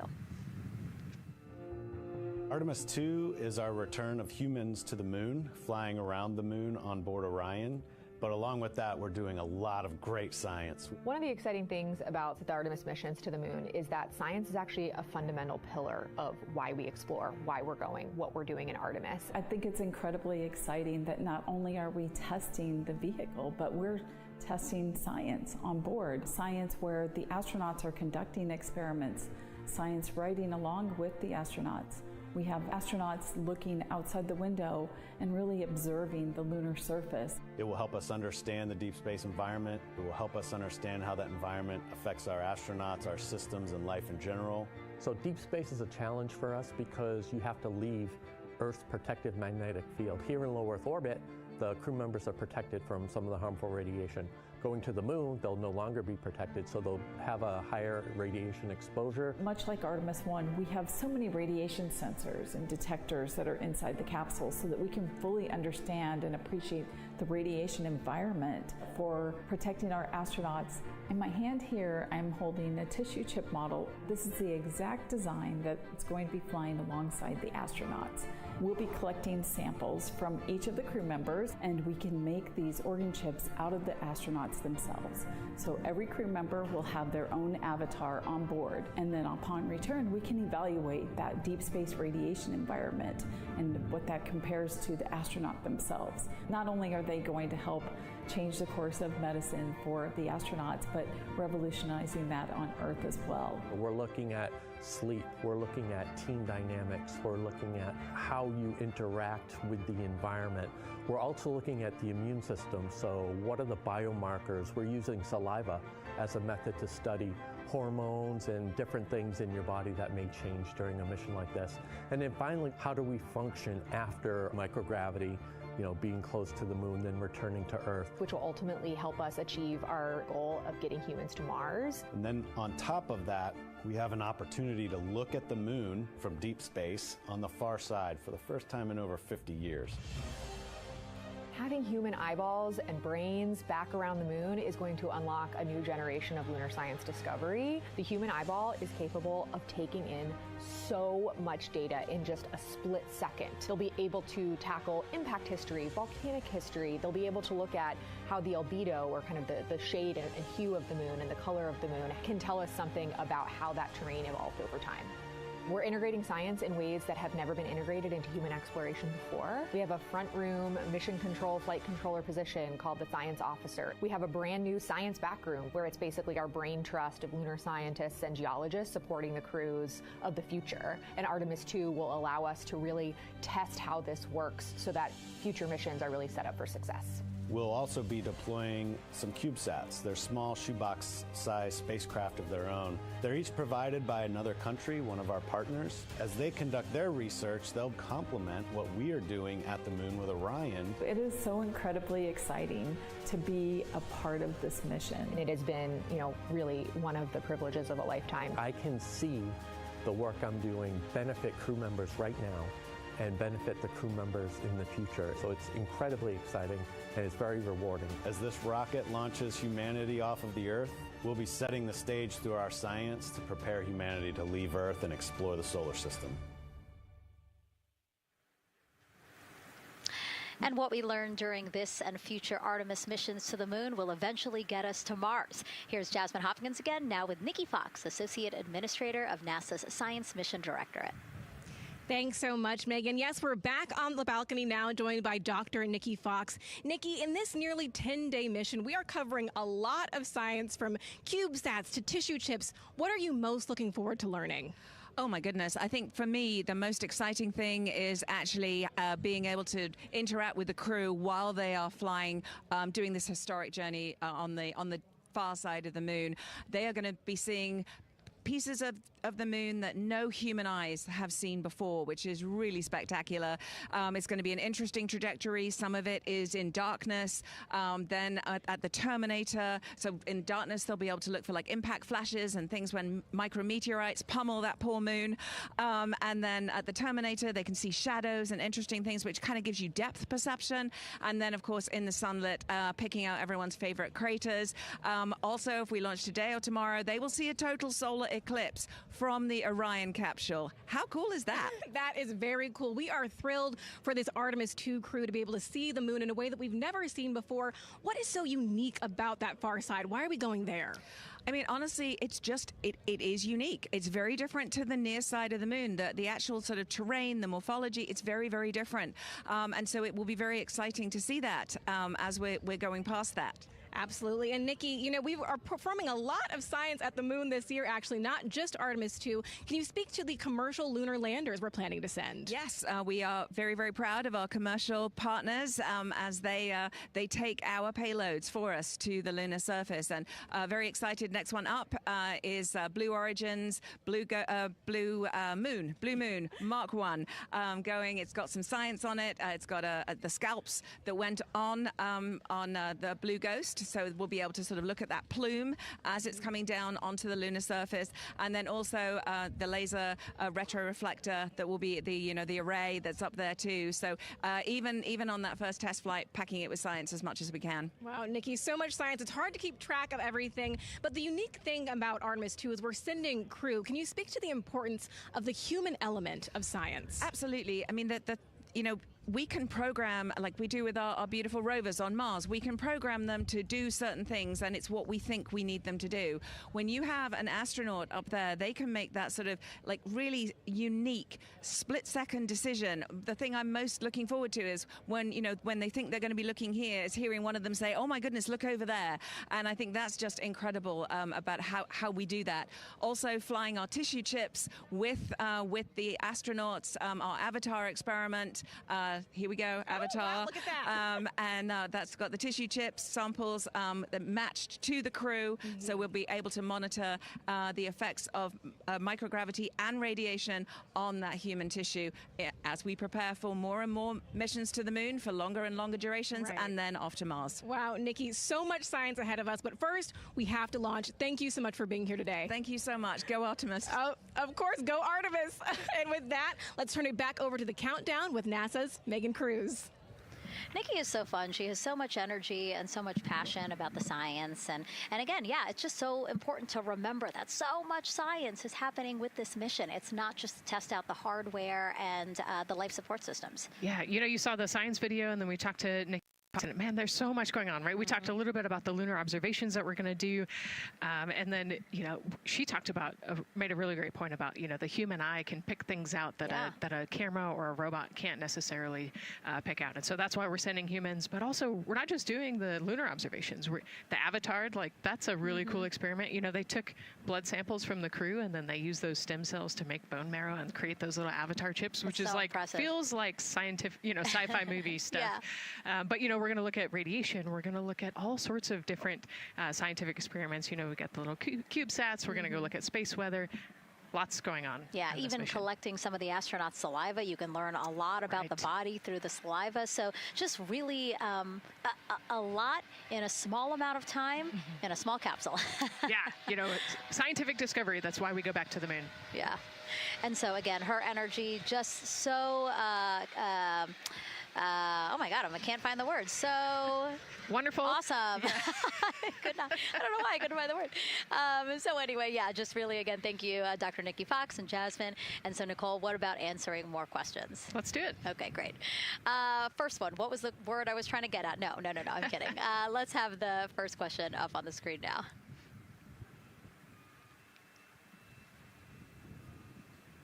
I know we got them. I see him being asked. And CDR, OTC, Orion, Earth 1. Go. For your awareness, scrubber cycling is about to be restarted. Integrity copies.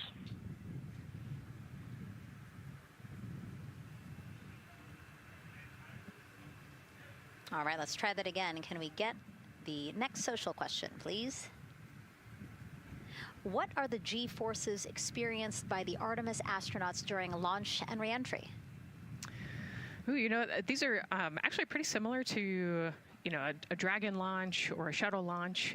You know, we have to accelerate to get out of the Earth's atmosphere, and then, you know, we talked about the secondary burns that they will do to get away from Earth. But, you know, for me personally, it kind of felt like we got slingshotted off the Earth is how I like to describe it. So, you know, you get set back in your seat and the G-forces are into your chest. CDR, OTC, Orion, Earth 1. Go ahead. Moon leak check complete. The cabin is going to be vented to flight pressure momentarily. Integrity copies. That's fantastic news. Yeah. Again, so the spacecraft is holding pressure as expected, and so now they will depressurize it, which will take about 6 to 8 minutes. Exciting. Yes. Yeah. Go ahead, Nicole. Like we talked about, continuing to march towards the launch. Yeah, so the G-forces are into your chest, and it's kind of a slow build, and you can get all the way up to 4.5 Gs into the chest during the launch, and often they have to back off on the thrust a little bit so that you don't get too high in the G-forces, and especially as we go through kind of max Q or that max aerodynamic force, so as they get through the thicker parts of the atmosphere. And then very similar G-forces on the way home, so slow, steady build up to about 4.5 Gs as the rocket actually decelerates. You know, you heard in one of the packages, when they come back, they're going to be going 7 miles a second. Gosh, that's and incredible. So you have to slow down somehow, and to do that, you have to actually, you know, when you brake in a car, you feel those G-forces, and so for the astronauts, it'll just be, again, into the chest based on the orientation. Great. Thank you so much for that answer, Nicole, and for that question. We're going to continue to try to take as many as possible. Again, you know how to send them to us at NASA Artemis. But now we again have another question for you, for our audience. We want to know, what part of Artemis II are you most excited for? Liftoff, Earth views from Orion, lunar flyby, or splashdown? Tell us again on NASA's Instagram or Twitch accounts, and we'll share your answers a little later in the broadcast. That's a tough one. I don't know what my answer would be. I know. I don't know either. I'm excited for it all, but that's a cop-out. All right, now let's head back over to Banana Creek. Again, the crowds there, really excited. People coming from all over the country, from around the world. Why don't we get another check with Leah Martin to see who she's caught up with now. Well, Megan, we were a little while ago talking to some students from around the globe. Today, we're actually talking to some local students who are from right here, locally, Merritt Island in Titusville.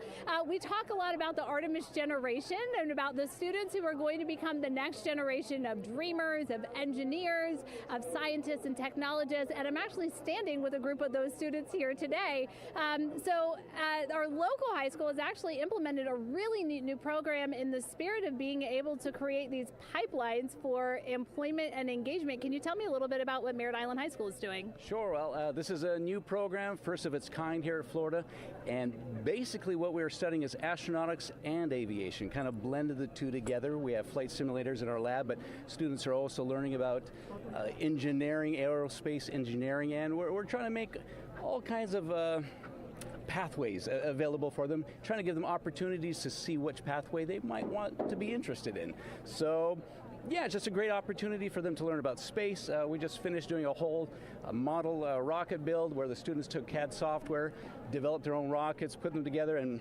launched them right from our school. So it was very exciting. Incredible. And then another local high school, Titusville, you guys also have a similar but slightly different program. Yes, we do space mechatronics with advanced manufacturing, preparing students to build and manufacture things to automate, do automation to build things on Mars and things like that, or locally too.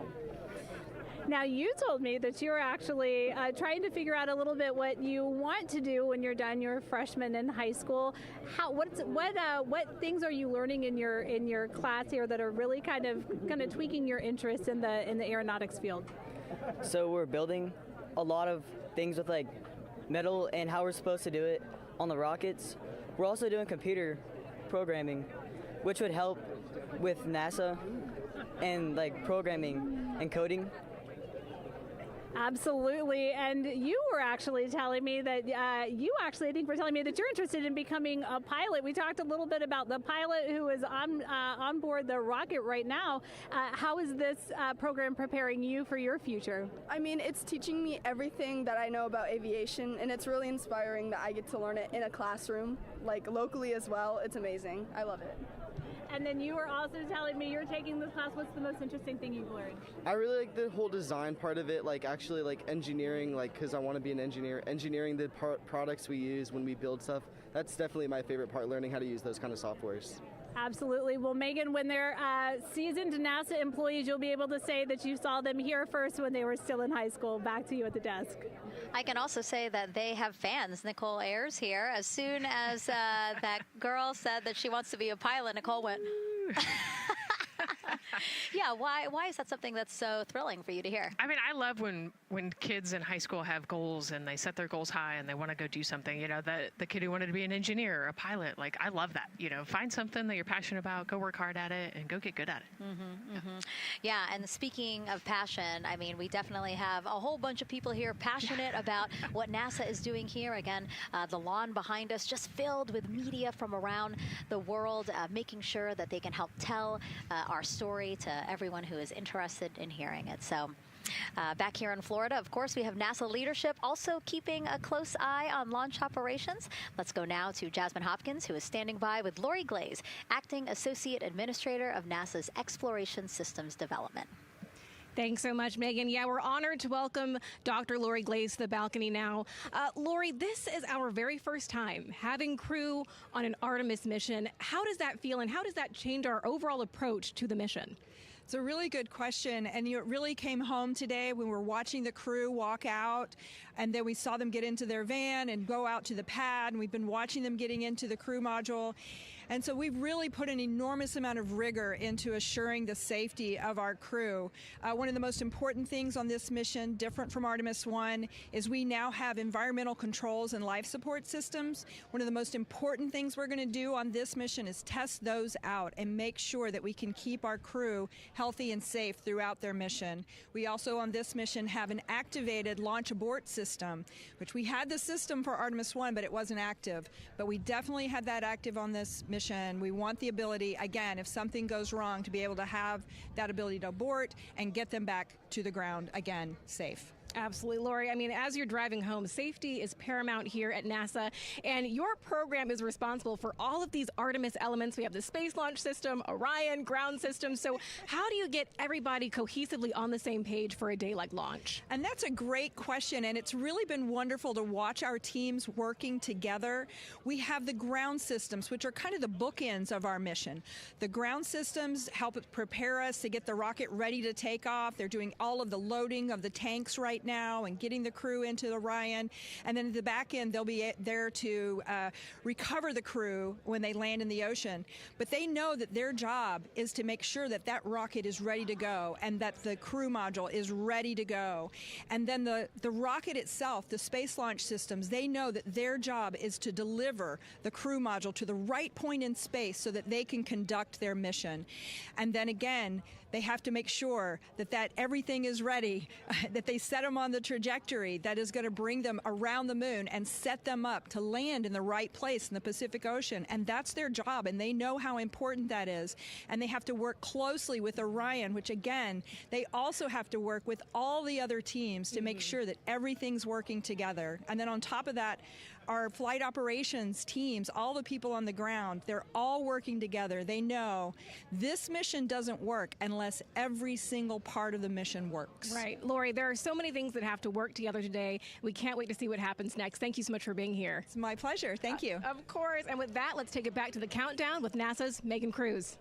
Yeah, and speaking of the countdown, 1 hour, 59 minutes and counting until the opening of our 2-hour launch window at 6:24 p.m. Eastern Time. This is a shot of Jetty Park. It's a nearby popular viewing location of rocket launches, and it is so great to see how many people are here. I mean, this is a Wednesday. Like, people had to take time off of school and off of work, but it's something that they felt like they wanted to do, to be here. Yeah, you know, I think just based on the chatter on the airplane ride yesterday, half of my airplane ride oh, no here way, was really? They were coming to see the launch. You know, everybody's excited and traveling from all over the world to come see this launch. And it really is a great day. We had some sprinkles here in the crowd, but for the most part, I mean, it's just a beautiful day to witness history. It is, yeah, you know, a little bit of sprinkles, but for the most part, the clouds are staying away, and you can see the blue sky behind us, so hoping for good weather in a couple hours. Absolutely. And so Dr. Lori Glaze mentioned what we learned from the Artemis II mission helps pave the way to sustained human presence on the lunar surface. So what are the objectives of this mission to eventually accomplish that? Let's check in with Gary in Mission Control for more. Thank you, Megan. Yes, the Ascent teams are here in Mission Control Houston, working through their steps to prepare for a go for launch. Right up here on the front board, we're watching the teams in the White Room work through their checklist and closing the hatch as we verify ours, working as one NASA team. What Dr. Glaze said about working across the teams throughout the nation is true. It takes one NASA team to bring everything together and accomplish the mission objectives. The Artemis II is designed as the first crewed test flight of NASA's Artemis campaign, sending astronauts into lunar space to validate systems, operations, and human performance ahead of a more complex lunar landing missions. NASA has identified an extensive list list of mission and flight test objectives that serve as a checklist to verify the capabilities needed to land humans on the moon. For the Artemis II mission, there are 5 overarching priorities that cover the mission and flight test objectives. First is, of course, the crew. As the first crewed mission inside the Orion spacecraft, this mission serves to demonstrate the capability of safely sustain the flight crew throughout the mission, including launch, the deep space component, and return. Number 2 is systems. This mission brings it all together to validate the performance of all ground and flight systems needed for a long-term lunar campaign, from launch infrastructure to spacecraft operations in deep space. Third is hardware and data. We'll be gathering performance data as much as possible over the Deep Space Network, but we also aim to retrieve onboard data and hardware after splashdown to gather additional insight and improve future Artemis missions. Fourth is emergency operations. The crew and flight control team will be testing emergency systems such as abort procedures, rescue operations, and contingency responses. During the flight, astronauts will rehearse a number of these procedures to ensure that in the event of a real emergency, the planned procedures and operations are sound. And finally, there's subsystem validation. Engineers will be verifying subsystems across the board to ensure reliability across life support, propulsion, avionics, and navigation systems aboard the Orion spacecraft. Human spaceflight is a complicated endeavor that requires precision and confidence across all disciplines. You may hear the phrase, human spaceflight is the greatest team sport, a few times in today's coverage, and it's absolutely true. Not only does it need mastery of specific components, but the integration extends across thousands of people and facilities around the world to come together and make it all work. A lot of the work from many people has led to this moment, a rocket at the pad with humans on board, ready to put everything we worked for to the test. I'm certainly excited about it. The teams here in this room are looking forward to supporting the mission, and I hope those watching are as excited as we are. We are following the countdown here in Mission Control Houston. Everything continues to look good, now inside 2 hours from the beginning of the launch window. With that, I will send it back over to you, Megan and Nicole. Hey, Gary, thank you so much. We are getting word that the launch team is working something that we would like to give you an update on, so let's get on over to Daryl. All right, thank you, Megan, and we are live in Firing Room 1 here at the Launch Control Complex. Yes, we are currently not working any constraints with regards to the rocket or the ground systems. But the launch team has been made aware of an issue that the range is working. And currently they're monitoring that work that is going on over at the range.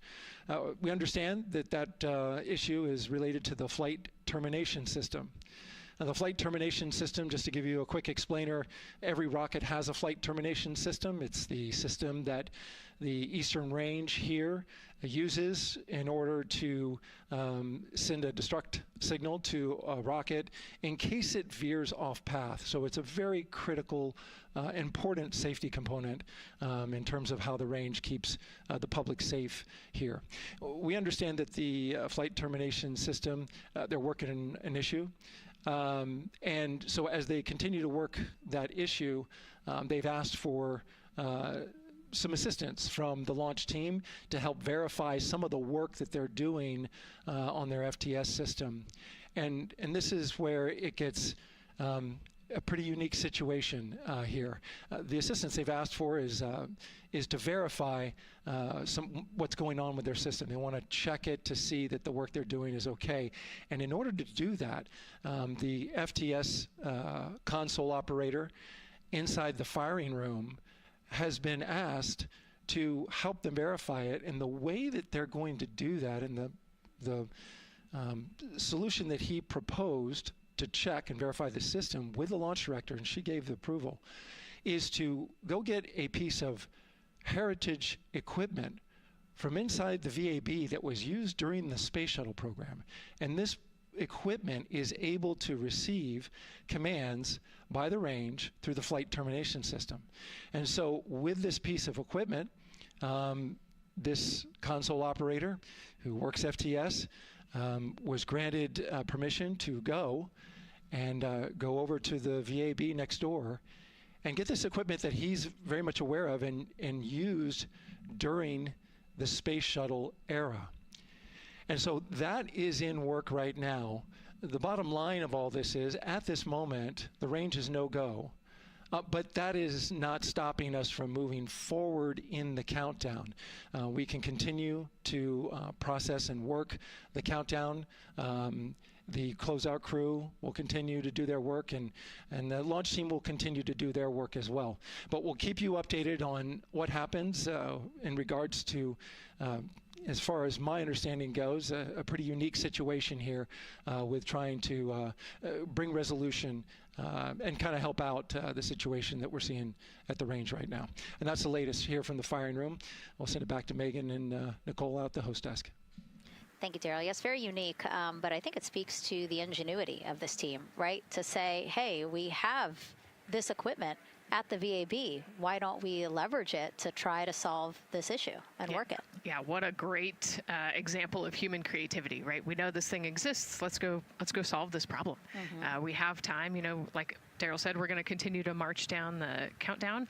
So we'll continue to get the rocket and the crew ready, but we still have that 2-hour window. So in the meantime, let's try to figure out what's happening with the range. And speaking of the range, what is the range for people who might not watch rocket launches with us often? Sure, yeah. So anytime that you launch a rocket, you have to clear the airspace, right, in the launch corridor. So where the rocket's flight path is going to go, you have to make sure that that whole airspace is clear. And so we actually have assets, the Space Force helps us out with this one, but, we want to make sure that there aren't airplanes in the way and there aren't other, maritime assets in the way or things like that. So that there's a whole group of people. We talked to, actually, Gary said it great, right? It's a huge team sport, and so there's a whole group here on the ground that is monitoring that launch corridor to make sure it's clear and ready to go. And so if they're having issues, then we definitely can't launch this rocket. We don't want to launch blind into a corridor that we can't see. Yeah, because as Daryl said, I mean, it is very important, the flight termination system, needing to activate it in case of an emergency. So yes, something that we will closely be monitoring throughout the countdown, and hopefully again won't be an issue, that they can fix this issue by going to the heritage hardware that's in the vehicle assembly building. Right, what a great idea. Okay, so again, under 2 hours from the opening of our 2-hour launch window, 6:24 p.m. Eastern Time. The crew, as you can see there, inside of Orion, relaxing, getting updates from the team, but also just getting in the right headspace for hopefully launch today. Let's learn a little more about each of them now. The moon, to me, it's the thing that connects me together with all the other humans in my life. I remember being a little kid lying in bed at night and just looking out at the moon in whatever phase it was in, and I was thinking, man, my friends that live like 20 miles away, they can probably look out and see that same exact moon. And then when I was in the Navy and I would look out at the moon and I'd be halfway around the planet, and I would think, man, my brother can see that moon where he is, and he's halfway around the planet from where I am. To me, it's a connection of life on Earth. We can all look up and see that moon, and it's always changing. The moon is never the same 2 days in a row. I love that. My name is Reed Wiseman. I'm the commander of NASA's Artemis II mission around the moon. I grew up in a little town just north of Baltimore, Maryland, about 20 miles north of the city. There was a National Guard base nearby my house, and there were A-10 aircraft that would fly over every now and then. I just would look up at them and be like, man, I want to be up there. I want to go do that. And then my brother went to the Naval Academy, and I would go every year and watch the Blue Angels fly during commencement, and that just started to grow and grow and grow. For a while, I wanted to join the Air Force, and then I realized Navy flies as well, and they fly from ships in the middle of the ocean, and that was it, like, done deal for me. That is exactly what I wanted to do for my career.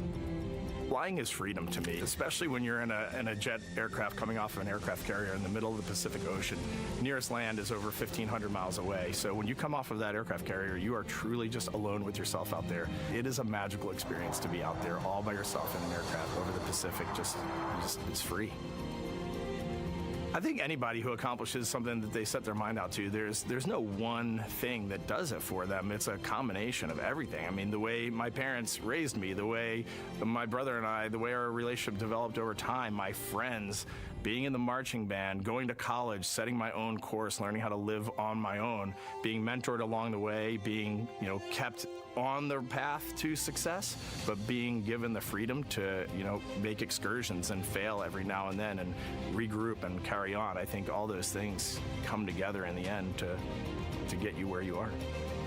I've had to overcome, I'm a human being. I've had to overcome a lot of fears. I'm pretty scared of heights. I joked about that on the International Space Station, but it turns out I'm only scared like at the edge of a building. When you're up on the International Space Station, even though you're 250 miles up, I never had that feeling of falling or that I was, at risk up there. I just kind of loved the feeling of floating and looking down at Earth. There have been challenges all throughout my life. By far, the biggest challenge was losing my wife in 2020 to cancer and now raising two daughters who are grown up now, but that's been the biggest challenge by far I've ever had to face. It is not easy. Being an only parent, trying to work a full-time job, and raising two kids is something that I think about every single day. I'm very proud of the work I've done. I haven't always done it well, but I've always shown up and tried as hard as I possibly can. I do wonder what it's going to be like when we are really far from Earth and can see it. The sensation of being so far away from everything that you know. I had that sensation on the space station the first time I got to sit in the cupola for a really long time. So I can only imagine what that's going to be like from 200,000 plus miles away. My name is Victor Glover, and I'm the pilot for NASA's Artemis II mission around the moon. When I was in 4th grade, I was 10 years old, and that's when the Challenger accident happened. And it helped me understand how the general public felt about the astronaut corps, right? Like, these are the people that we want to be, and that just gave me an easy thing to strive toward. The biggest fear that I've had to overcome in my life is doubting myself. Going to college when no one in my family had gone to college was a huge risk. I had more confidence in my athletic ability than in my academic abilities.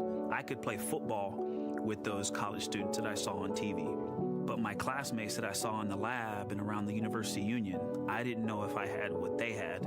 I think addressing that self-doubt was a part of, swinging for the fence and trying to go get an engineering degree, not just go to college, but get an engineering degree and then go do something challenging and technical like flying. Apollo is known for sending humans to the moon. Artemis has an opportunity to continue the Apollo story, but I actually think it's important for this story to stand on its own. Artemis is a new program, and we're trying to do new things. And it's great to compare and contrast. When you look at our spaceship, you can see parts that were designed, built, and integrated in another country. When you look at our crew, you see that our crew is international. There are also men and women. And I just think that comparing and contrasting makes the story even richer. The piloting role specifically, I will have an hour and a half or so where I get to fly the spacecraft by hand. We haven't flown that many spaceships. And so the ability to fly one actually in space on a test mission is just a really unique opportunity. I can't tell you how I'm going to feel when we fly by the moon and see the moon up close and the Earth from 250,000 miles away, but I don't use the word excited because I'm focused. What we do, this is very serious and it's very risky, and we are all intimately familiar with that risk. And so if we go out there and we're successful and we can pass that baton on to Artemis III, that's something to really be excited about. I tell a story, which is one that my dad told me before the Apollo missions when he was just a very little boy. He was looking up at the moon with his mom, and his mom said to him, "Don't worry, Ronnie, we'll never get there." Fast forward maybe 70 years later, it's his daughter that's actually going there. And I think that long arc is something that we can all learn from. The idea that the seemingly impossible becomes possible if you just believe in it and are willing to work hard and come together to achieve it. My name is Christina Cook, and I'm a mission specialist for NASA's Artemis II mission around the moon. When I look back at my dreams as a kid, I definitely never thought I would actually get here. I was very pragmatic. Even though I'm a dreamer, I knew that the odds were way against me again, so I might as well do something I'm loving in the meantime. I definitely loved science and math in school and, did pretty well in those things, but I also loved being active. I was always outside. I loved things that made me feel small. I loved looking at the night sky, oftentimes between the pine tree branches, or I loved the ocean. North Carolina also has mountains, and when we go there, I just loved the vastness of all of those things. I loved how they made me feel and what they made me think about, and the vastness of the universe and how much out there was to learn. I'm drawn to exploring. I'm drawn to challenges that involve both mental and physical, and I'd much rather be solving problems wearing a whole lot of equipment and in a harsh environment, and that's just something I've carried with me ever since I was a kid. Thinking about the fears or challenges that I've had to overcome, there are just so many. I mean, basically, it's just been, that has been the journey. I always say to people, do what scares you, and that means I have to follow my own advice. So doing what scares me meant getting on a plane and going to the Antarctic, getting on a plane and going to study abroad in Ghana, applying to become an astronaut, opening the EVA hatch in the airlock and going out of it into the darkness, strapping myself onto a rocket. And so for me, I think that no matter what the challenge, recognizing that if people believe in you and you believe they believe in you, the challenges seem always a little bit easier. To me, the moon, it represents history. It is a witness plate. Everything that's ever happened to the moon is still written on the moon. Every single person has looked at the moon their entire lives.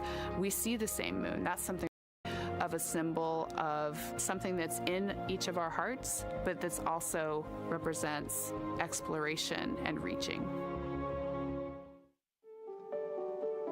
I have this very distinct memory of seeing an image of an astronaut standing on the moon.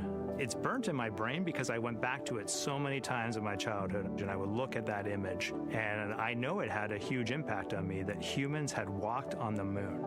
My name is Colonel Jeremy Hansen. I'm an astronaut with the Canadian Space Agency, and I'm a mission specialist on NASA's Artemis II mission around the moon. My elementary school years, I grew up on a farm outside of London, Ontario. I spent as much time as I could with my dad on the farm. I learned the value of hard work, for example. If I wanted to go to work with Dad, it was going to be a long day, and I was going to have to not complain, or I wasn't going to get to go the next day. I had a treehouse. I had a vivid imagination, and I changed my treehouse into a spaceship. I made all these dials and controls. I had circuit breakers for switches that I found in the barn, and I was exploring space in my imagination. The most important thing I did to get to where I wanted to go in life, which was flying fighter jets and eventually becoming an astronaut, is I shared those desires with other people. And it turns out, just like you don't go to the moon on your own, if you could, I would have done it a long time ago in my treehouse as a kid, you have to go as a team. I think the biggest impediment to achieving my goals was, of course, myself. And I think that's a common human experience. There are many times where just little things would get in my way, and my immediate interpretation of that was, well, now that goal's out the window. You know, people must have lifted me back up, and somewhere in the back of my head, that persistence came through. And I think that's a common human experience, to doubt ourselves.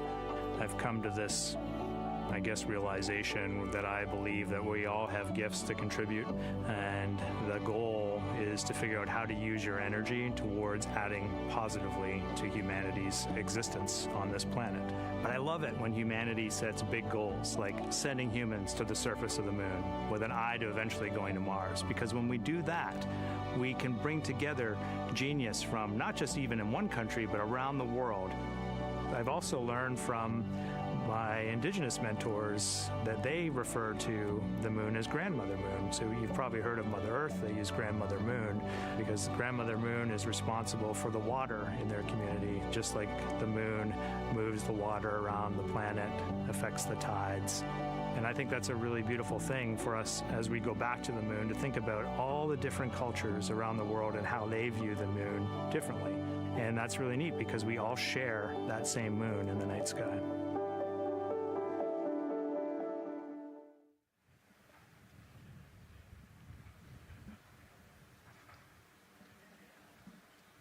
One hour, 38 minutes and counting until the opening of the Artemis II launch window today, 6:24 p.m. Eastern Time. And we are looking at the rocket and Orion out on the pad, historic launch pad 39B here at Kennedy Space Center. What a great view. Nicole. Yes, it is. You know, we can see the clouds out in front of us, but they are to the west, and you can see that there's some blue sky peeking through behind that rocket, which is good news. And more people continue to come on center here. About a couple of hours ago, folks with special passes to come on center were allowed to start driving on with family and friends. And of course, we have media growing by the moment here at the press site here at Kennedy Space Center, setting up their cameras, setting up tents, interviewing folks. Again, this great jib shot that we have from our camera here showing all the interest that we have here at the press site. And actually, even to the right of us, so camera left, no, sorry, the right of your screen, left of us, plenty of other people there, set up with their own tents, broadcasting to their own viewers. And so again, just really cool to see everybody wanting to share in this moment. Yeah, that's, I mean, how many media tents we can see from here. It's a beautiful thing. Yeah. I think it's important to share this message with the whole world. Yeah. And so let's take a look now at people who are watching in other parts of the country. We have this shot here from the U.S. Space and Rocket Center in Huntsville, Alabama. Oh, man, look Just at that. kidding. Museum of Flight, Seattle, Washington. So sorry. Hello to you over there. Sorry, I thought that you were in Alabama. But here you are from Seattle, Washington. Again, the Museum of Flight. They must have had a special event to bring people there to watch, as well as a special event here. Now, correctly, the U.S. Space and Rocket Center, Huntsville, Alabama. Of course, they would have a lot of people here, and I'm sure this crowd will grow when we get closer to launch. Marshall, the home of the SLS rocket. Yes. Yeah, this is a great shot. You can see all the people there, and obviously you've got quite a few artifacts in there as well. Oh, now they know. Yes. Yeah, now they know. They're on the broadcast. That's too funny. Awesome. Hey, listen, it's all right. We can sit. We can sit and chill until we wait for the opening of the window. No, there they are. Yeah. Everybody's excited. Thank you guys for showing us your excitement. I know deep down it was in there. It's just that you felt like sitting at the moment, and that's all right. There's a little delay. Yeah, that's all right. Well, thanks so much to those supporting these watch parties and bringing them to us live here. Actually, our video paths are taking quite a circuitous route to be able to bring those live views in from Seattle as well as Alabama, but we're glad that we can be able to share it with you in the broadcast now.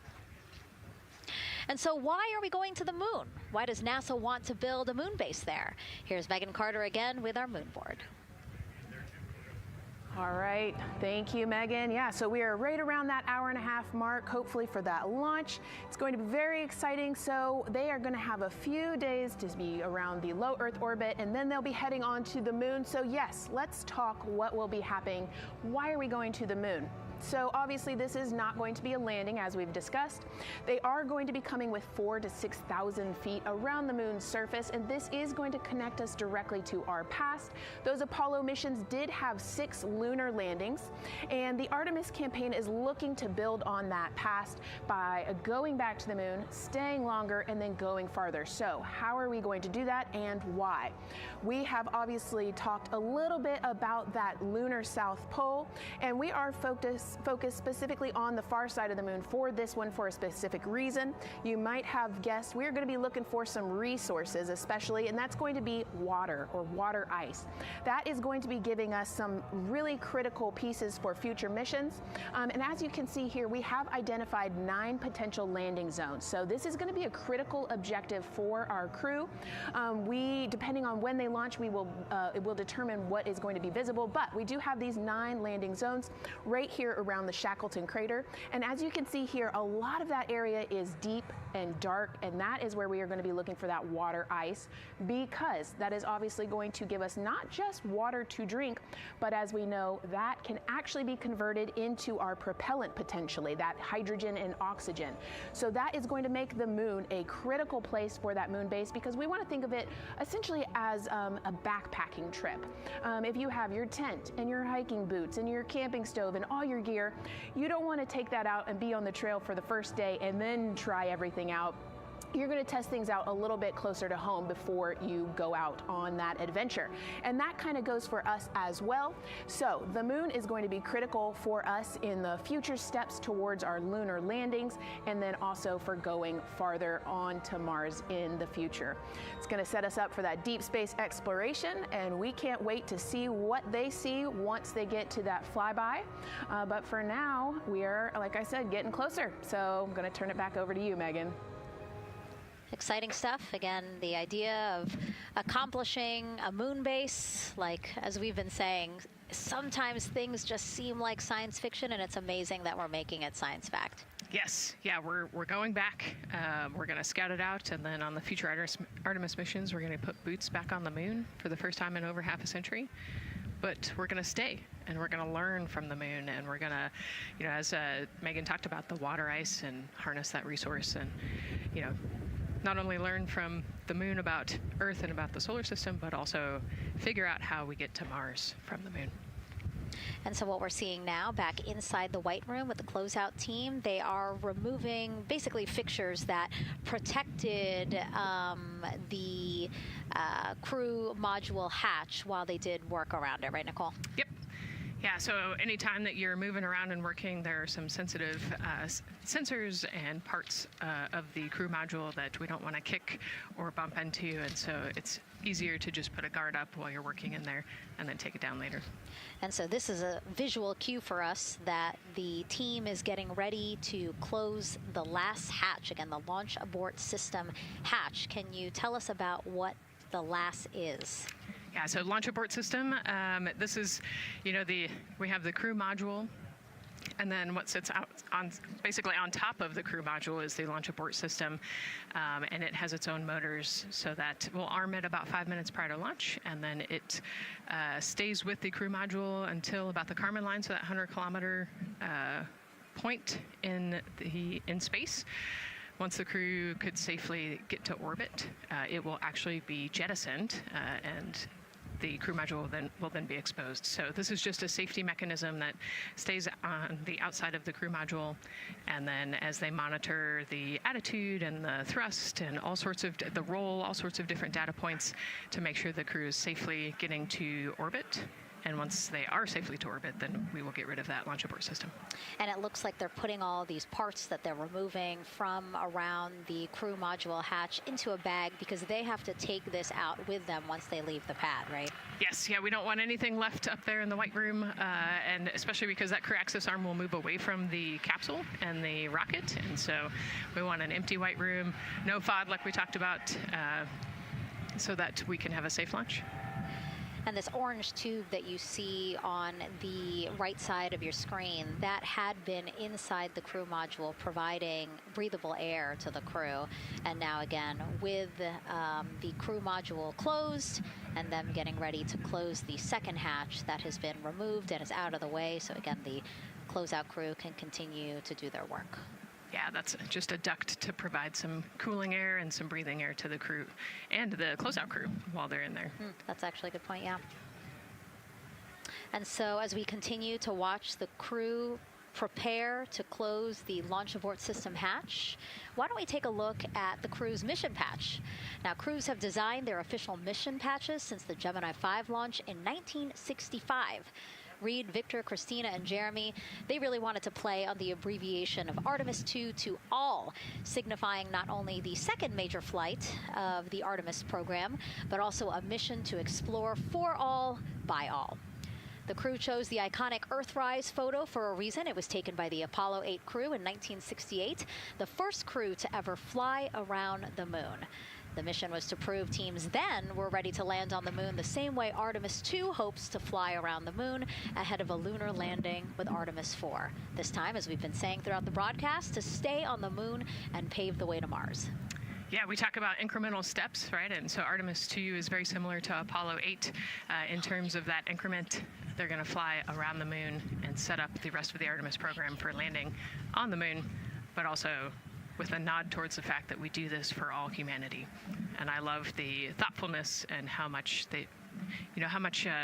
importance they put on their patch design. Another camera angle of inside the Orion spacecraft. was going to say, we might be able to see Rise, but I think it's right behind Reed's foot there. And so to orient people again, so basically we have Christina in your upper right-hand, Christina in your upper left-hand corner. Then you have Jeremy below her. And then the feet you're seeing, those are Reed's feet. And then next to him, the upper right-hand corner, that is Victor, who's unfortunately hidden by Reed's feet. But again, that is the orientation of the crew inside Orion right now. Now, earlier this week, the crew got to stick their patch on a wall just outside the suit-up room. We can play that video there now. You can see that crews have been doing this as part of a pre-flight tradition again. Wow, Reed just making sure that thing won't come off. It's flat. And so now Victor is signing there, followed by Christina, and then Jeremy. That's a fun tradition, and your patch is up there too. It is, yeah, ours is on the left-hand side there. It's a fun tradition. This is a really fun day too. You know, they did this a couple days ago, but it's just another step that makes it a little bit more real that you're going to be launching soon.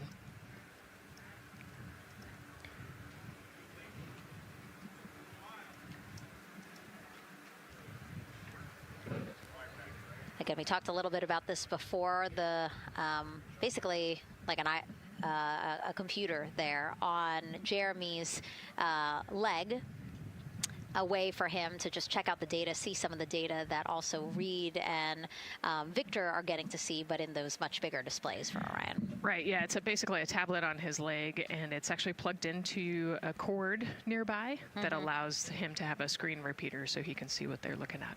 And it looks like he's taking notes. Can you talk a little bit about what that is? It's part of, all of them have like a little procedural book, right? Right, yeah, so they have what we call a knee board, and they'll have blank pages to take notes on. They might have a cue card or procedures, or they can be kind of custom built to what each crew member wants for their knee board. This mission, of course, built by people and companies in all 50 states, as we've been saying throughout the broadcast, and with our international partners as well. Let's take a look at some of the people playing such a big role in today's test flight. What we're doing here is a collaborative effort of hundreds of thousands of people. This is about the parts, the hardware, the software, the services, all coming together to make that mission possible. My dream for this space program is that we would not just push the boundaries, but that we push them together. And liftoff of Artemis I. We rise together, back to the moon and beyond. It takes a team to do great things. And Artemis has an incredible team. We have international partners. We have commercial partners and industry partners. It takes unity to accomplish great things, and that's what this mission's all about.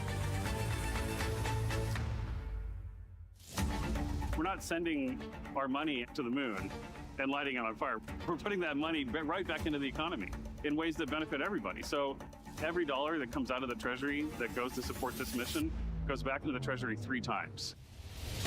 What is very important to me is that we do it the right way, and that we do it with our values, that our industries grow, that our communities grow, that our families are healthy and safe and have amazing things to work on. Then we're going to build machines to go even further onto Mars. That is our generation, the Artemis generation, that defines the starting point of our exploration future. I just want to say thank you to all of the hands that have touched a part of this program and the hearts that have moved everyone to this goal, because we're going to the moon and we're going beyond. One team. One team. One team. One dream. What I really like about that package is, again, just reminding people that this is spurring so many jobs across the country. Yeah, across the country and across the world, right? The whole world has a part of this. The Artemis Accords are signed by over 40, 50 different countries. And so, yeah, we're taking all of the taxpayers' money and we're putting it right back into the jobs here in the U.S. And the money, too. You know, when we have more disposable income because we have good paying jobs, that's money that goes back into our economy as disposable income. So really, it is just an ecosystem that NASA is proud to be a part of. Right. Not only is it about the money and the economy, right, but it's also about the science and what we're going to learn and exploration. You know, on top of all of those things, we benefit the economy as well. Obviously, Nicole is a wealth of knowledge. We're very lucky to have her. We're going to be tapping into that knowledge throughout the broadcast, and we have been for now close to 4 hours. So thank you, Nicole. I hope you're holding up okay. Yeah, I'm loving it out here. It's been great. Let's learn a little bit more about Nicole. Her first mission to space was actually last March.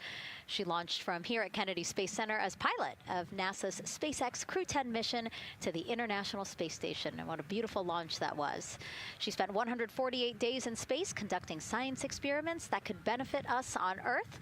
For example, one studied the physics of liquids, which could help researchers deliver medicines more effectively. She also conducted an almost 6-hour spacewalk to help upgrade the orbiting lab's power system. Nicole is a lieutenant colonel in the U.S. Air Force and flew one of its most advanced aircraft. She was born in San Diego, California, and is a twin. That's a cute photo of the two of you. Oh, that one too. Young explorers, yeah. Yes, yes. That's so great to just see how far you've come. Again, I think that speaks to what we've been saying. Like, you know, just if you're passionate about something, go for it and see where that takes you. Yeah, I think that's a great example. You know, I was a serious little kid with really high goals and just kept working hard and never got bumped up the path and ended up here. And I think it's a testament to the human, like we talked about, if you're willing to work hard, be a good team player, you can really get anywhere you want in life. And that's what I love to talk about. Christina has mentioned similar things. And so it's been kind of a theme for the day. Yeah, definitely a theme for the day, a theme for the team. The team has said the same, the crew has said the same sort of things. So absolutely, Nicole, thank you so much for being here. And hopefully only a little bit more until launch today. Hopefully. So today's Artemis II test flight will mark only the 7th time NASA astronauts will launch on a new NASA spacecraft designed for crew. And then controlling the flight will be Mission Control in Houston. Our Gary Jordan is inside with flight controllers. Hey, Gary. Hey, Megan, you are right. This is a significant milestone, and we may be putting the names of a few more astronauts in the history books today. The Artemis II crew is set to launch today will join a select list of humans to fly in a spacecraft for the very first time. And Artemis II, like missions before it, is a test mission. During Ascent, the crew and the teams here in the room are prepared for a variety of scenarios. Some of these will be called out directly by Capcom Stan Love during Ascent, and some are a little more subtle. These calls can be split into two categories: alternate main engine cutoff or MECO targets and aborts. First, there are 2 alternate MECO targets, or AMTs. These note milestones to give flight control teams and astronauts an idea of what would happen after that moment should the core stage lose one of the main engines. First is AMT low. You won't hear it called out by the crew or Capcom since this happens right at liftoff. If the core stage loses one engine at this moment, an abort once around option could be made at main engine cutoff, meaning the crew could target a splashdown in the Pacific. The second is AMT high, which will be called out by Capcom's Stan Love around 22 seconds. After this moment, if the core stage loses an engine, we can still pursue an alternate mission in low Earth orbit to accomplish some of the test objectives. And at about 5 minutes, 16 seconds into the flight, you'll hear the call 3-engine press. This is a good moment. After this point, if the core stage loses an engine, we can still make a nominal main engine cutoff and pursue a moon mission as expected. Again, these MECO targets give the flight control teams and crew an idea of what lies ahead should one main engine be lost, but assumes we are otherwise continuing to a main engine cutoff target. This differs from an abort, where the Orion capsule separates from the Space Launch System prior to the planned separation time. There are abort options at every moment that integrity is attached to the Space Launch System, from the pad to more than 3 hours into the mission.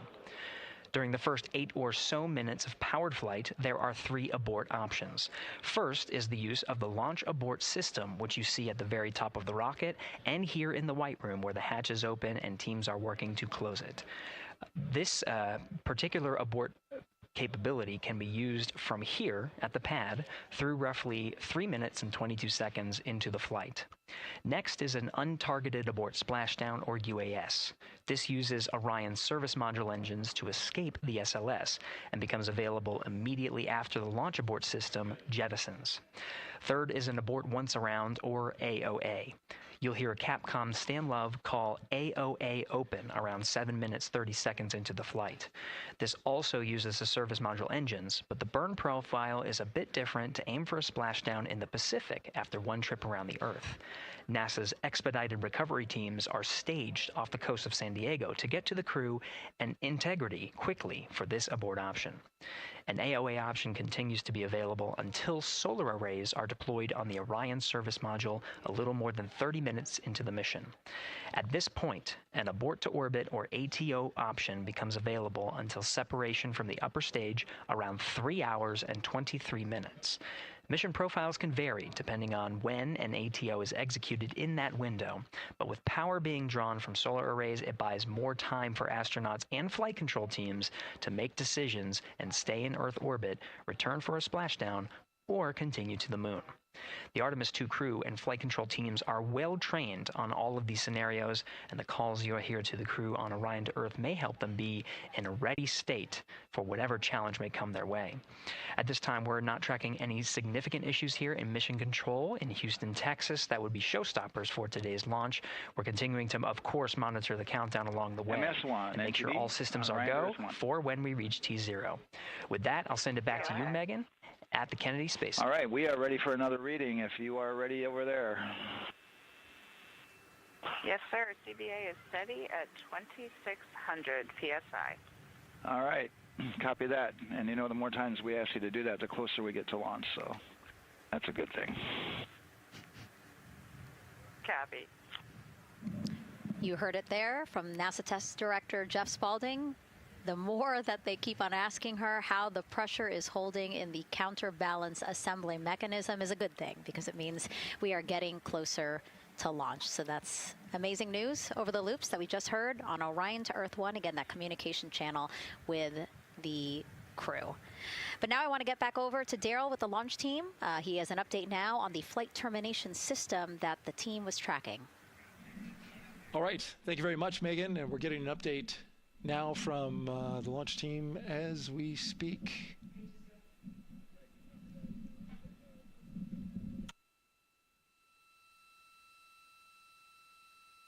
All right, stand by 1 second.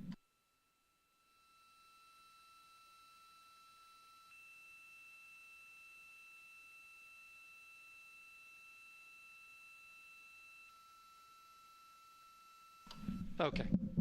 Sorry about that. We're just getting an update, in fact, about what I was about to report out on the range. And the good news is the range is go. So we reported that they were working to verify their equipment regarding the FTS system.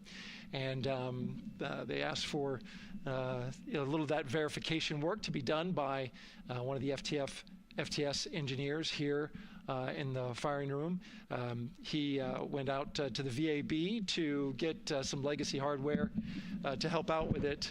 But in the end, this is a fix that the range had come up with to get clearance, to clear the range rather, and to as well work the FTS system. And so now they are go. Again, the range is go. That is no longer a constraint. And so you combine that with the fact that the rocket and the ground systems here also working, no constraints, clear board here is great news.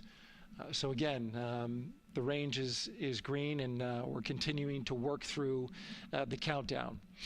We got a weather update that came in to the launch director from Launch Weather Officer Mark Berger. He reported out that there's still a little bit of feisty weather activity that's happening up in the Titusville area. That's the city neighboring the Kennedy Space Center.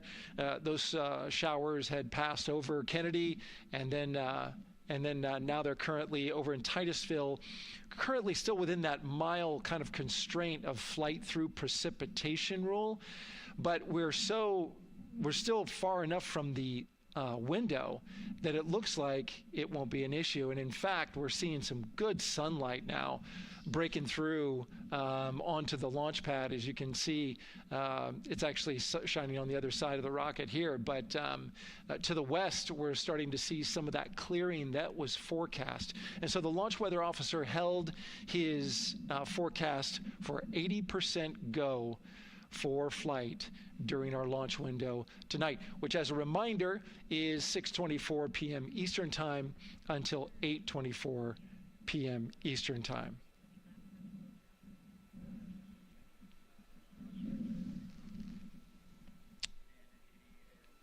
And we're also hearing that the last hatch closure, as you can see in the bottom corner of your screen, they're starting to work on that. That's the launch abort system hatch. There are two hatches, the crew hatch and the launch abort system hatch, and the closeout crew that you see right there, right on time with their work as they go to shut. And you can see it in motion right now, that launch abort system hatch. That's the latest from the firing room. We'll send it back to the host desk. Thank you so much, Daryl. Great news all around. And yes, we did just see them close the last hatch. And now we are looking at a live view of Banana Creek. Lots of people there, I'm sure, relieved to hear that that issue with the flight termination system has been resolved. And we are go for launch. Go for launch from the range, go for weather, and go from all of them, I would imagine. Yes, it's got to be exciting. The crowd is building. And as Daryl said, you can start to see the sun poking out here, and we can see all the clouds are moving north and moving away from us. So it's all good news. And so as we know, we have our Leah Martin down there at the Banana Creek viewing location, and she's standing by with some other guests. Hey, Megan, I don't know if you heard that huge cheer just now. If you heard a big rumble, as soon as Daryl said that the range was clear for launch, everybody clapped. It was super excited as we get to do some final countdowns. Standing next to me, I have Hudson and Maddox, the son of brothers here. And I asked you a little bit earlier, how excited are you to be here for launch? What did you say? I'm very excited. It's our mom's birthday, and, you know, not a better way to celebrate right now. I asked you on a scale of 1 to 10, how excited are you? Would you say? 11. Yeah, 11. I'm very excited. Super excited. Yeah. So, Megan, we've been watching the launch broadcast here and hearing some of the questions that you and Nicole have been asking and answering. And I actually wanted to ask these two kids, if you could take a 10-day trip around the moon and take 3 people with you, who'd you take with you? Well, I'd take my dad and my mom. And, I mean, I don't know. Probably my best friend. I'd just say one of my friends, you know. Oh, one of your friends. So brother got left out. Who would you take? That was just what I was thinking. My dad and my mom and my best friend. That's a pretty good answer. Your brother can get his own trip to space, right? Yeah. So I'm actually joined here also by Dad. Now, you were sharing with me that a lot of the work that you've been doing over the last several months has been prepping the launch teams, our engineering teams, our ground systems teams to get ready for launch, to be mindful and to be in this moment. How does it feel to be standing here knowing that the people you've worked so closely with are doing what they're passionate about, or doing what they were born to do, moments away from launching this rocket? I mean, this is an exceptionally happy moment for us and all of us and the people that are, about to take off on this historic trip here. And I'm grateful to know that we've helped in some way, shape, or form to help them stay steady and calm, in such an exciting time within the agency. And so to just be here and witness it and know that, they've got some tools to help them stay calm and steady is everything to us. So. Fantastic. Well, Megan, we are standing by ready to go, and we're ready to cheer this team on. Thanks so much, guys. And yes, Leo, we did hear that cheer. That was very exciting. I think the vibe over there is they're celebrating, they're having fun. And here, once they heard that we're go for launch, everybody had to run back to the camera and work. It's a little bit of a different vibe, but I definitely think that people are excited, especially as we see now live inside of the White Room at the launch pad. The closeout crew has closed the launch abort system hatch. You saw there, we took it live. Took a lot of them, I think all of them, except for one. I think it took 3 or 4 of them to push that hatch door close.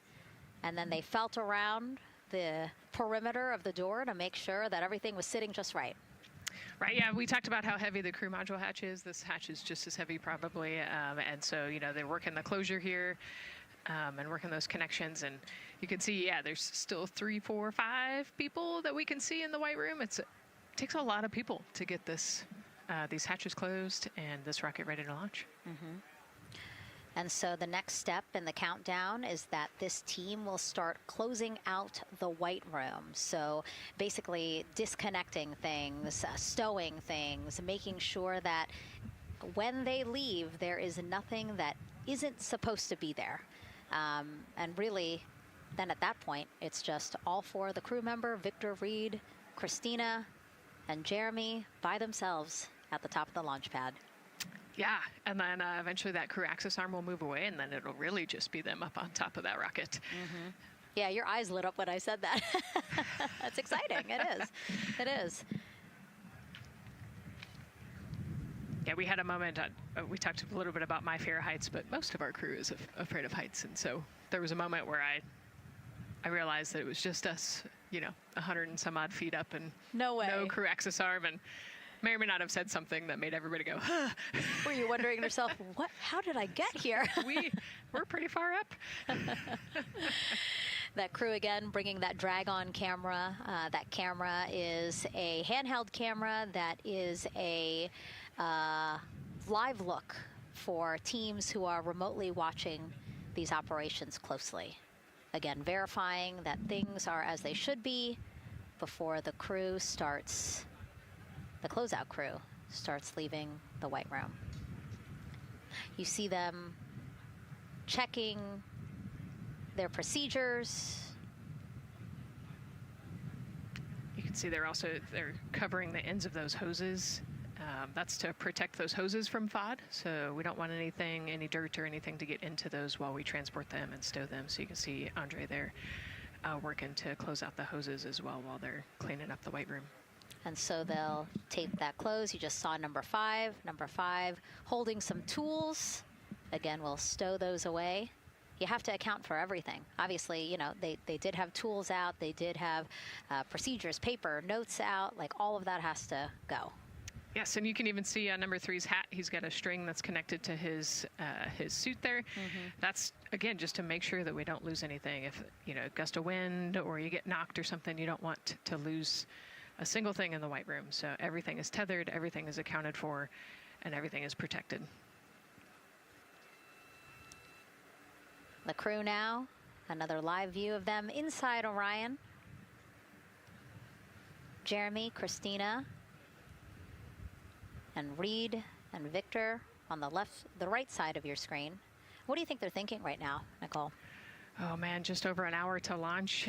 You know, there's probably a little bit of a lull right now, monitoring some systems, but you can see Reed's got his feet crossed. So I think just trying to relax and, you know, pass the time by maybe thinking through the items that they're going to monitor through the launch, you know, the different jobs that each of them have throughout the launch. And once they get to orbit, you know, this first day on orbit is actually really busy for them.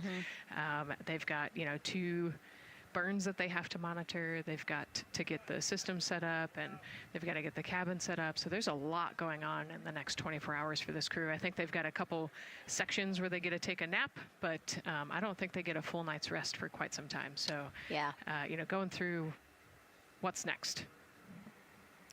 And so as we say that, I mean, imagine what it would be like to live in a spacecraft for 10 days. Let's take a look at what life will be like in Orion. Artemis II is our first crewed mission back to the moon since the Apollo program. A lot of the focus of Artemis II is really checking out systems to be sure that we're ready and well positioned for continued human exploration. My name is Susan Baggerman, and I'm the Chief Health and Performance Officer for the Orion program and the Artemis II mission. And this is 10 Days in Orion.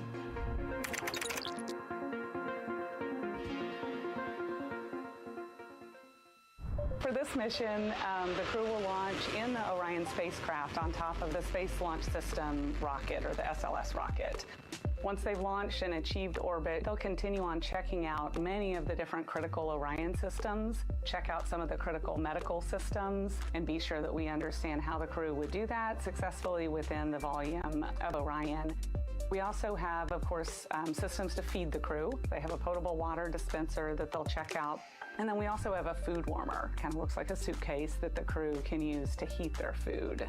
They're also going to check out the flight wheel system. We'll have the crew perform some initial exercises. Part of that is to ensure that the flight wheel is actually working, but part of it is actually to be sure that our environmental control systems are actually working. For sleeping, the crew will sleep in sleeping bags. Some crew members like to be very tightly bound up, and some like to float very free. They'll use the toilet for the first time and be sure that it's able to flush. While they're on their journey, they'll do some testing that they quickly don their suit just to be sure that we would be ready in the future for an emergency. They'll also check out our radiation shelter. If we were to have a solar particle event, we would be asking them to take stowage out of the stowage bay and put it in some specific locations on the vehicle, basically for it to serve as shielding.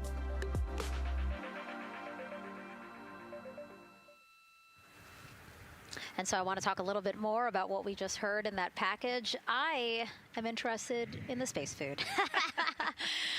So Reed, Victor, Christina, and Jeremy have a pretty big menu to choose from, so that's really cool. We're actually going to pull up a graphic now that kind of shows you some of the food that they're going to have with them on their 10-day journey around the moon. We know of more than 10 types of beverages. There's coffee, a mango peach smoothie, apple cider, lemonade. So those all sound delicious. And now I've just remembered I haven't eaten lunch. They're actually not too bad. I actually have a mango peach smoothie with me today. No way. Yeah. So you can see they come in these little packets here, but it's just kind of a dried powder that you add water to. So this would actually, you'd add 175 milliliters of water and let it sit for 2 to 5 minutes, and then you can stick a straw in it. You saw in that package they put a straw on the top septum portion there, and then you can drink it. And so this is the packaging. This is food that you brought up with you, or that you had while you were at the ISS. Yes. Yeah. Actually, this is all food that we have available to us on the standard, what we call the standard menu on the space station. And so, actually, the graphic there showed quite a bit of the standard menu that they're going to take with them. So, let's pull space it back food up, is space actually. food. Yeah. We can use the food that we have been using. You know, our food lab at Johnson Space Center actually creates that food, and then they stabilize it and they package it for us and everything. So they do a really wonderful job out there. We've got different types of food. You know, you can see I've got this is a soup, tomato basil soup, so thermal stabilized. It's already hydrated, so you just throw it in that food warmer that we talked about, and then you can eat it.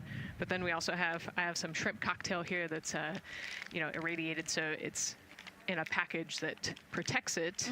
I'll show you. I've got a brownie too. That's probably my favorite one. But are we eating it? We might, if you're.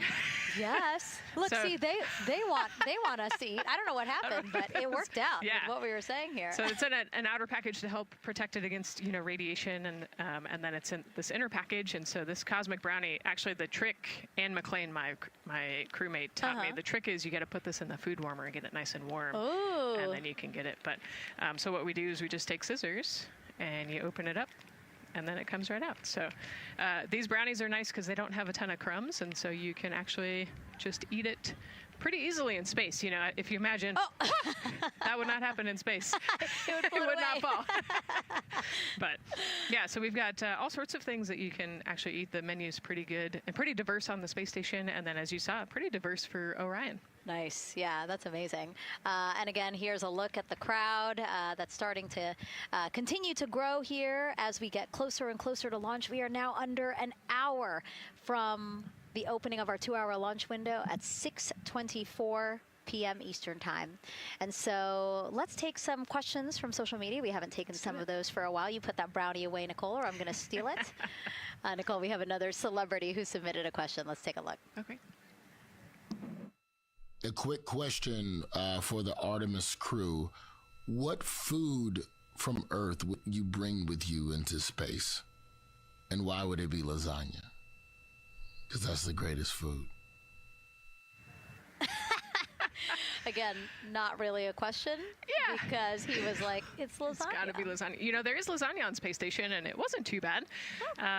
Probably not my favorite food of all, but yeah, lasagna's not a bad option. It's a high-calorie meal. If you're trying to, carb load for a spacewalk or something, it's a great option. Yeah, I remember Christina saying that her favorite food on the menu, and actually, she was saying that she was getting in trouble because people kept on saying, you can't eat mac and cheese every day, Christina. We mentioned the mac and cheese and brisket earlier. Man, I would put those two on a tortilla. That would be great. That sounds delicious, delicious. Well, thank you so much, everyone, for sending in those questions. For everyone from a 5-year-old that we got a question from to all the way to Roy Woods Jr. there, a comedian. So thank you so much. And if you're just joining us, welcome to the Space Coast of Florida, where we are counting down to liftoff of Artemis II. You see a beautiful aerial shot there of our rocket on the pad. For the first time in more than 50 years, we are sending humans to fly around the moon and back, and we're taking you all of you with us on this next chapter of human spaceflight. I'm NASA's Megan Cruz, and this is NASA astronaut Nicole Ayers. Great to have you here, Nicole. Yes, this has been a beautiful day. Excited. We're continuing to march towards this launch. Yeah, and if all goes as planned, this crew could travel farther from Earth than any other humans before them and see parts of the moon no one has ever laid eyes on. How exciting. Yes.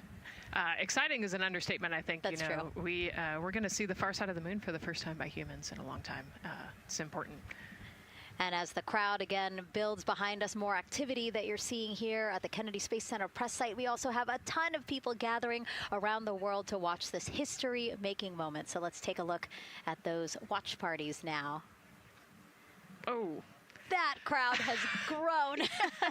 We checked with them probably like 30 minutes ago, and it was half that. But again, as we get closer and closer to launch, we are seeing more and more people gather together, wanting to experience this together and not just in a vacuum at home, Yes, this is so exciting. Look at all of those people. Man. And now here we are back in Seattle, the Museum of Flight. Again, people gathered there to show their kid. We see someone walking in the second row there. His first crewed launch to the moon. How exciting. That is exciting. Hello, everyone. Woo. Oh, that's so great. And now let's get you up to speed on what's happened so far. Again, we are now within an hour of the opening of our launch window. So what has been happening so far today? Well, a lot. After waking up and grabbing a bite to eat, our Artemis II crew suited up inside the historic crew quarters, a tradition that dates back decades. Teams helped them into their custom Orion crew survival suits, and just like other crews before them, they gathered around a table for a card game to pass the time, but to also burn off any lingering bad luck before they walked in the footsteps of every NASA astronaut launching from Kennedy Space Center since Apollo 7 in 1968. They walked outside the Neil Armstrong Operations and Checkout Building to greet a crowd of family, friends, supporters before getting into their Astrovan for their security-escorted ride out to historic Launch Complex 39B. They got a close-up look at the SLS rocket, then walked across the crew access arm and climbed one by one inside their Orion spacecraft. After that, teams conducted final checks with the crew before closing both hatches, the crew module hatch, as well as what you're seeing there, the launch abort system hatch. And now we are back live at the pad where the closeout crew is getting ready to leave the White Room.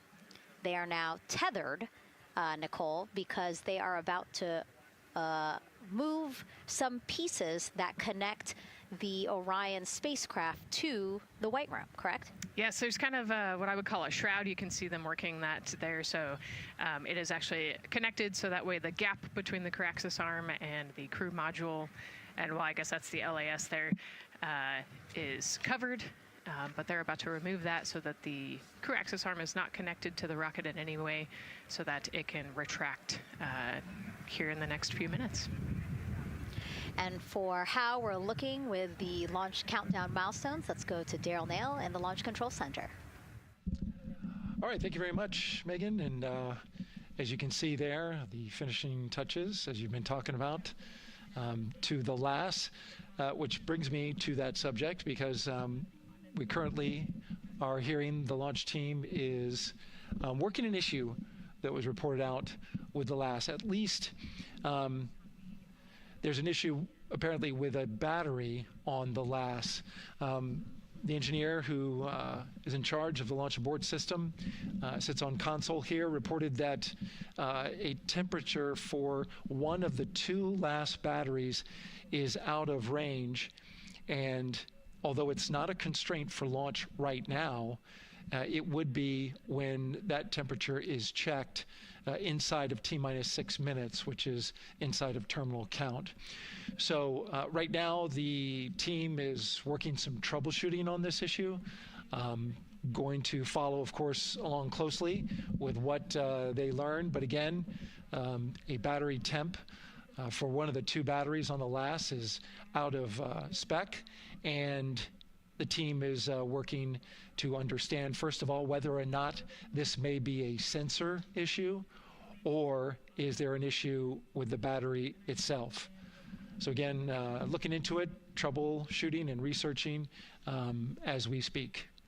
With regards to the weather, we did get some good news there. Launch Weather Officer Mark Berger reporting to the launch director that the weather chances have now improved for the window. We are up to 90% go, which is great news. Again, 90% go.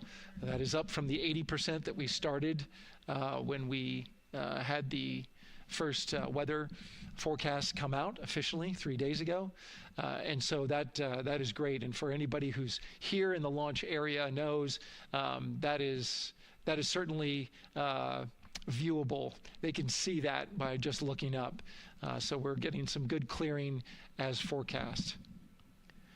And then just a reminder for those people who are watching the launch from the nearby area that if you're watching on an internet-enabled device, just remember that there may be a little bit of a delay. Can't tell you how much of a delay, but since it's on an internet device, sometimes this broadcast might be a little behind what you're actually seeing. So just keep that in mind as you are watching. Don't wait till the last second to run outside if you're inside your RV or your camper or your house.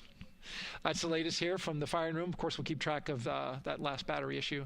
We'll send it back now to Megan and Nicole at the host desk. 2 of them there had to be tethered to the inside of the white room, because obviously now we have detached the white room from the Orion spacecraft. Yes, that view is quite something. Yeah, spectacular. Yep. Oh, no, I'm sorry. I forgot. Nicole's scared of heights. An astronaut afraid of heights is actually not uncommon, as we've learned today. But yes, so obviously, again, things proceeding as we march closer to the opening of our 2-hour launch window at 6:24 p.m. Eastern Time. Again, the closeout crew just finishing up those last couple of things they have to do before leaving the white room and then leaving the pad, leaving only the 4 Artemis II crew members inside the spacecraft by themselves at the pad. Yeah, and then we'll be curious to follow the battery issue on the LAS as well. I think sometimes it's just a sensor issue, sometimes it's a battery issue. So hopefully they figure that out quickly. Mm-hmm. And so if we can take a shot of the crew inside the capsule, if one's available, why don't we talk a little bit more about each of them? So we have Artemis II Commander Reed Wiseman, Baltimore native, and he's actually, you see his feet in that shot there from inside Orion.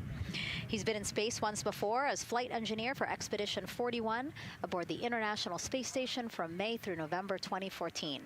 During the 165-day mission, Reed and his crewmates completed more than 300 science experiments in areas like human physiology, medicine, physical science, earth science, as well as astrophysics. They actually set a milestone for station science by completing a record 82 research hours in a single week. He also served as chief of NASA's astronaut office from December 2020 to December 2022. His 2 daughters were out to wave goodbye to him as he made his way to the launch pad. And again, there's Reed's feet. Reed is the one sitting in the seat to the right, closest to our camera there. So looks like he's relaxed by the body language of his feet. Yeah, I think they're kind of in a holding pattern, if you will, or a waiting period. So it makes sense that he's a little bit relaxed. He's also kind of just a relaxed person in general. He's wicked smart, but has a demeanor that keeps everybody calm, and so I think we're seeing that here today. And so in this shot, Reed is the one sitting on the left, and to his right, Artemis II pilot Victor Glover. NASA selected the California native as an astronaut in 2013, and at the time he was actually serving as a legislative fellow in the United States Senate. His first trip to space, November 2020, pilot of NASA's SpaceX Crew 1 mission. That was the first operational mission of NASA's Commercial Crew program, which resumed launching American rockets from American soil to the International Space Station since the end of the shuttle program. Victor is a U.S. Navy captain and naval aviator who served as a test pilot, racking up more than 3,500 flight hours in more than 40 different aircraft. So again, he probably feels pretty at home in the pilot seat of Artemis II. Yeah, I think he does. He got to say goodbye to his wife and 4 kids.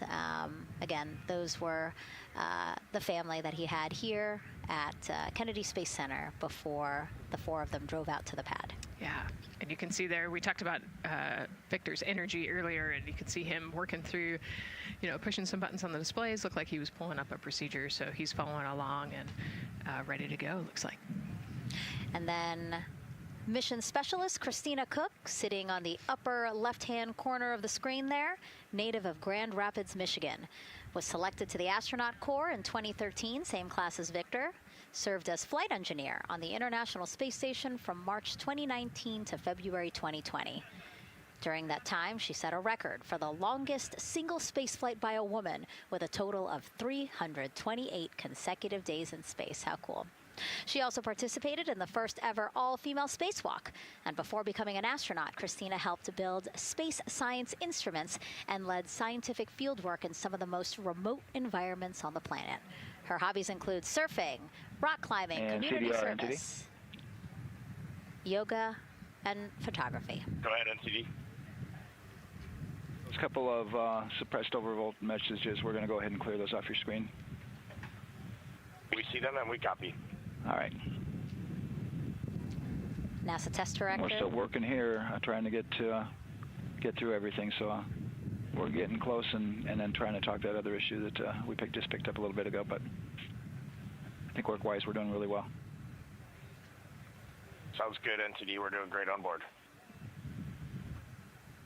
Glad to hear it. NASA test director giving an update to the crew. Some messages flashed on their displays. Just wanted to say that they didn't have to worry about that. We're going to clear that. And that also just reassuring the crew, again, that they are tracking and working the issue with the launch abort system battery. Yeah. All right. And then first-time flyer, Canadian Space Agency astronaut Jeremy Hansen will fly to the moon as a mission specialist on the Artemis II mission. The London, Ontario native selected as an astronaut in 2009. After that, he worked as Capcom at NASA's Mission Control Center in Houston. Capcom stands for Capsule Communicator and is the sole direct voice communicating with astronauts while in space. Jeremy also participated in training exercises, really cool ones, like living on the ocean floor off the coast of Florida to simulate deep space exploration for a week. In 2017, he became the first Canadian to lead a NASA astronaut class. He also enjoys getting out on a sailboat, rock climbing, and mountain biking.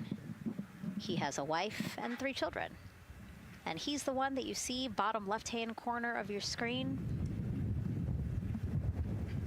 I know, I'm trying to see what he's doing there. Christina's looking too. And so there is your Artemis II crew inside the Orion spacecraft. And this is actually the 7th time NASA astronauts will launch on a new NASA spacecraft designed for crew.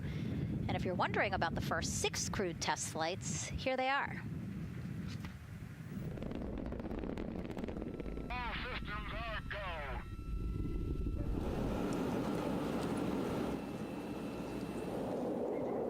Gemini 3, Gus Grissom, John Young, March 23, 1965.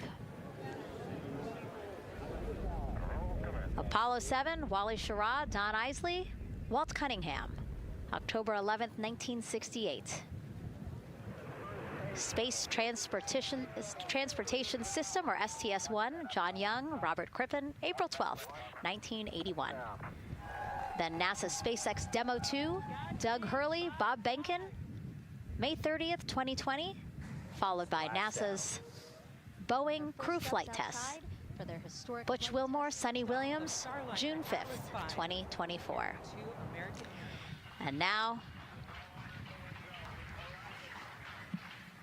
Artemis II with Reed, Victor, Christina, and Jeremy. It is really surprising, honestly, to hear that through all these decades, through all these launches we've had, this is only our 7th new vehicle that we're testing for crew. Yeah, you know, we have so many different missions that we think about and we talk about, but really 7 vehicles that we've tested and that we're flying. You know, I like to think of spaceflight really as a permanent test, right? We have, you know, hundreds of missions or so. You know, an airplane that gets tested and then flown has thousands of data points. And so really spaceflight is always going to be in the test field.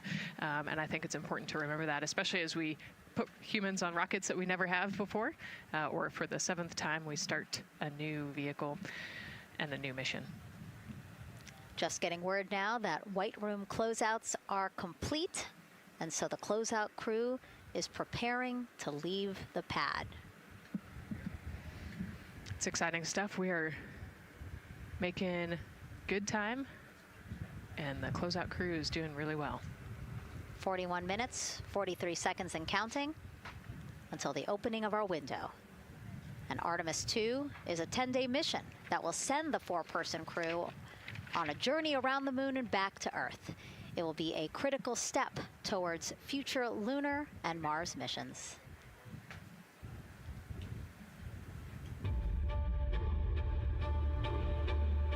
We're going back to the moon because it's the next step in our journey to Mars. We need to go explore the moon. There's vast regions of unexplored areas with the coldest, darkest places in our solar system. This is a test mission, and when we get off the planet, we might come right back home. We might spend 3 or 4 days around Earth. We might go to the moon. That's where we want to go, but it is a test mission, and we are ready for every scenario as we ride this amazing space launch system and the Orion spacecraft. But another reason we're going back to the moon is to fulfill NASA's mission, which is to explore the unknown in air and space, to innovate for the benefit of humanity, and to inspire the world through discovery. And when we succeed and when we accomplish the things that we set out to accomplish, that inspiration not only can set up new things to happen, but it also is a reminder in tough times that we're capable of doing great things when we work together. The thing I love about the moon is that it's not just a beacon for exploration and this platform of possibilities for incredible missions like this, but it has benefits. That's actually why we're racing towards it. Those benefits are really wide in nature. You have everything from innovation, technology development, not only for future missions going deeper into the solar system, but technologies that come back to Earth. You have inspiration, a whole generation of people starting this pipeline of STEM workers and manufacturers and operators that are excited to see what you can do when you work hard and you come together as a team. When I think about the 4 of us flying around the far side of the moon, seeing that Earth rise, taking images and video and sending them back to you, the feeling that I have inside is hope. We know that Artemis II is not the solution for humanity on planet Earth, but it is a contribution in the positive column. We hope that just for a moment that people will pause and say, wow, it's extraordinary when you look back upon the Earth with over 8 billion people, and you see this concrete example of what humanity can do, this extraordinary thing when we set big goals and CDR NTD to achieve them.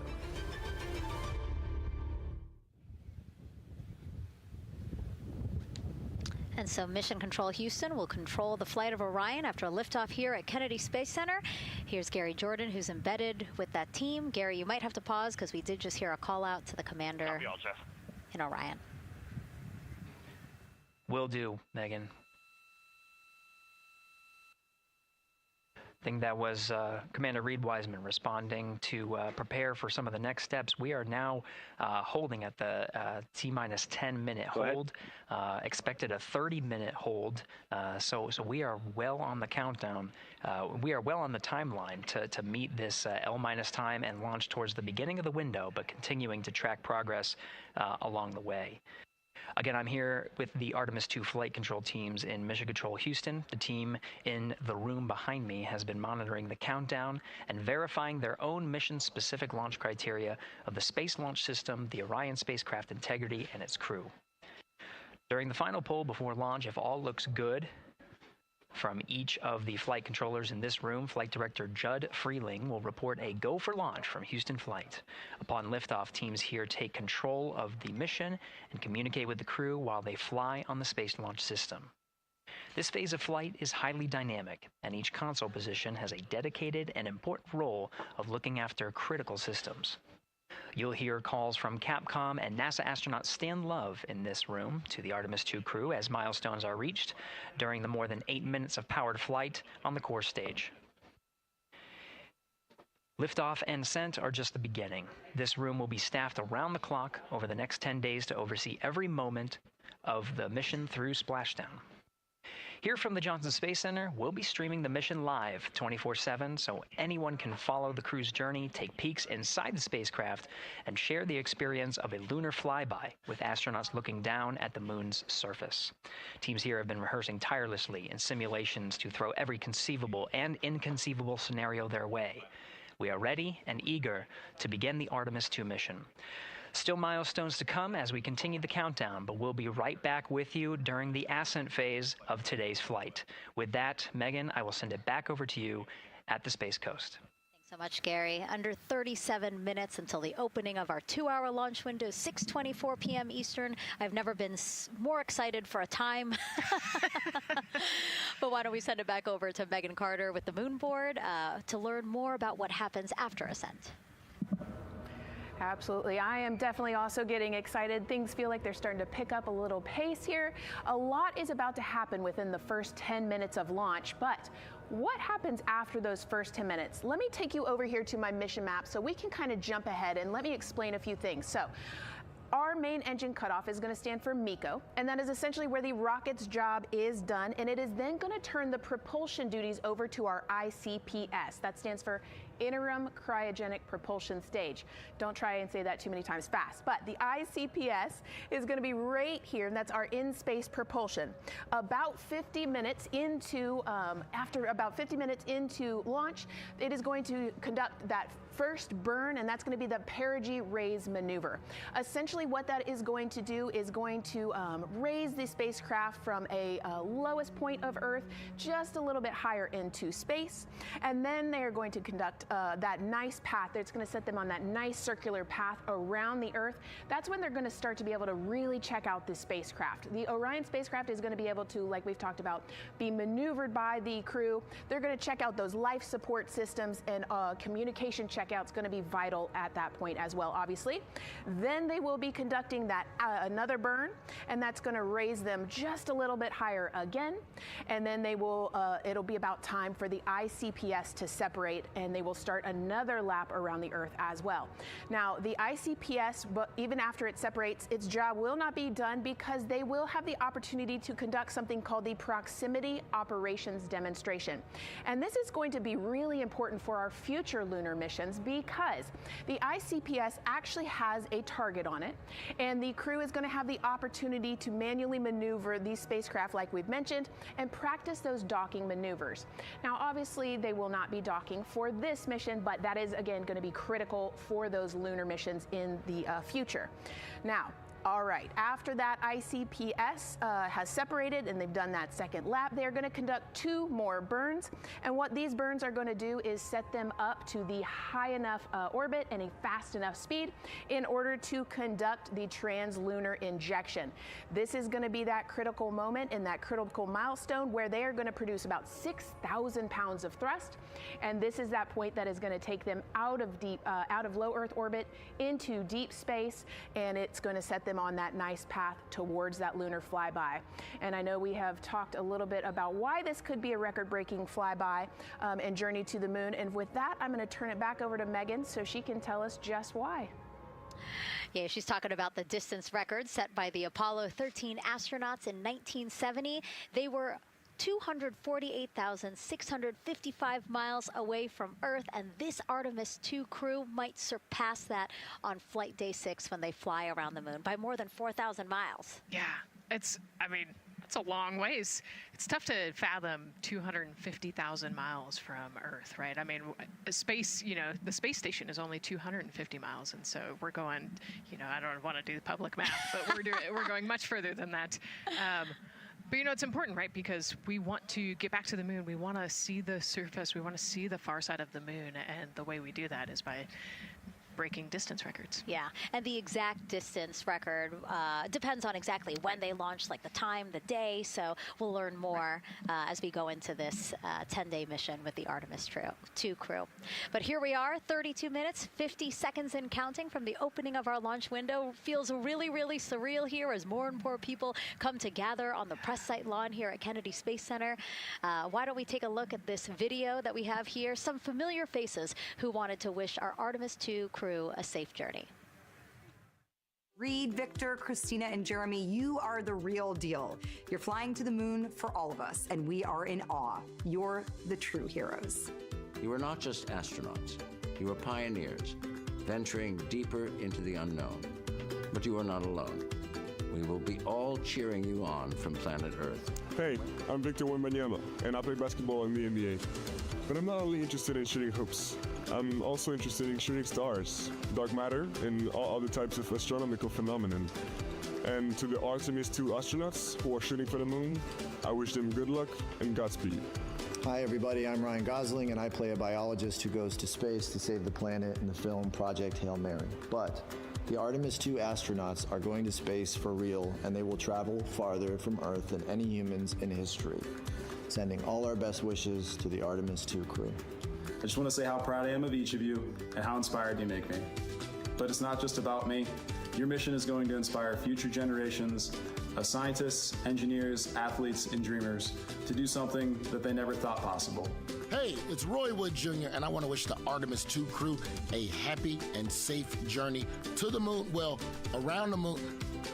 To go around, I know what you're doing. You got to look for a parking space. This is to go around the moon, make sure somewhere to park, and then you park journey. Good luck. It's actually a really good way to explain what how this mission builds. Again, we are hoping to land astronauts on the surface of the moon in maybe 2 years. So yes, we are looking around the moon on this lunar flyby mission to see where we might park. Thank you, Roy Wood Jr. Okay, and as we look at this live view of the rocket on the pad, there is a spectacular place here at Kennedy Space Center to watch launch from, and that's the Banana Creek viewing area. Why don't we go back there where the crowd is excited, and Leah has the best assignment ever, talking to people who are super excited about being here for Artemis II.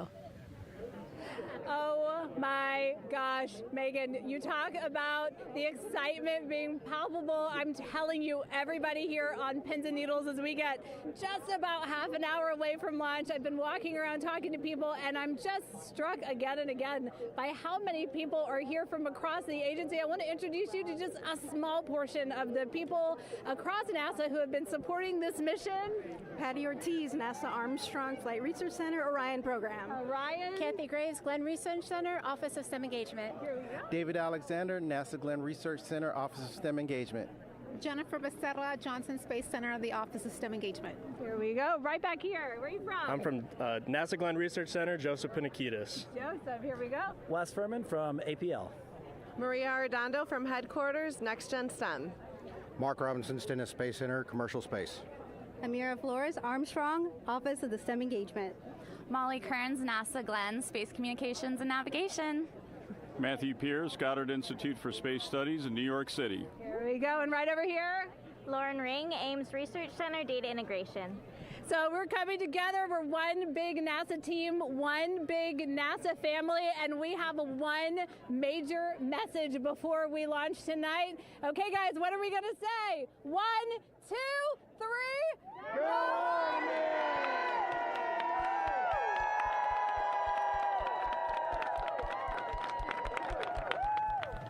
Oh my gosh, that made me so emotional. That was so inspiring to see. I mean, wow, yeah, that was great.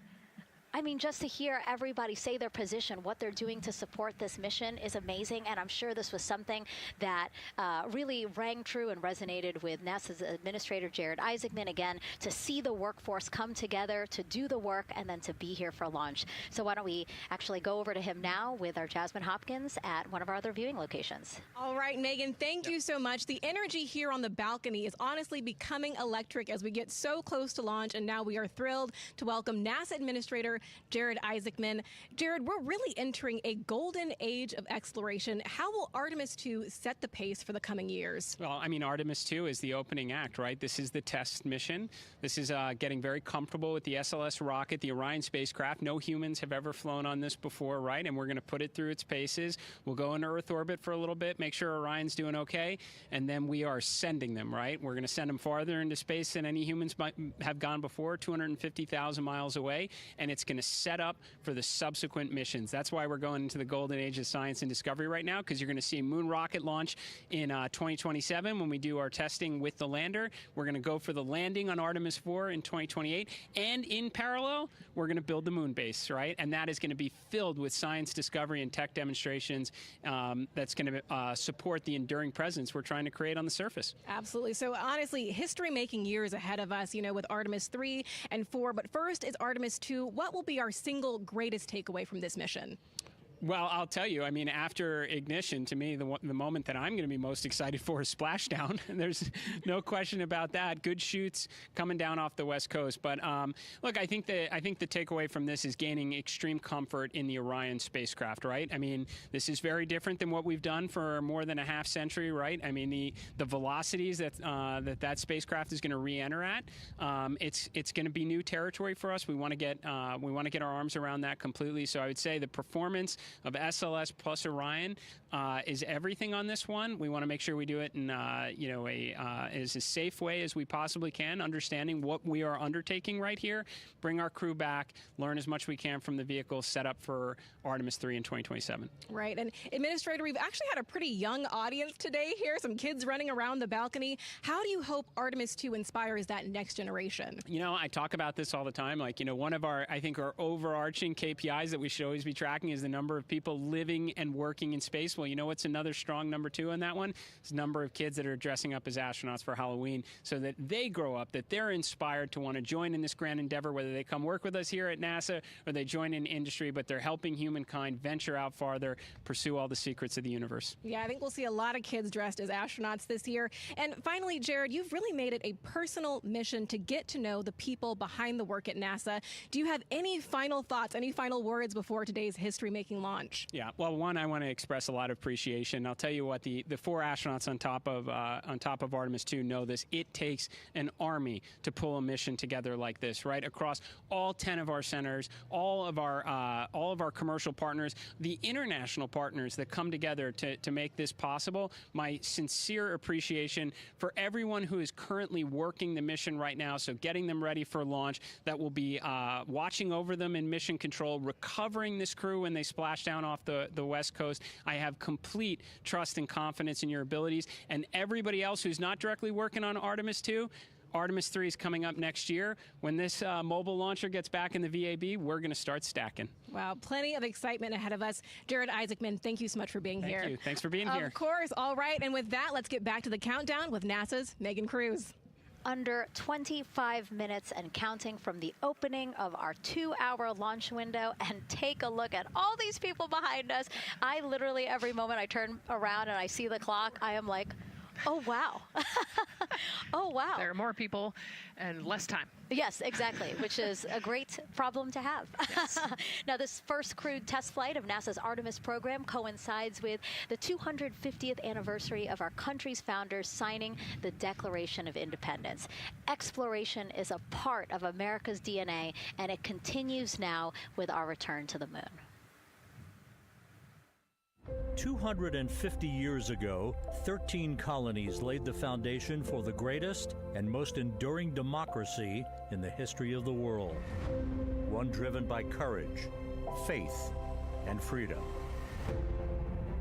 From that moment, we became a nation defined not by where we stood, but by how far we were willing to go.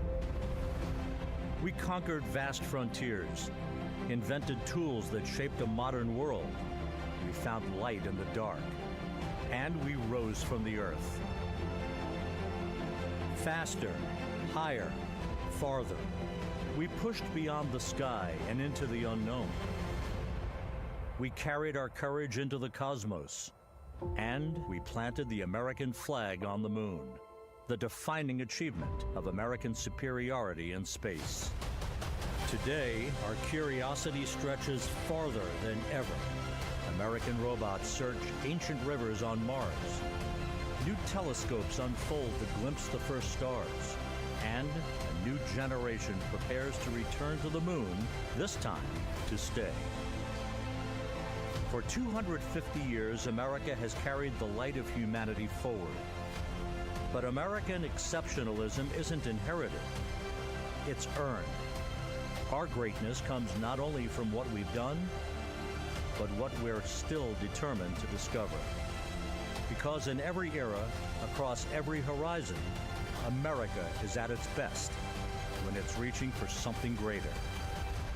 America celebrates 250 years, and we are leading the world into the future. 22 minutes, 15 seconds and counting from Artemis II, NASA's boldest test flight in a generation. The crew has said this often, that they hope it inspires children around the world. And recently, a group of kids here at Kennedy Space Center got a surprise of a lifetime while watching that rocket roll to the launch pad. So tell me what color it is. And who's going to be on that rocket? We're going to be on that rocket. I could make it a little bit longer. Did you see it? Okay, so everybody's looking at the rocket because it is kind of cool and impressive. One of the coolest things happening over there right now, though, is it's on top of a giant tractor. Doesn't all food come in like tubes? It's in these like little plastic bags, and you have to like rehydrate it. Sushi. There's not. I haven't seen sushi in space. It's probably hard to keep that back. Sushi mashed together. My favorite part was this one little girl, she had a question. She had patiently held her hand for a long time, and Christina turns to her and says, okay, what's your question? She just goes, I forgot. It was like, that's a perfect little kid moment. I just love. Wait, are you my mother's cats too, astronauts? What? Say that again? Never mind. It's a little hard to say. Go Artemis! These two? Yeah. Put it on. Look at this one. Yeah. There you go. I like your dabbing astronaut back there. It's just so fun to see the enthusiasm, the energy, and a little bit of chaos. 3, 2, 1.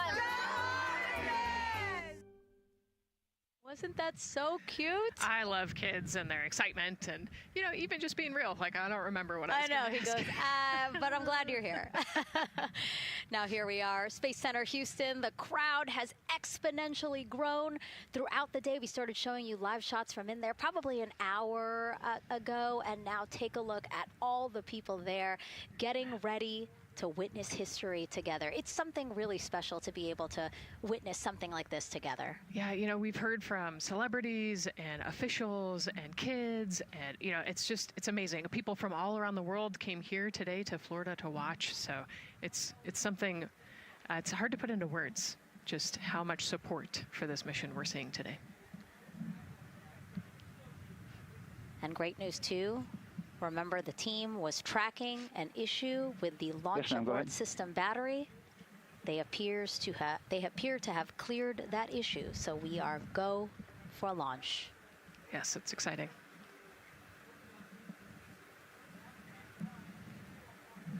U.S. Space and Rocket Center here, Huntsville, Alabama, waving to the Artemis II crew sitting right there inside Orion. Inside of 20 minutes from the opening of our launch window, and right now we are targeting the top of that launch window, so we could be launching here in about 19 minutes, Nicole. Wow, I don't know if I expected this today. I'm excited, and, you know, I'm glad they were able to clear the problem with the battery on the LAS, and everything has gone really smoothly today. It's been great. The weather cleared up. It's a beautiful day for a launch. And so now, as we are so close to possibly launch now. Just what are your final thoughts as we are about to embark on a mission back to the moon, the first time in more than 50 years? Yeah, you know, just so proud of the crew and all of the teams here on the ground that made this happen. You know, they are carrying the torch from the Apollo era into the Artemis era. And, you know, as the crew likes to say, they want to be the shoulders that the next Copy generation.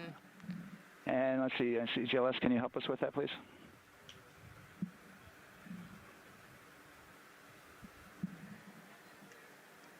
They want to be the crew wants to be the shoulders that the next generation can climb on. 001.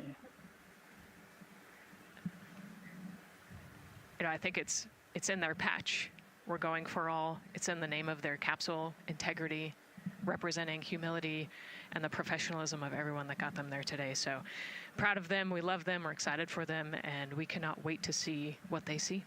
Just leveraging everything we've learned so far as an agency, taking us from Apollo now to the launch pad here, 39B, with Orion and SLS poised to again fly us into the history books.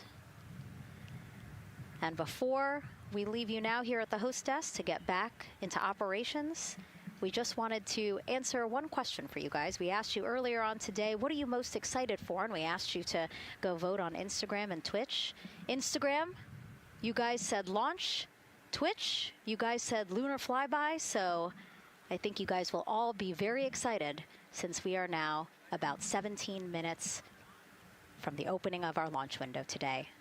And so with that, as we approach terminal count, let's send it back to Daryl Nail in firing room 1. Daryl.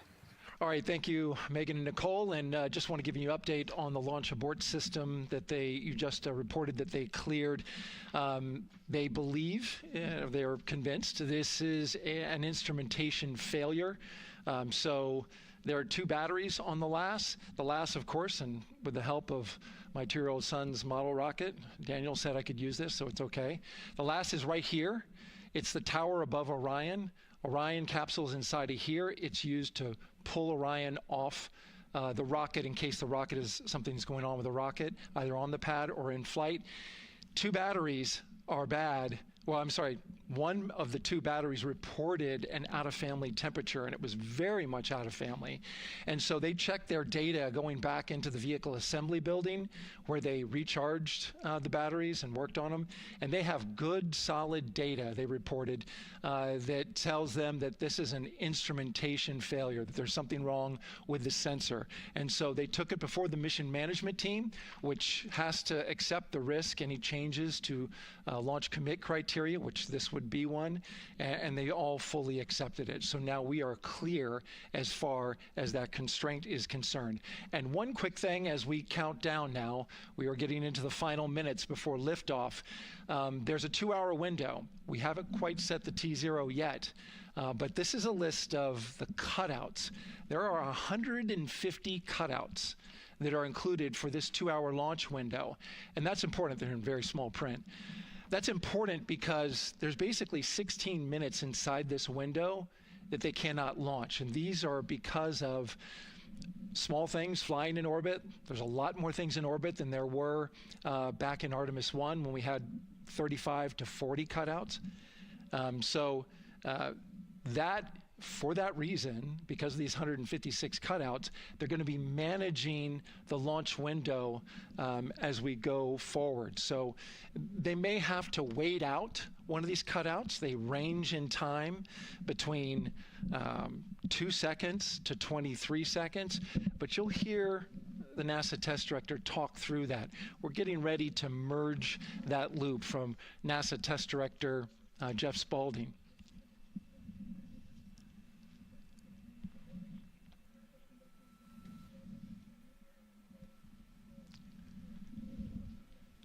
And so now I'm listening to the launch team get ready to merge their operational channel.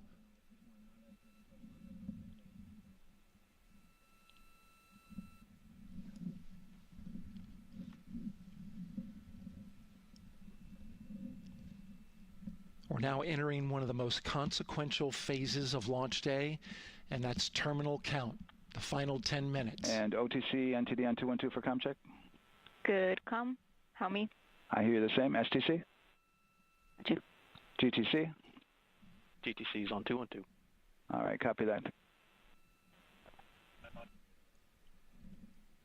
NASA Test Director Jeff Spaulding confirming communications with his team.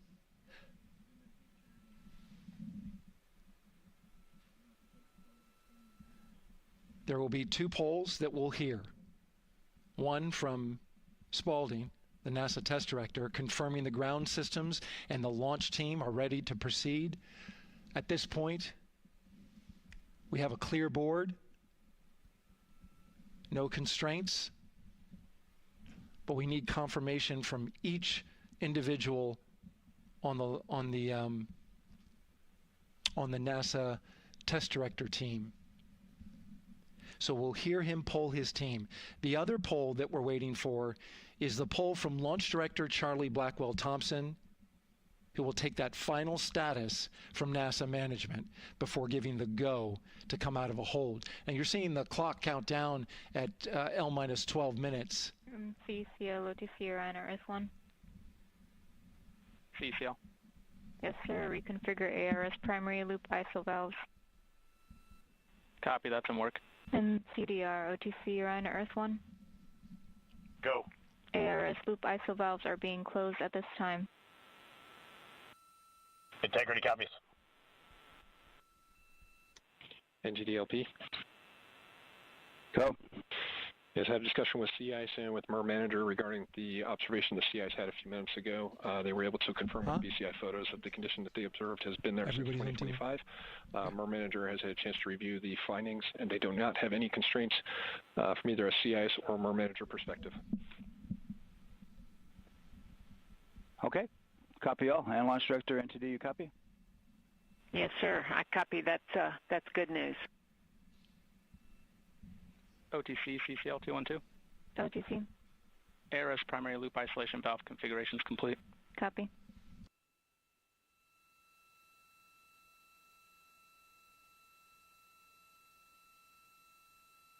And CGLS NTD, cancel pending, please. GLS copies, and that's complete. All right, and for all personnel, we got a little bit more work to do before we pick up the clock, and we're about a little over a minute from getting to T-minus 10 minutes, but we've canceled the resume time there, and then we'll pick it up after we get through all of our work and anything else that we need to do to get through the remainder of count. So we'll continue working that to get to our T0 today. So when we get to about 50 seconds from now, we'll extend that hold. CVSE OTC. CVSE. 400-290, looking to verify that we are configured for Ascent. Yep, give me about 2 more minutes. I'm going to start CMA2 streaming. Copy. NTD, COSE, hold requested. Copy that. I have an LCC violation of O-CT-004. S-band transponder anomaly. This was a transient LCC violation, so transponder 1 had a demodulated SNR estimate that went down to 2 dBm when it should have been between 10 and 13. It is now back up to 12, but we did lose that for just a moment. It does not appear that we lost our bit sync or carrier lock, which would be indicative that we lost our lock with the vehicle. So at this point, recommendation would still be go. However, we do have a pre-planned contingency procedure if we want to look at that. But again, this is transient, so we're back in a nominal range. All right, let's see, LPE NTD. Yeah, we're not seeing that hit. So I guess the question for COSE, was that less than 3 samples? Was that below our persistence? Stand by, let me look. It did look like it did persist for several seconds on mine, but let me take a look at the number of samples. Could I get a repeat on the affected LCC, please? Yes, ma'am. That's going to be O-CT-004. Thank you.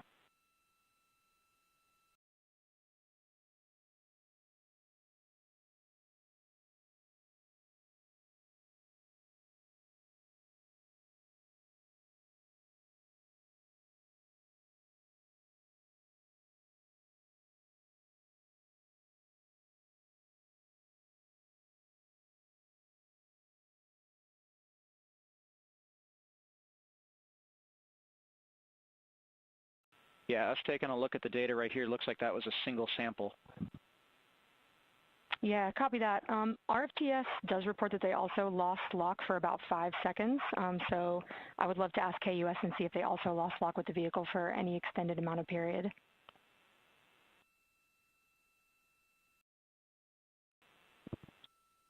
And COSC, while we're doing that, these are 1/10 hertz measurements, correct? So we would have had to lose it for over 10 seconds to get a second sample? Yes, sir, that's correct. It is 1/10 hertz. Yeah, so from our perspective, the allowance is effectively up to 30 seconds, up to 3 samples based on the 1/10 hertz. This is not an LCC violation, I believe. Yes, sir, I would agree with that at this point. Copy that. We're checking with KUS on 232. I don't think they have 212 access.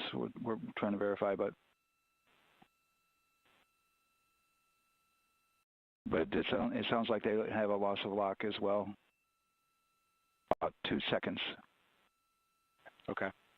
And I guess for both KUS and COSE, do we have lock now? That's affirmed. We do have lock for COSE.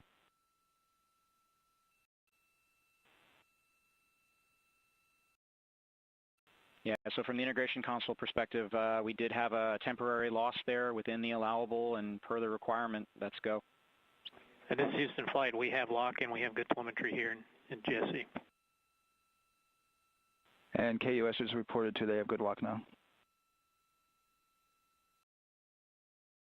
So with all of that, OSC, then are we in a go configuration per your LCC? Yes, sir. Recommendation would be go. Okay. LP, you concur with that? Yes, sir. LP concurs go. And Launch Director? Yes, sir. Launch Director concurs go. All right, and I'm going to go ahead and just verify everybody has everything else complete, Launch Director, and if we do, we'll be ready to pick up the poll at that time, unless there's something else that you're aware of. No, sir. Let's verify all our work is complete, and I would like one last check of our constraints list. All right, let's see. OTC, are you still waiting for ComConfig, or are you... That is affirmed, sir. Okay, yeah, is that your only open item? Yeah, OTC, this is CVSC. That 400 step 290 is complete. Copy. Okay, so OTC, you're complete with all of your work? That's affirmed. All right, copy that. STC? STC is complete. And GTC? GTC is complete. Okay, excellent. All right, and LPE, just want to verify we have no open constraints at this time. No open constraints. We have a clear board, sir. Okay, tracking the same here. And Launch Director, with that, we are clear and ready to pick up the launch readiness poll with your go. All right, sir. I am go for the poll. All right. And for all personnel, this is the NTD conducting the Artemis II launch readiness check. Verify ready to resume count and go for launch. OTC. OTC is go. STC. STC is go. GTC. C's go. MCO. CO is go. Safety Console. The Safety Console is go. LPE. LPE's go. RTD. RTD's go. Houston Flight. Houston Flight is go. ROC. ROC is go. And CDR. Crew is go. Copy that. Thank you, Reed. And Launch Director, NTD, our launch team is ready to proceed at this time. All right, NTD, I copy all. At this time, I'll perform my poll. Attention on the net. This is the Launch Director performing the final poll for launch, verifying no constraints, and go for launch. EGS, Program Chief Engineer. Artemis Chief Engineers are go. Copy, thank you. EGS, Chief Safety Officer. The Artemis CSOs are go. Copy, thank you. Range Weather. Launch weather is go. Thank you, LWO. And Artemis MMT Chair. MMTs go. Thank you, John. And Integrity Launch Director. Good Air Voice Charlie, PLT. Thank you, Charlie. This is Victor. We are going for our families. MS1. This is Christina. We are going for our teammates. MS2. This is Jeremy. We are going for all humanity. All right, Charlie, your Artemis II crew is go for launch. Full send. I copy that. Reed, Victor, Christina, and Jeremy, on this historic mission, you take with you the heart of this Artemis team, the daring spirit of the American people and our partners across the globe, and the hopes and dreams of a new generation. Good luck. Godspeed, Artemis II. Let's go.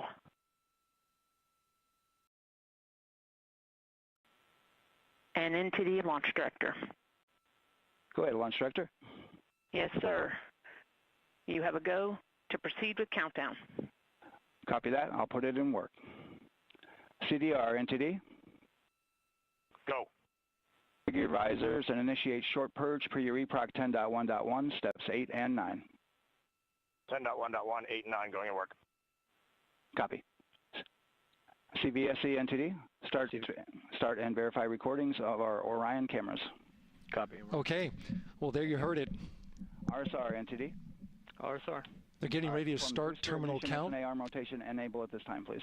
It's currently at T-minus 10 minutes. Once we wrap up this last bit of work, SNA arm rotation enable complete. we're going to start that clock. Copy that. Thank you. Integrity crew, close and lock visors.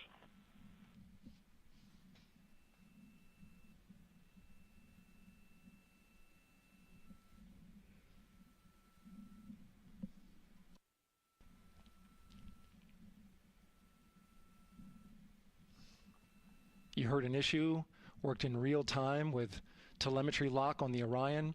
It was transitory. It was very short. They checked the data, confirmed that they had a good lock. This was with the S-band transmitter on the Orion. Worked through that issue, looked at the data, and cleared it. All with the world watching. Impressive work by the launch team. So we have a 2-hour window, which starts in just a few minutes at 6:24 p.m. Eastern Time and goes until 8:24 p.m. Eastern Time. And ECL NTD will be waiting for your verification on the short purge. ECL copies. And for all personnel, once we get that short purge verification, we'll verify that we are clear to go, and then we'll proceed with the terminal count.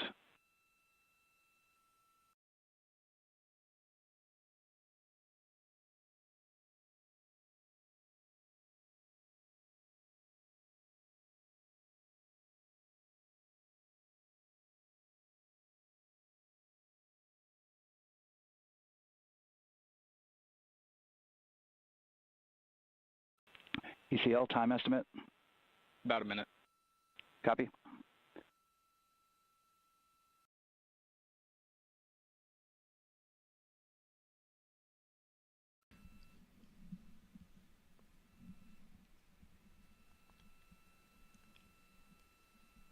So we're going into the launch window, but not by much, it looks like. Just wrapping up some final work.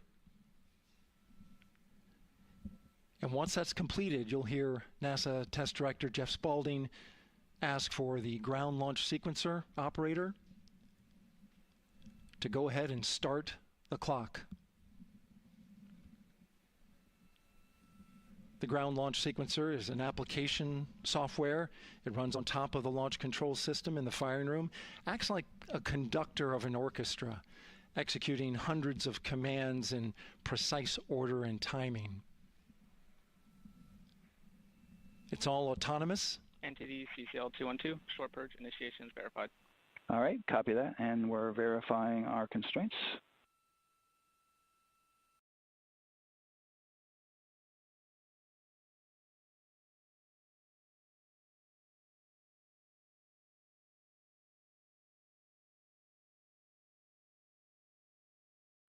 All right, and we're clear from cutouts. And with that, we're going to resume the clock momentarily. And CGLS, you can resume the clock on your mark.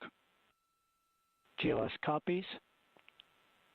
3, 2, 1, mark. GLS mainline has been initiated. T-minus 10 minutes and counting.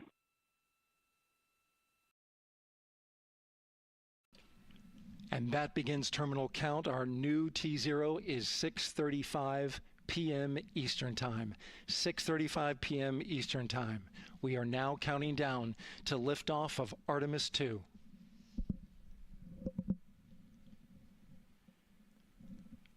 From now on, you're going to hear two voices on the loops. If everything goes nominally, NASA Test Director Jeff Spaulding, who's directly managing the launch team, and Alex Bendelos, the GLS operator who closely monitors the software. He has the ability to stop and restart the countdown.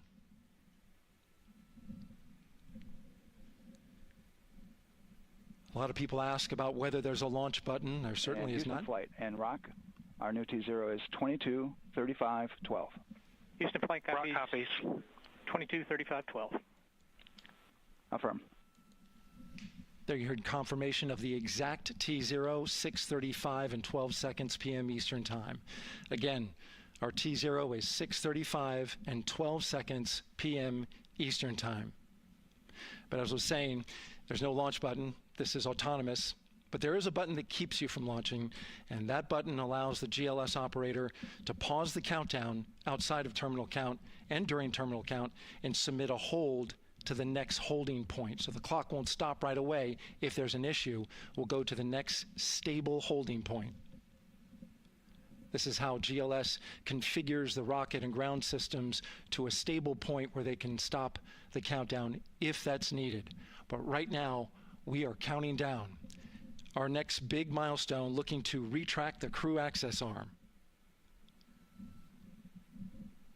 GLS is go for crew access arm retract. And there you see the crew access arm moving away.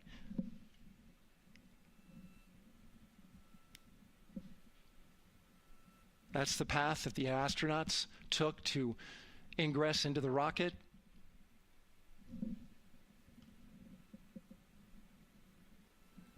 Until this point, that was their way off the pad if they needed to evacuate. But now with that arm retracting, the backup transitions to a launch abort system, and they'll begin arming that shortly.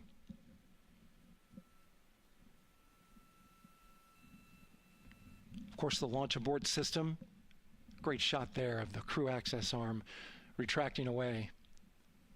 The launch abort system is the tower at the top, and that's what would pull Orion and its crew off the top of the rocket in case of an emergency, whether it's on the ground or in flight. This is critical safety hardware that protects the lives of the astronauts.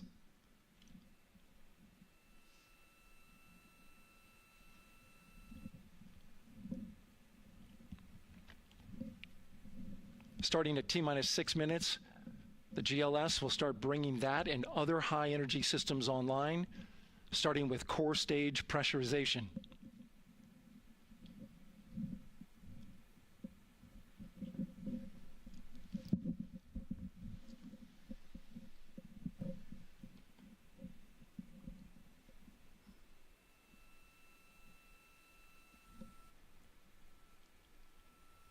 Weather is 90% go. The range is go. All systems are go.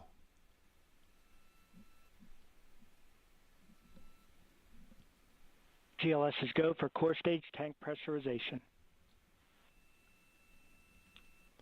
That means the replenish valve for the liquid hydrogen tank has now closed, and that tank is beginning to pressurize to flight levels because that hydrogen is naturally boiling inside the tank.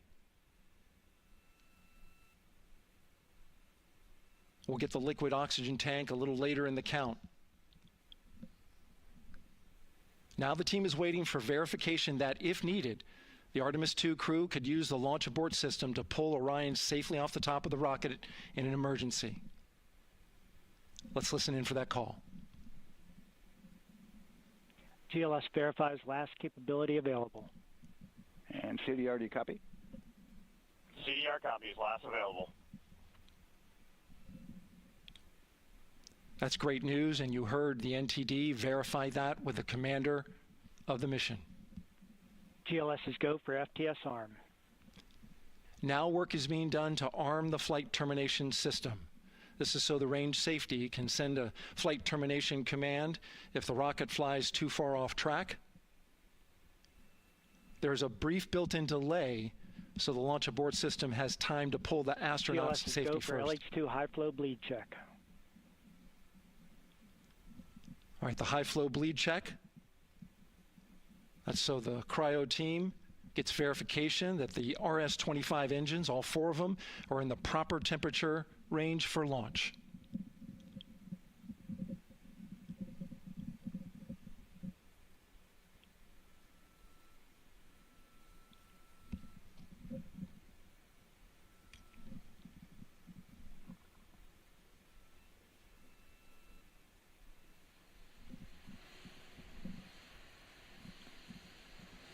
GLS is go for core stage APU start.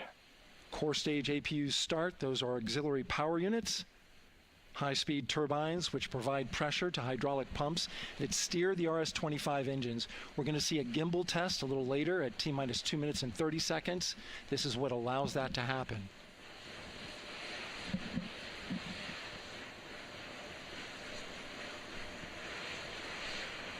Coming up in about 20 seconds, we're listening for go for purge sequence 4.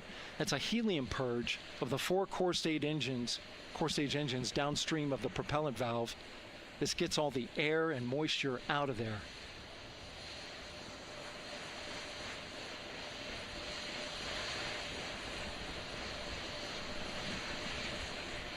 GLS is go for purge sequence 4. Moving through the milestones. All is looking good.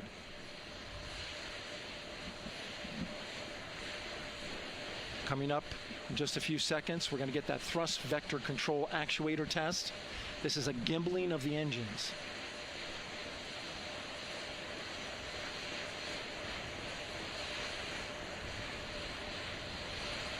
There are the 4 RS-25s, 3 of them Shuttle Heritage, 1 of them built from shuttle parts. And there you see them moving.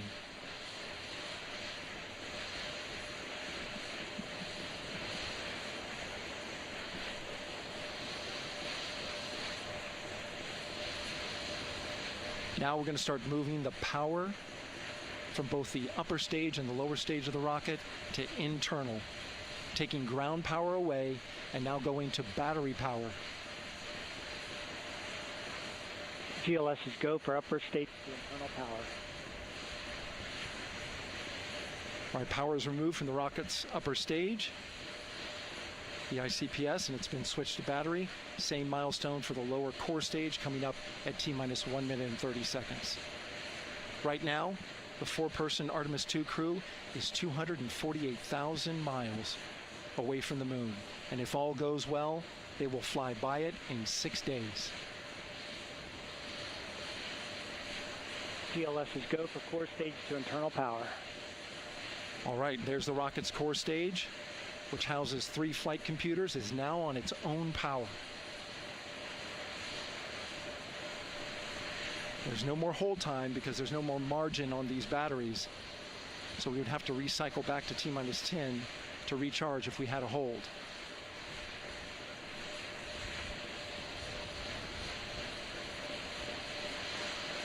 One minute. Right now, the rocket does not know what the T0 is, but coming up at T-minus 33 seconds, control shifts from the ground launch sequencer to the rocket's onboard autonomous launch sequencer, or ALS. The rocket will count itself down, but honor any holds that could come from the ground. Now, shortly after liftoff, Houston will take control of the rocket, and my colleague Gary Jordan will take over commentary. GLS is go for ALS. Great call out. The rocket is on its own. 4 brave explorers ready to ride the most powerful rocket NASA has ever launched. Sound suppression water is flowing. 15. And here we go. 10, 9, 8, 7. RS-25 engines lit. 4, 3, 2, 1.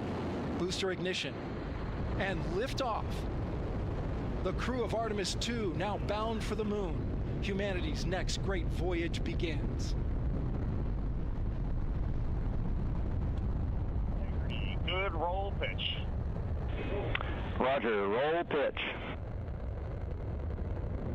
Houston now controlling the flight of Integrity on the Artemis II mission around the moon.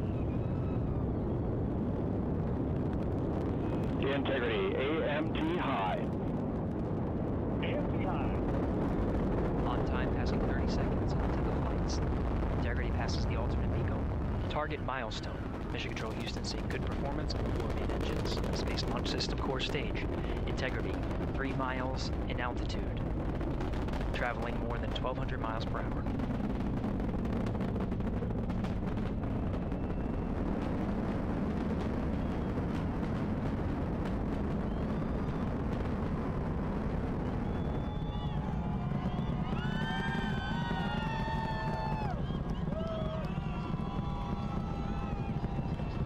Mission elapsed time, passing 1 minute, approaching max Q. On, Ponce de Leon. Stan, we have you loud and clear on Ponce de Leon. Have you the same.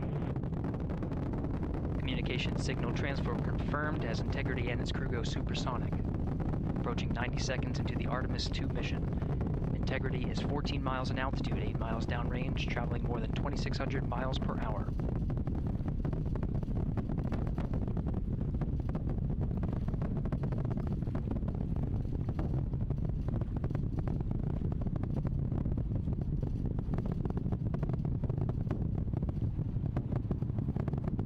Minute 50 seconds of mission elapsed time, standing by for main engine throttle down to 85%, ahead of solid rocket booster separation, expected at the 2-minute 9-second mark. We see throttle down.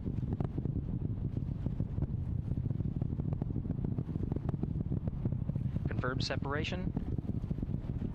Main engines throttling up, guidance converged.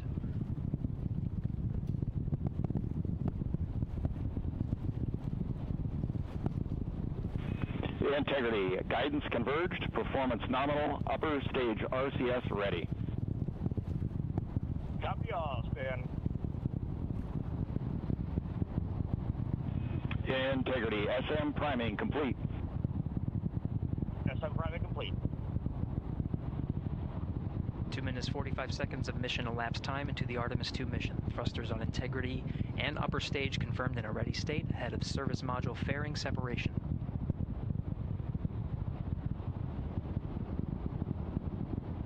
3 minutes into the flight. Integrity, 49 miles in altitude, 78 miles downrange, now passing 5,000 miles per hour.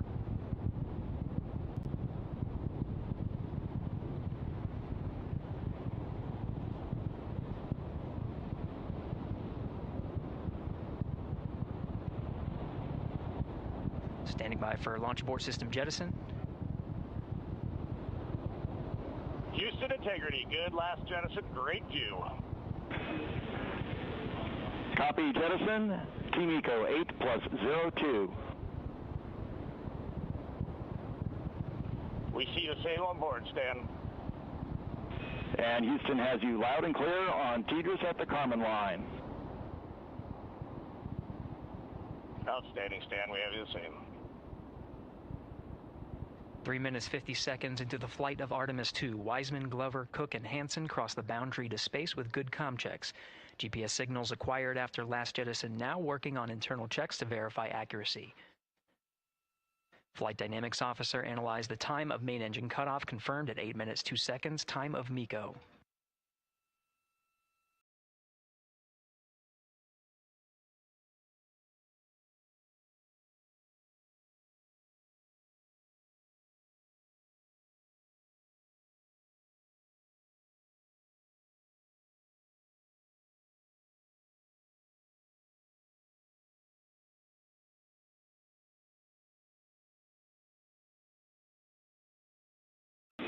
Integrity, GPS processing.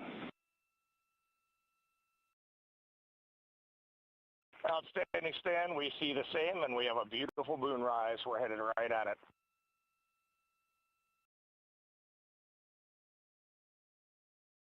Approaching 5 minutes into the flight, Commander Reed Wiseman confirms he has visuals of his destination. GPS guidance, navigation, and control software finishes internal checks and sends to navigation channels. Integrity, 3 engine press. 3 engine press. On time, now passing 5 minutes 20 seconds of mission elapsed time into the Artemis II mission. At this point, 3 good main engines are all that's needed to carry Integrity to a nominal main engine cutoff target. Though at this time, we're seeing 4 good engines here in Mission Control Houston. Integrity, 75 miles in altitude, 330 miles downrange, approaching 10,000 miles per hour.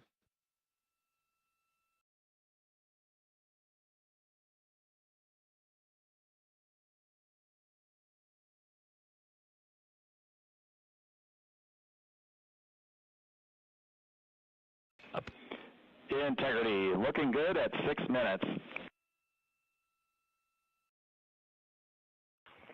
Same on board, Stan. Good trajectory and engine performance. Booster officer will soon report the shutdown plan to Flight Director Judd Friedling, expected at the 7-minute mark.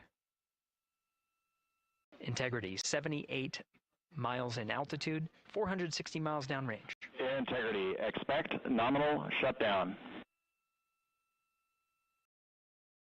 Integrity copies, nominal shutdown.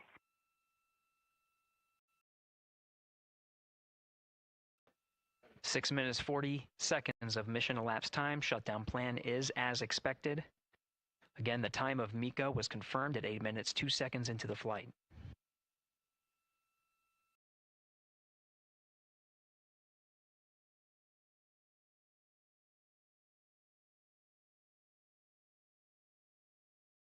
Seven minutes of mission elapsed time. Throttling down as we approach the abort once around option. Milestone at the 7-minute 30-second mark. Now 84 miles in altitude, 650 miles downrange, traveling more than 15,000 miles per hour. Integrity, AOA open. AOA open. The window is now open for an abort once around option that would target splashdown in the Pacific Ocean. Still following nominal ascent at this time.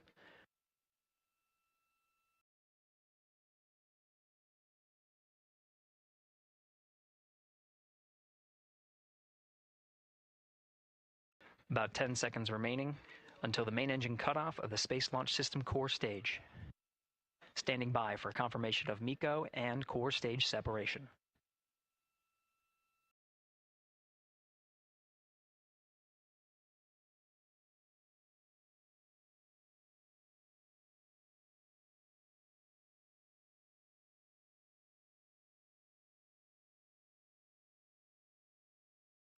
Integrity and nominal MECO, core stage separated.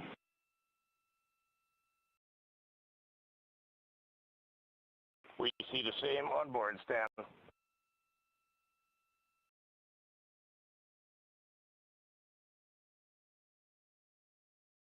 Eight minutes 40 seconds into the flight, we have a nominal main engine cutoff heading in the right trajectory on the way to swing around the moon. Core stage has separated, done its job. The Space Launch System upper stage, the Inner Rim Cryogenic Propulsion Stage, or ICPS, still attached to the Orion spacecraft.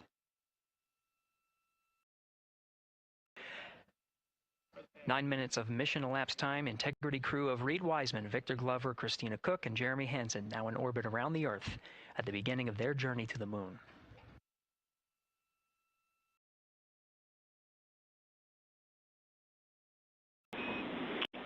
Integrity Houston, looking ahead to PRM numbers so far per the pad.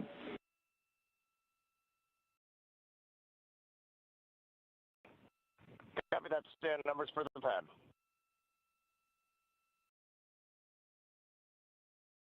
Capcom Stan Loves now reminding the crew that the Perigee raise maneuver time of ignition is as expected prior to booster ignition. That time being 49 minutes, 50 seconds of mission elapsed time.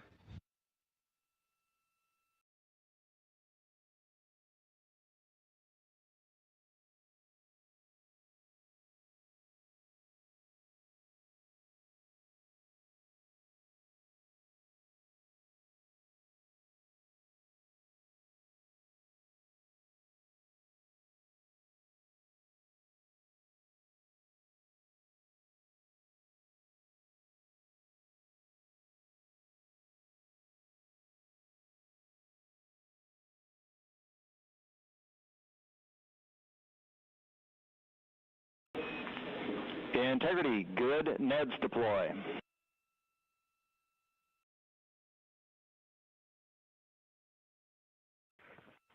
Copy that, Stan. Good, Neds.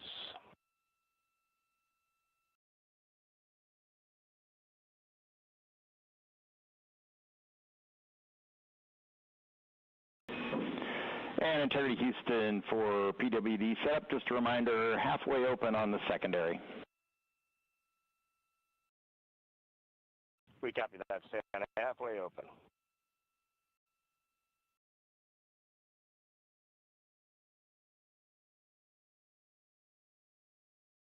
Passing 11 minutes of mission elapsed time. Here, overhearing the conversation between Capcom Stan Love and Commander Reed Wiseman, already passing some milestones. We have a good nozzle extension deployment system. That is confirmed. Complete. We also have the visors are confirmed up. Now past the dynamic phase of flight, that is Ascent. Their launch and entry suits that provided them an extra layer of protection. Now not as needed. They're going to raise those visors. And later in today's mission, they will begin to egress or get out of the suits to begin some of their initial tasks of activating some of the systems aboard in the Integrity spacecraft. It's passing 12 minutes of mission elapsed time. Again, the Perigee raise maneuver that's targeted near 50 minutes of mission elapsed time, 49 minutes, 50 seconds. That's what the crew is going to be working towards. The Commander Reed Wiseman, pilot Victor Glover will focus on preparing for that milestone. In the meantime, mission specialist Christina Cook and Jeremy Hansen will start some of the activation of environmental control life support systems. You may hear confirmation of their activation over the Orion to Earth communication network.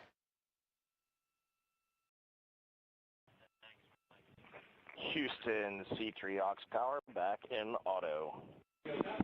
Copy C3 aux, and we're 2 minutes to maneuver.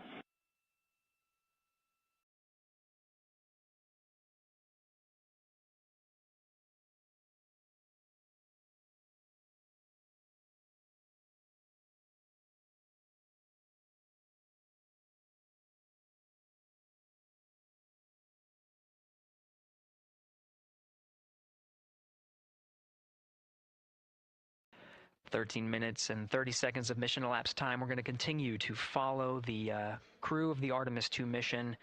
They are beginning their journey around the moon to verify the systems that will take us to its surface. An incredible ascent.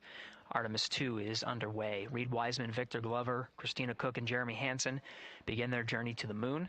Still milestones to come up as we await solar array deploy and the critical burns that will get Integrity into high Earth orbit around the Earth before engines are fired to get us around the moon. We'll keep tabs on Integrity and its crew from here in Mission Control Houston. But for now, we're going to send it back to you, Megan and Nicole at the Kennedy Space Center. Very jealous to hear how the launch experience was over on the Space Coast. Yeah, Gary, if people are just joining us, welcome back to the Space Coast, where we just saw Artemis II lift off 14 minutes ago. And wow, what an amazing launch, and an emotional one, too. As soon as the rocket lifted off, Nicole, you had tears in your eyes, I had tears in my eyes, and we had all these people around us cheering. It was amazing. Yeah, the energy was wonderful. I mean, it was a beautiful launch. You know, we've got 4 friends and family members headed to the moon. It's pretty amazing. Yeah. How does that make you feel as someone who, you know, is an astronaut as well, but also, as you said, friends? Yeah, so proud of them. You know, man, we don't have the words in the English language to describe this kind of an event, and pride, love, so many emotions. You know, they are truly breaking some barriers, and hopefully, you know, as Gary just said, they've got a long day ahead of them, so wishing them well on everything. But so far, what a beautiful launch to watch. Yeah, to be returning to the lunar orbit in more than 50 years. Maybe they go farther from Earth than any other humans before them. Maybe they see parts of the moon that we've never seen before. I mean, what a great start to what could be all of these milestones that we break in just a 10-day mission. Yes, what a way to welcome in the Artemis generation. Yeah, how do you feel? I mean, we saw some beautiful shots we were covering of course, the rocket, of course, the Earth falling away as we continued up into our ascents, but also some of those crowd shots where we saw young and old, just emotional, overcome by this history-making moment. Man, we are going back to the moon for all, and we saw that today. We saw that in all the crowds. And yeah, you guys just saw that view, the sunrise or sunset, I guess. They just made it over the crest of the Earth, and you could see the sun peeking over. One of my favorite views from space, and I can't imagine what they're looking at now, and I can't wait to see what they're looking at in about 5 or 6 days. Yeah, and you know, I know a lot of people are like, you know what, I'm surprised this launched on the first try, because we know, like any little thing, we have to be keeping safety in mind, and we want to make sure we're ready to go. But we were ready to go, and I think it surprised a lot of people. What a wonderful surprise on this Wednesday evening. It did, you know, and it kind of surprised me as well. But you know, it's just a testament to the team here that has been working so hard on Artemis. You know, Artemis 1, we learned a ton of lessons. We learned a ton from the wet dress for Artemis 2. We were able to go in, fix those things. We even had a couple mishaps today, not mishaps, but a couple, you know, anomalies today that the team creatively came up with solutions for. It's just a testament to the teamwork that gets us to the moon. And so we can continue to watch Christina, Reed, Victor, and Jeremy on their way now to the moon in Earth's orbit and awaiting the next in-flight milestones, deploying Orion's solar arrays. So why don't we get back in with Mission Control and Gary. Hey, thank you, Megan. Again, we're following along in the action. It is a long day. They have a number of procedures they need to get to immediately in their timeline. And Integrity Houston, cross-tie is on board per the ETSI-DEM. We copy, Houston. Thank you.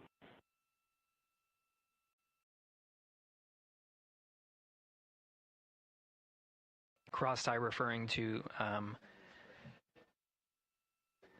flight controllers here initiating a connection between some of the batteries aboard the Orion spacecraft, allowing for an even distribution of power. This is the flight control teams that took us through Ascent of the Artemis II mission today. Right now we're, as you see, passing 18 minutes of mission elapsed time. The Orion spacecraft integrity and the interim cryogenic propulsion system are maneuvering tail to sun. It is in this orientation, this attitude. Integrity anywhere, it's on that momentary prop caution.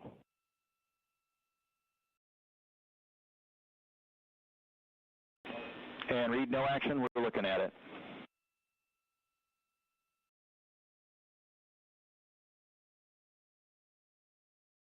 Commander Reed Wiseman verifying what is being routed to his displays aboard Integrity. Propulsion engineer confirming that no action is needed at this time. They're pressing through with their nominal procedures to prepare for the Perigee raise maneuver. And of course, the solar array wing deploy ahead of that. The solar wing deploy is a critical milestone. We'll continue to have our coverage follow the mission until that deployment. A successful launch is just the beginning. The deployment of the solar arrays and successful confirmation that those solar array wings are drawing power is a significant milestone, and says to the flight control teams that we will continue on today's mission. Power needs to be drawn to continue through some of the next milestones. Until then, the AOA open option that was called up upon Ascent, the aboard once around, is the current option, and abort to orbit option ATO will be switched to a preferred mode at the time that the solar array wings are deployed and latched. It gives the flight control teams a little bit more flexibility. Integrity Houston, update on TDRS handover for your pad.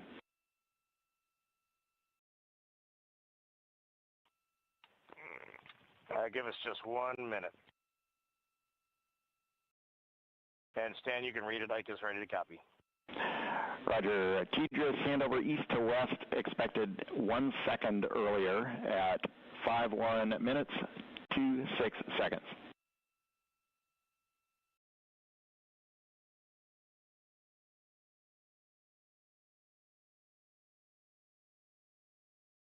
right, Stan, we copy 1 second earlier for 5126 teachers east to west, and saws are starting to deploy. Thermal knives are firing. We concur. Thanks for the report.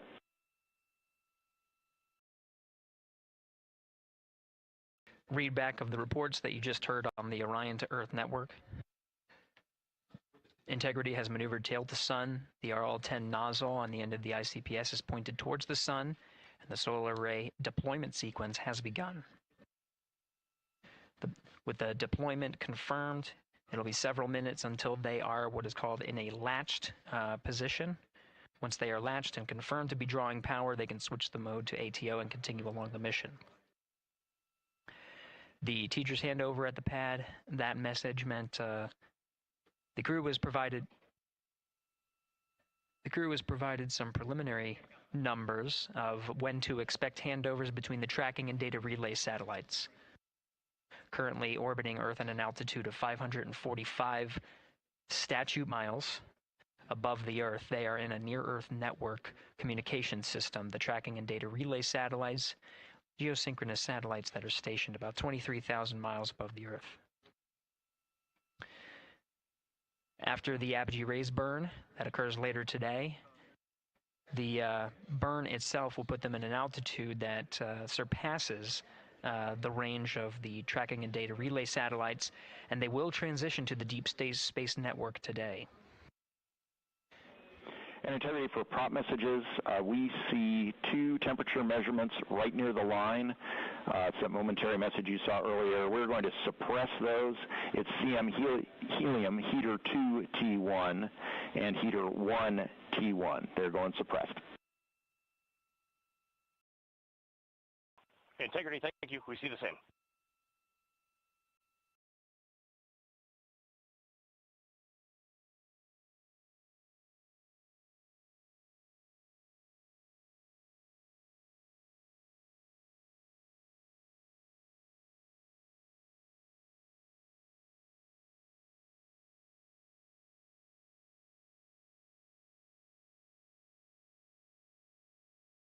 This is Mission Control Houston, passing 23 minutes of mission elapsed time into the Artemis II mission.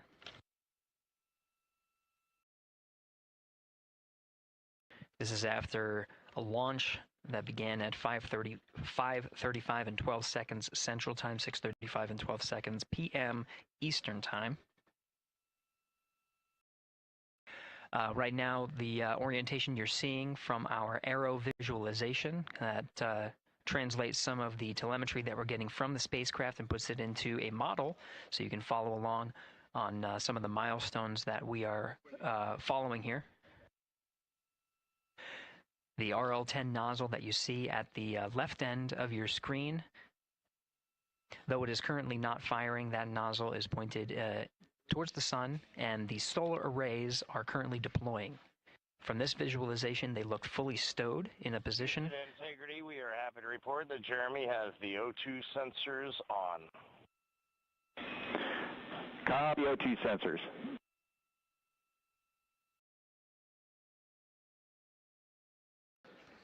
Again, Commander Reed Wiseman and pilot Victor Glover overseeing the deployment of the solar arrays. And we'll follow the attitude maneuver changes ahead of the first burn of the ICPS engine, the Perigee raise maneuver. Integrity Houston, we see 4 saws deployed and latched, ready for ATO preferred. Yeah, we're almost there in the procedure stand, and we see the same thing. And Integrity Houston, we are seeing a 7-second miscompare between the MET on Orion and ICPS.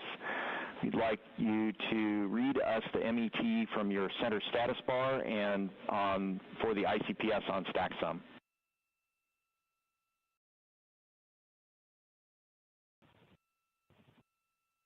And Stan, we see a absolutely precise alignment. MET 25, 14, 15, 16, precisely aligned with ICPS MET.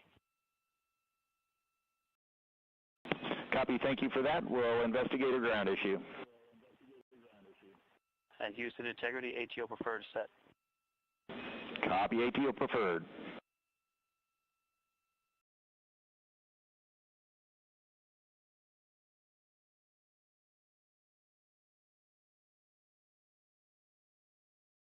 This is Mission Control Houston, 25 minutes, 45 seconds into the flight of Artemis II. We have confirmation that all 4 solar array wings are deployed and latched. This is the configuration needed to switch to ATO preferred, which you did hear confirmed from pilot Victor Glover. That mode has been switched. There was also a discussion with Capcom Stan Love and Commander Reed Wiseman about the alignment of the MET clocks on the Orion spacecraft and the ICPS. Commander Reed Wiseman confirmed the clocks are in sync, no issues. They're going to investigate it on the ground. We're proceeding with today's mission. 26 minutes of mission elapsed time and counting.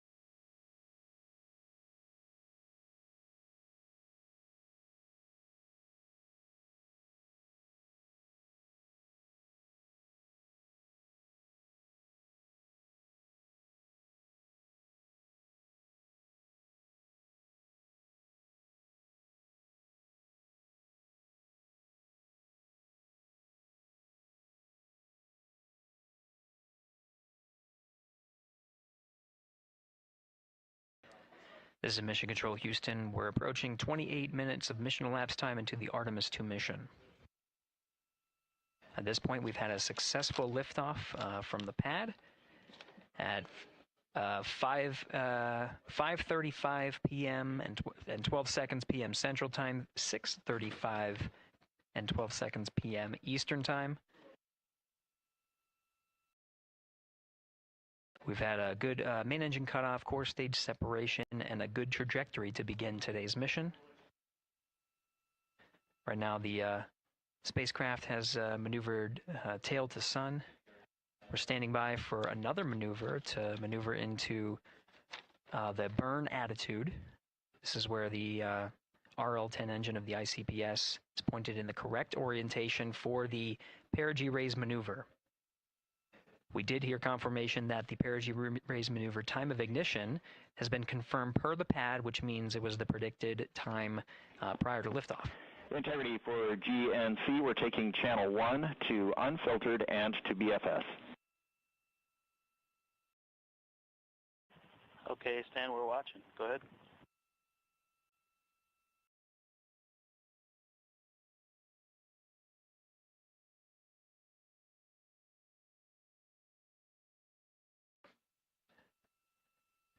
Capcom Stan Love reading up to the crew of Integrity. They will switch the navigation source from channel 1, standing by for confirmation that that switch has occurred. Pilot Victor Glover will receive confirmation when, and is at least watching to confirm that that switch has occurred. Again, the Perigee raise maneuver that we're heading towards, not too long from now, we're actually inside 20 minutes at this time from the time of ignition of the Perigee raise maneuver. We did have a successful deployment and latched of all 4 solar array wings. This is the configuration needed to commit to the Perigee raise maneuver. Of course, flight controllers here in Mission Control Houston will continue to evaluate that everything is good before committing to that burn. The Perigee raise maneuver does raise the Perigee, the lowest point in the orbit, from 15 to 100 nautical miles. The 100 nautical mile mark is needed to continue in low Earth orbit and hit the target for the apogee raise burn. That will put them in a high Earth orbit for the remainder of the day and set them up for the right position to execute the translunar injection and head to the moon tomorrow. The burn duration of the Perigee raise maneuver is 26 seconds. It's a relatively short burn, but it does raise the perigee and do the job to get into the correct position before firing that main engine on the ICPS. The pad had a TDRS handover. This is the tracking and data relay satellites. East to west, they are geosynchronous satellites that are positioned around the globe. And as Orion makes its way around the Earth right now, above the west coast of Africa, at an altitude of about 923 statute miles and counting.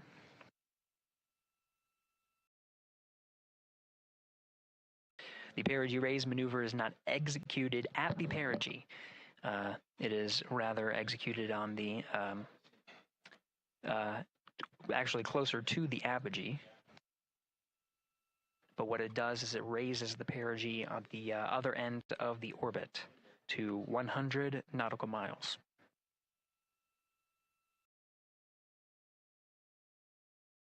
The 26-second duration burn does not conflict with the time that they've reported of the tracking and data relay satellite handover from TDRS east to west. Again, geosynchronous satellites that are used not only by Integrity today, but the International Space Station as well.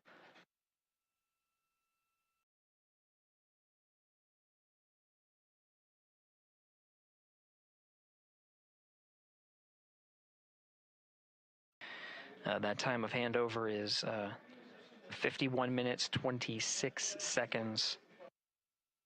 Plenty of margin before the perigee raise maneuver cutoff happens, and the trajectory is analyzed to see whether it was a good burn. A good burn means that the burn was performed as expected and sets the trajectory on course for that 100 nautical mile perigee target mark.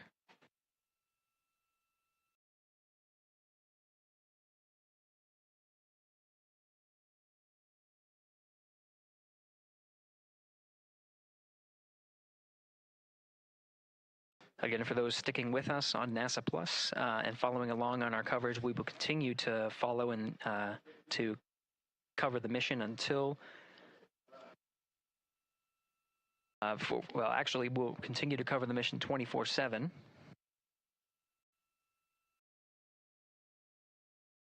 But we'll wrap up our coverage here shortly. And now that solar array wing deployment has occurred on NASA Plus and Amazon Prime. Again, we will continue coverage 24/7 at the NASA YouTube channel. For those that want to see all of the upcoming milestones, there are select times where we will be coming back to NASA Plus and other streaming platforms. You can go to nasa.gov to find the latest on when to find those activities. Given that this is an operational mission, we do want to make sure that we are maintaining transparency in the mission and providing you all the information on what's happening in space as Reed Wiseman, Victor Glover, Christina Cook, and Jeremy Hansen head on their mission around the moon.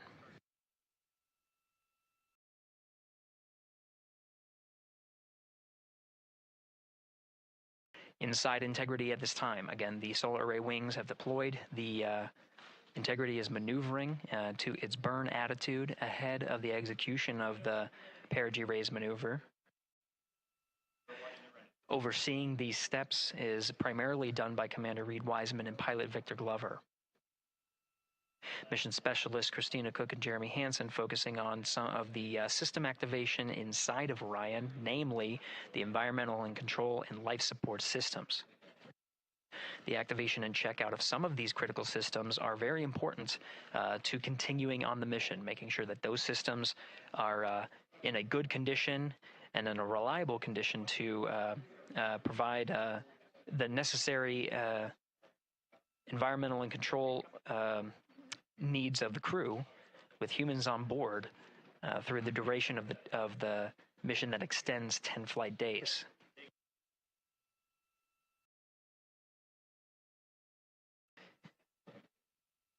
Standing by for an update to the perigee raise maneuver time of ignition. Should be right up to the crew very shortly. Integrity Houston, updated PRM numbers when you're ready to copy. All right, Houston, we are ready to copy. TIG is 2 seconds earlier at 4 minutes, 48 seconds. TIGO unchanged at 26 seconds. 49, 48, TIGO 26.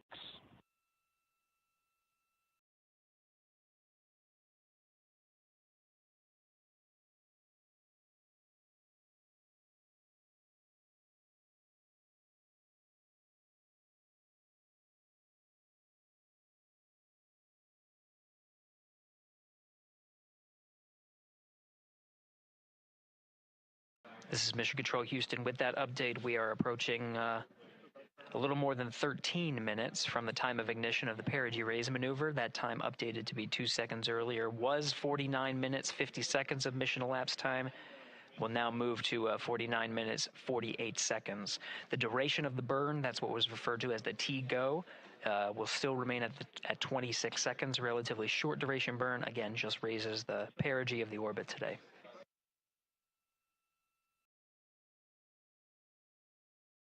Making sure they hit the mark on that time of ignition is the primary concern of Commander Reed Wiseman and pilot Victor Glover. Mission Specialist Christina Cook and Jeremy Hansen inside activating those environmental control and life support systems.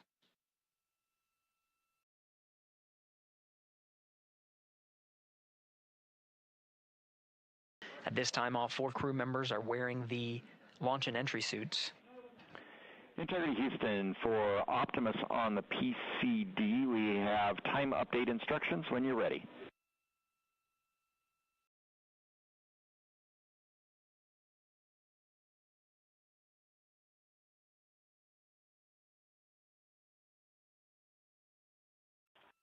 And Houston, Integrity, we copy.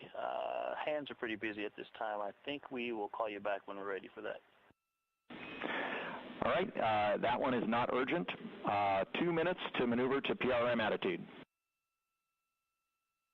We are watching and concurred. 90 seconds-ish, maybe. Pilot Victor Glover confirming that that maneuver less than 2 minutes. Again, that the point of that maneuver is to point the main engine of the ICPS, the RL-10 engine, in the proper orientation to execute that 26-second burn. It needs to point in the correct position to achieve the goal of raising the perigee to 100 nautical miles.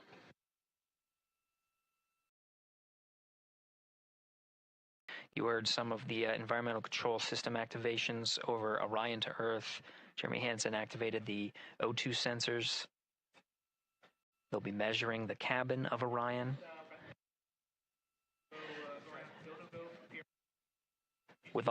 During all of the activations, here on the ground in Mission Control Houston, Flight Director Judd Freeling is doing a poll with all flight controllers in the room to see if we are in a go position to go ahead and execute the perigee raise maneuver.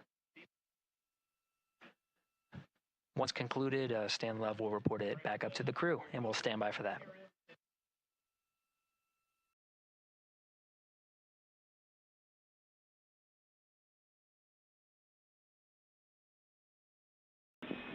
Integrity Houston, MCC polls go for PRM pending attitude and saws.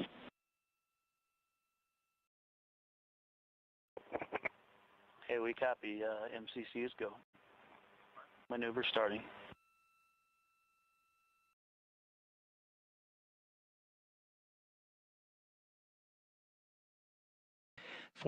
Minutes of mission elapsed time. The maneuver to the burn attitude has begun.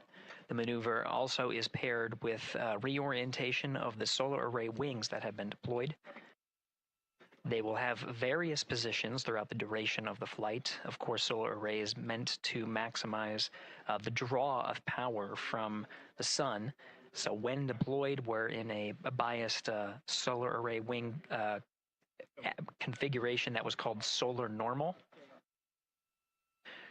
This allows for the greatest surface area of the solar array wings to be drawing power and powering up those batteries of integrity, of which a cross-tie was enabled between the 4 batteries, the 4 battery buses that are inside of Orion. However, for the Perigee raise maneuver, the solar array wings will be put into a position to take on the loads imparted by the ICPS main engine when they execute the 26-second burn. You can see in the animation here, the solar array wings are in motion, and the attitude is being reconfigured to point the engine in the correct direction, those solar array wings being pointed forward.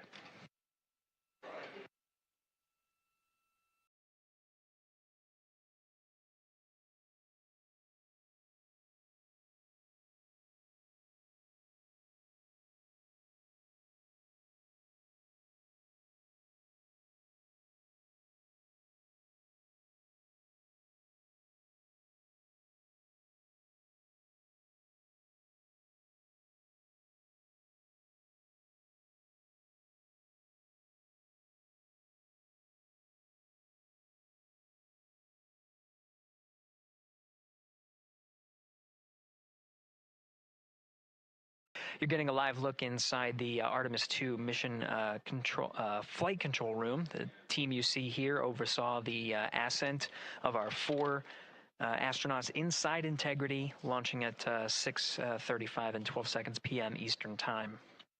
Now again, this room will be occupied 24 hours a day, 7 days a week, with flight controllers shifting on 3 shifts to oversee 24/7 operations of Artemis II while in flight.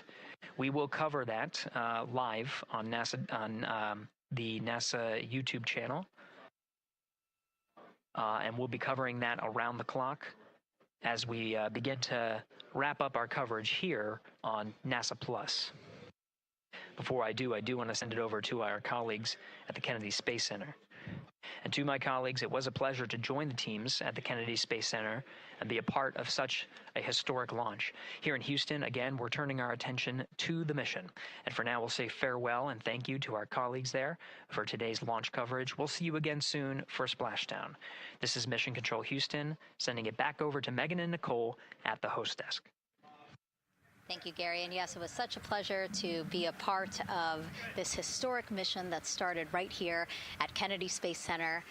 It was such an amazing sight to be a part of.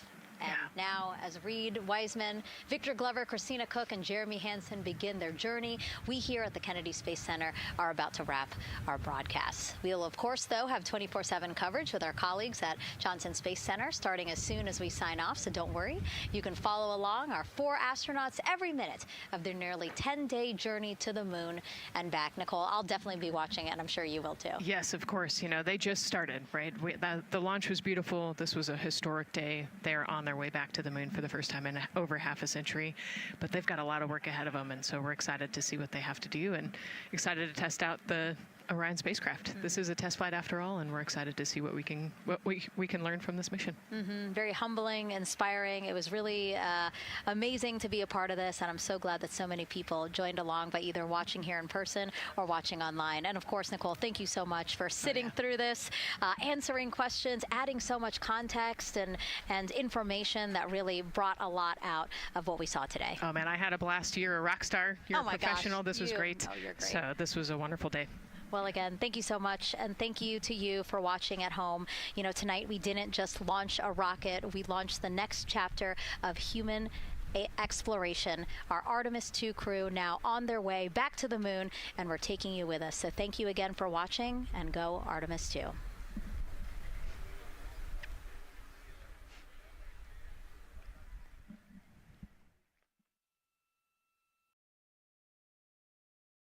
All 4 astronauts, and it appears all of them are undergoing their suit leak checks. Yes, a pre-flight tradition that we have seen with our crewed flights, the card game. The astronauts who have just left crew suit up and are now walking down a hallway. And here they are, NASA's Artemis II crew, taking their first steps outside for their historic test flight. And the four of them step into their astrovan. And off they go. Oh, this must feel so special to the crew to see all of these people here watching the crew walk across the crew access arm, getting a beautiful view. Everybody configured with their suits, so in we go. The closeout crew has closed the launch abort system hatch. 3, 2, 1. Booster ignition.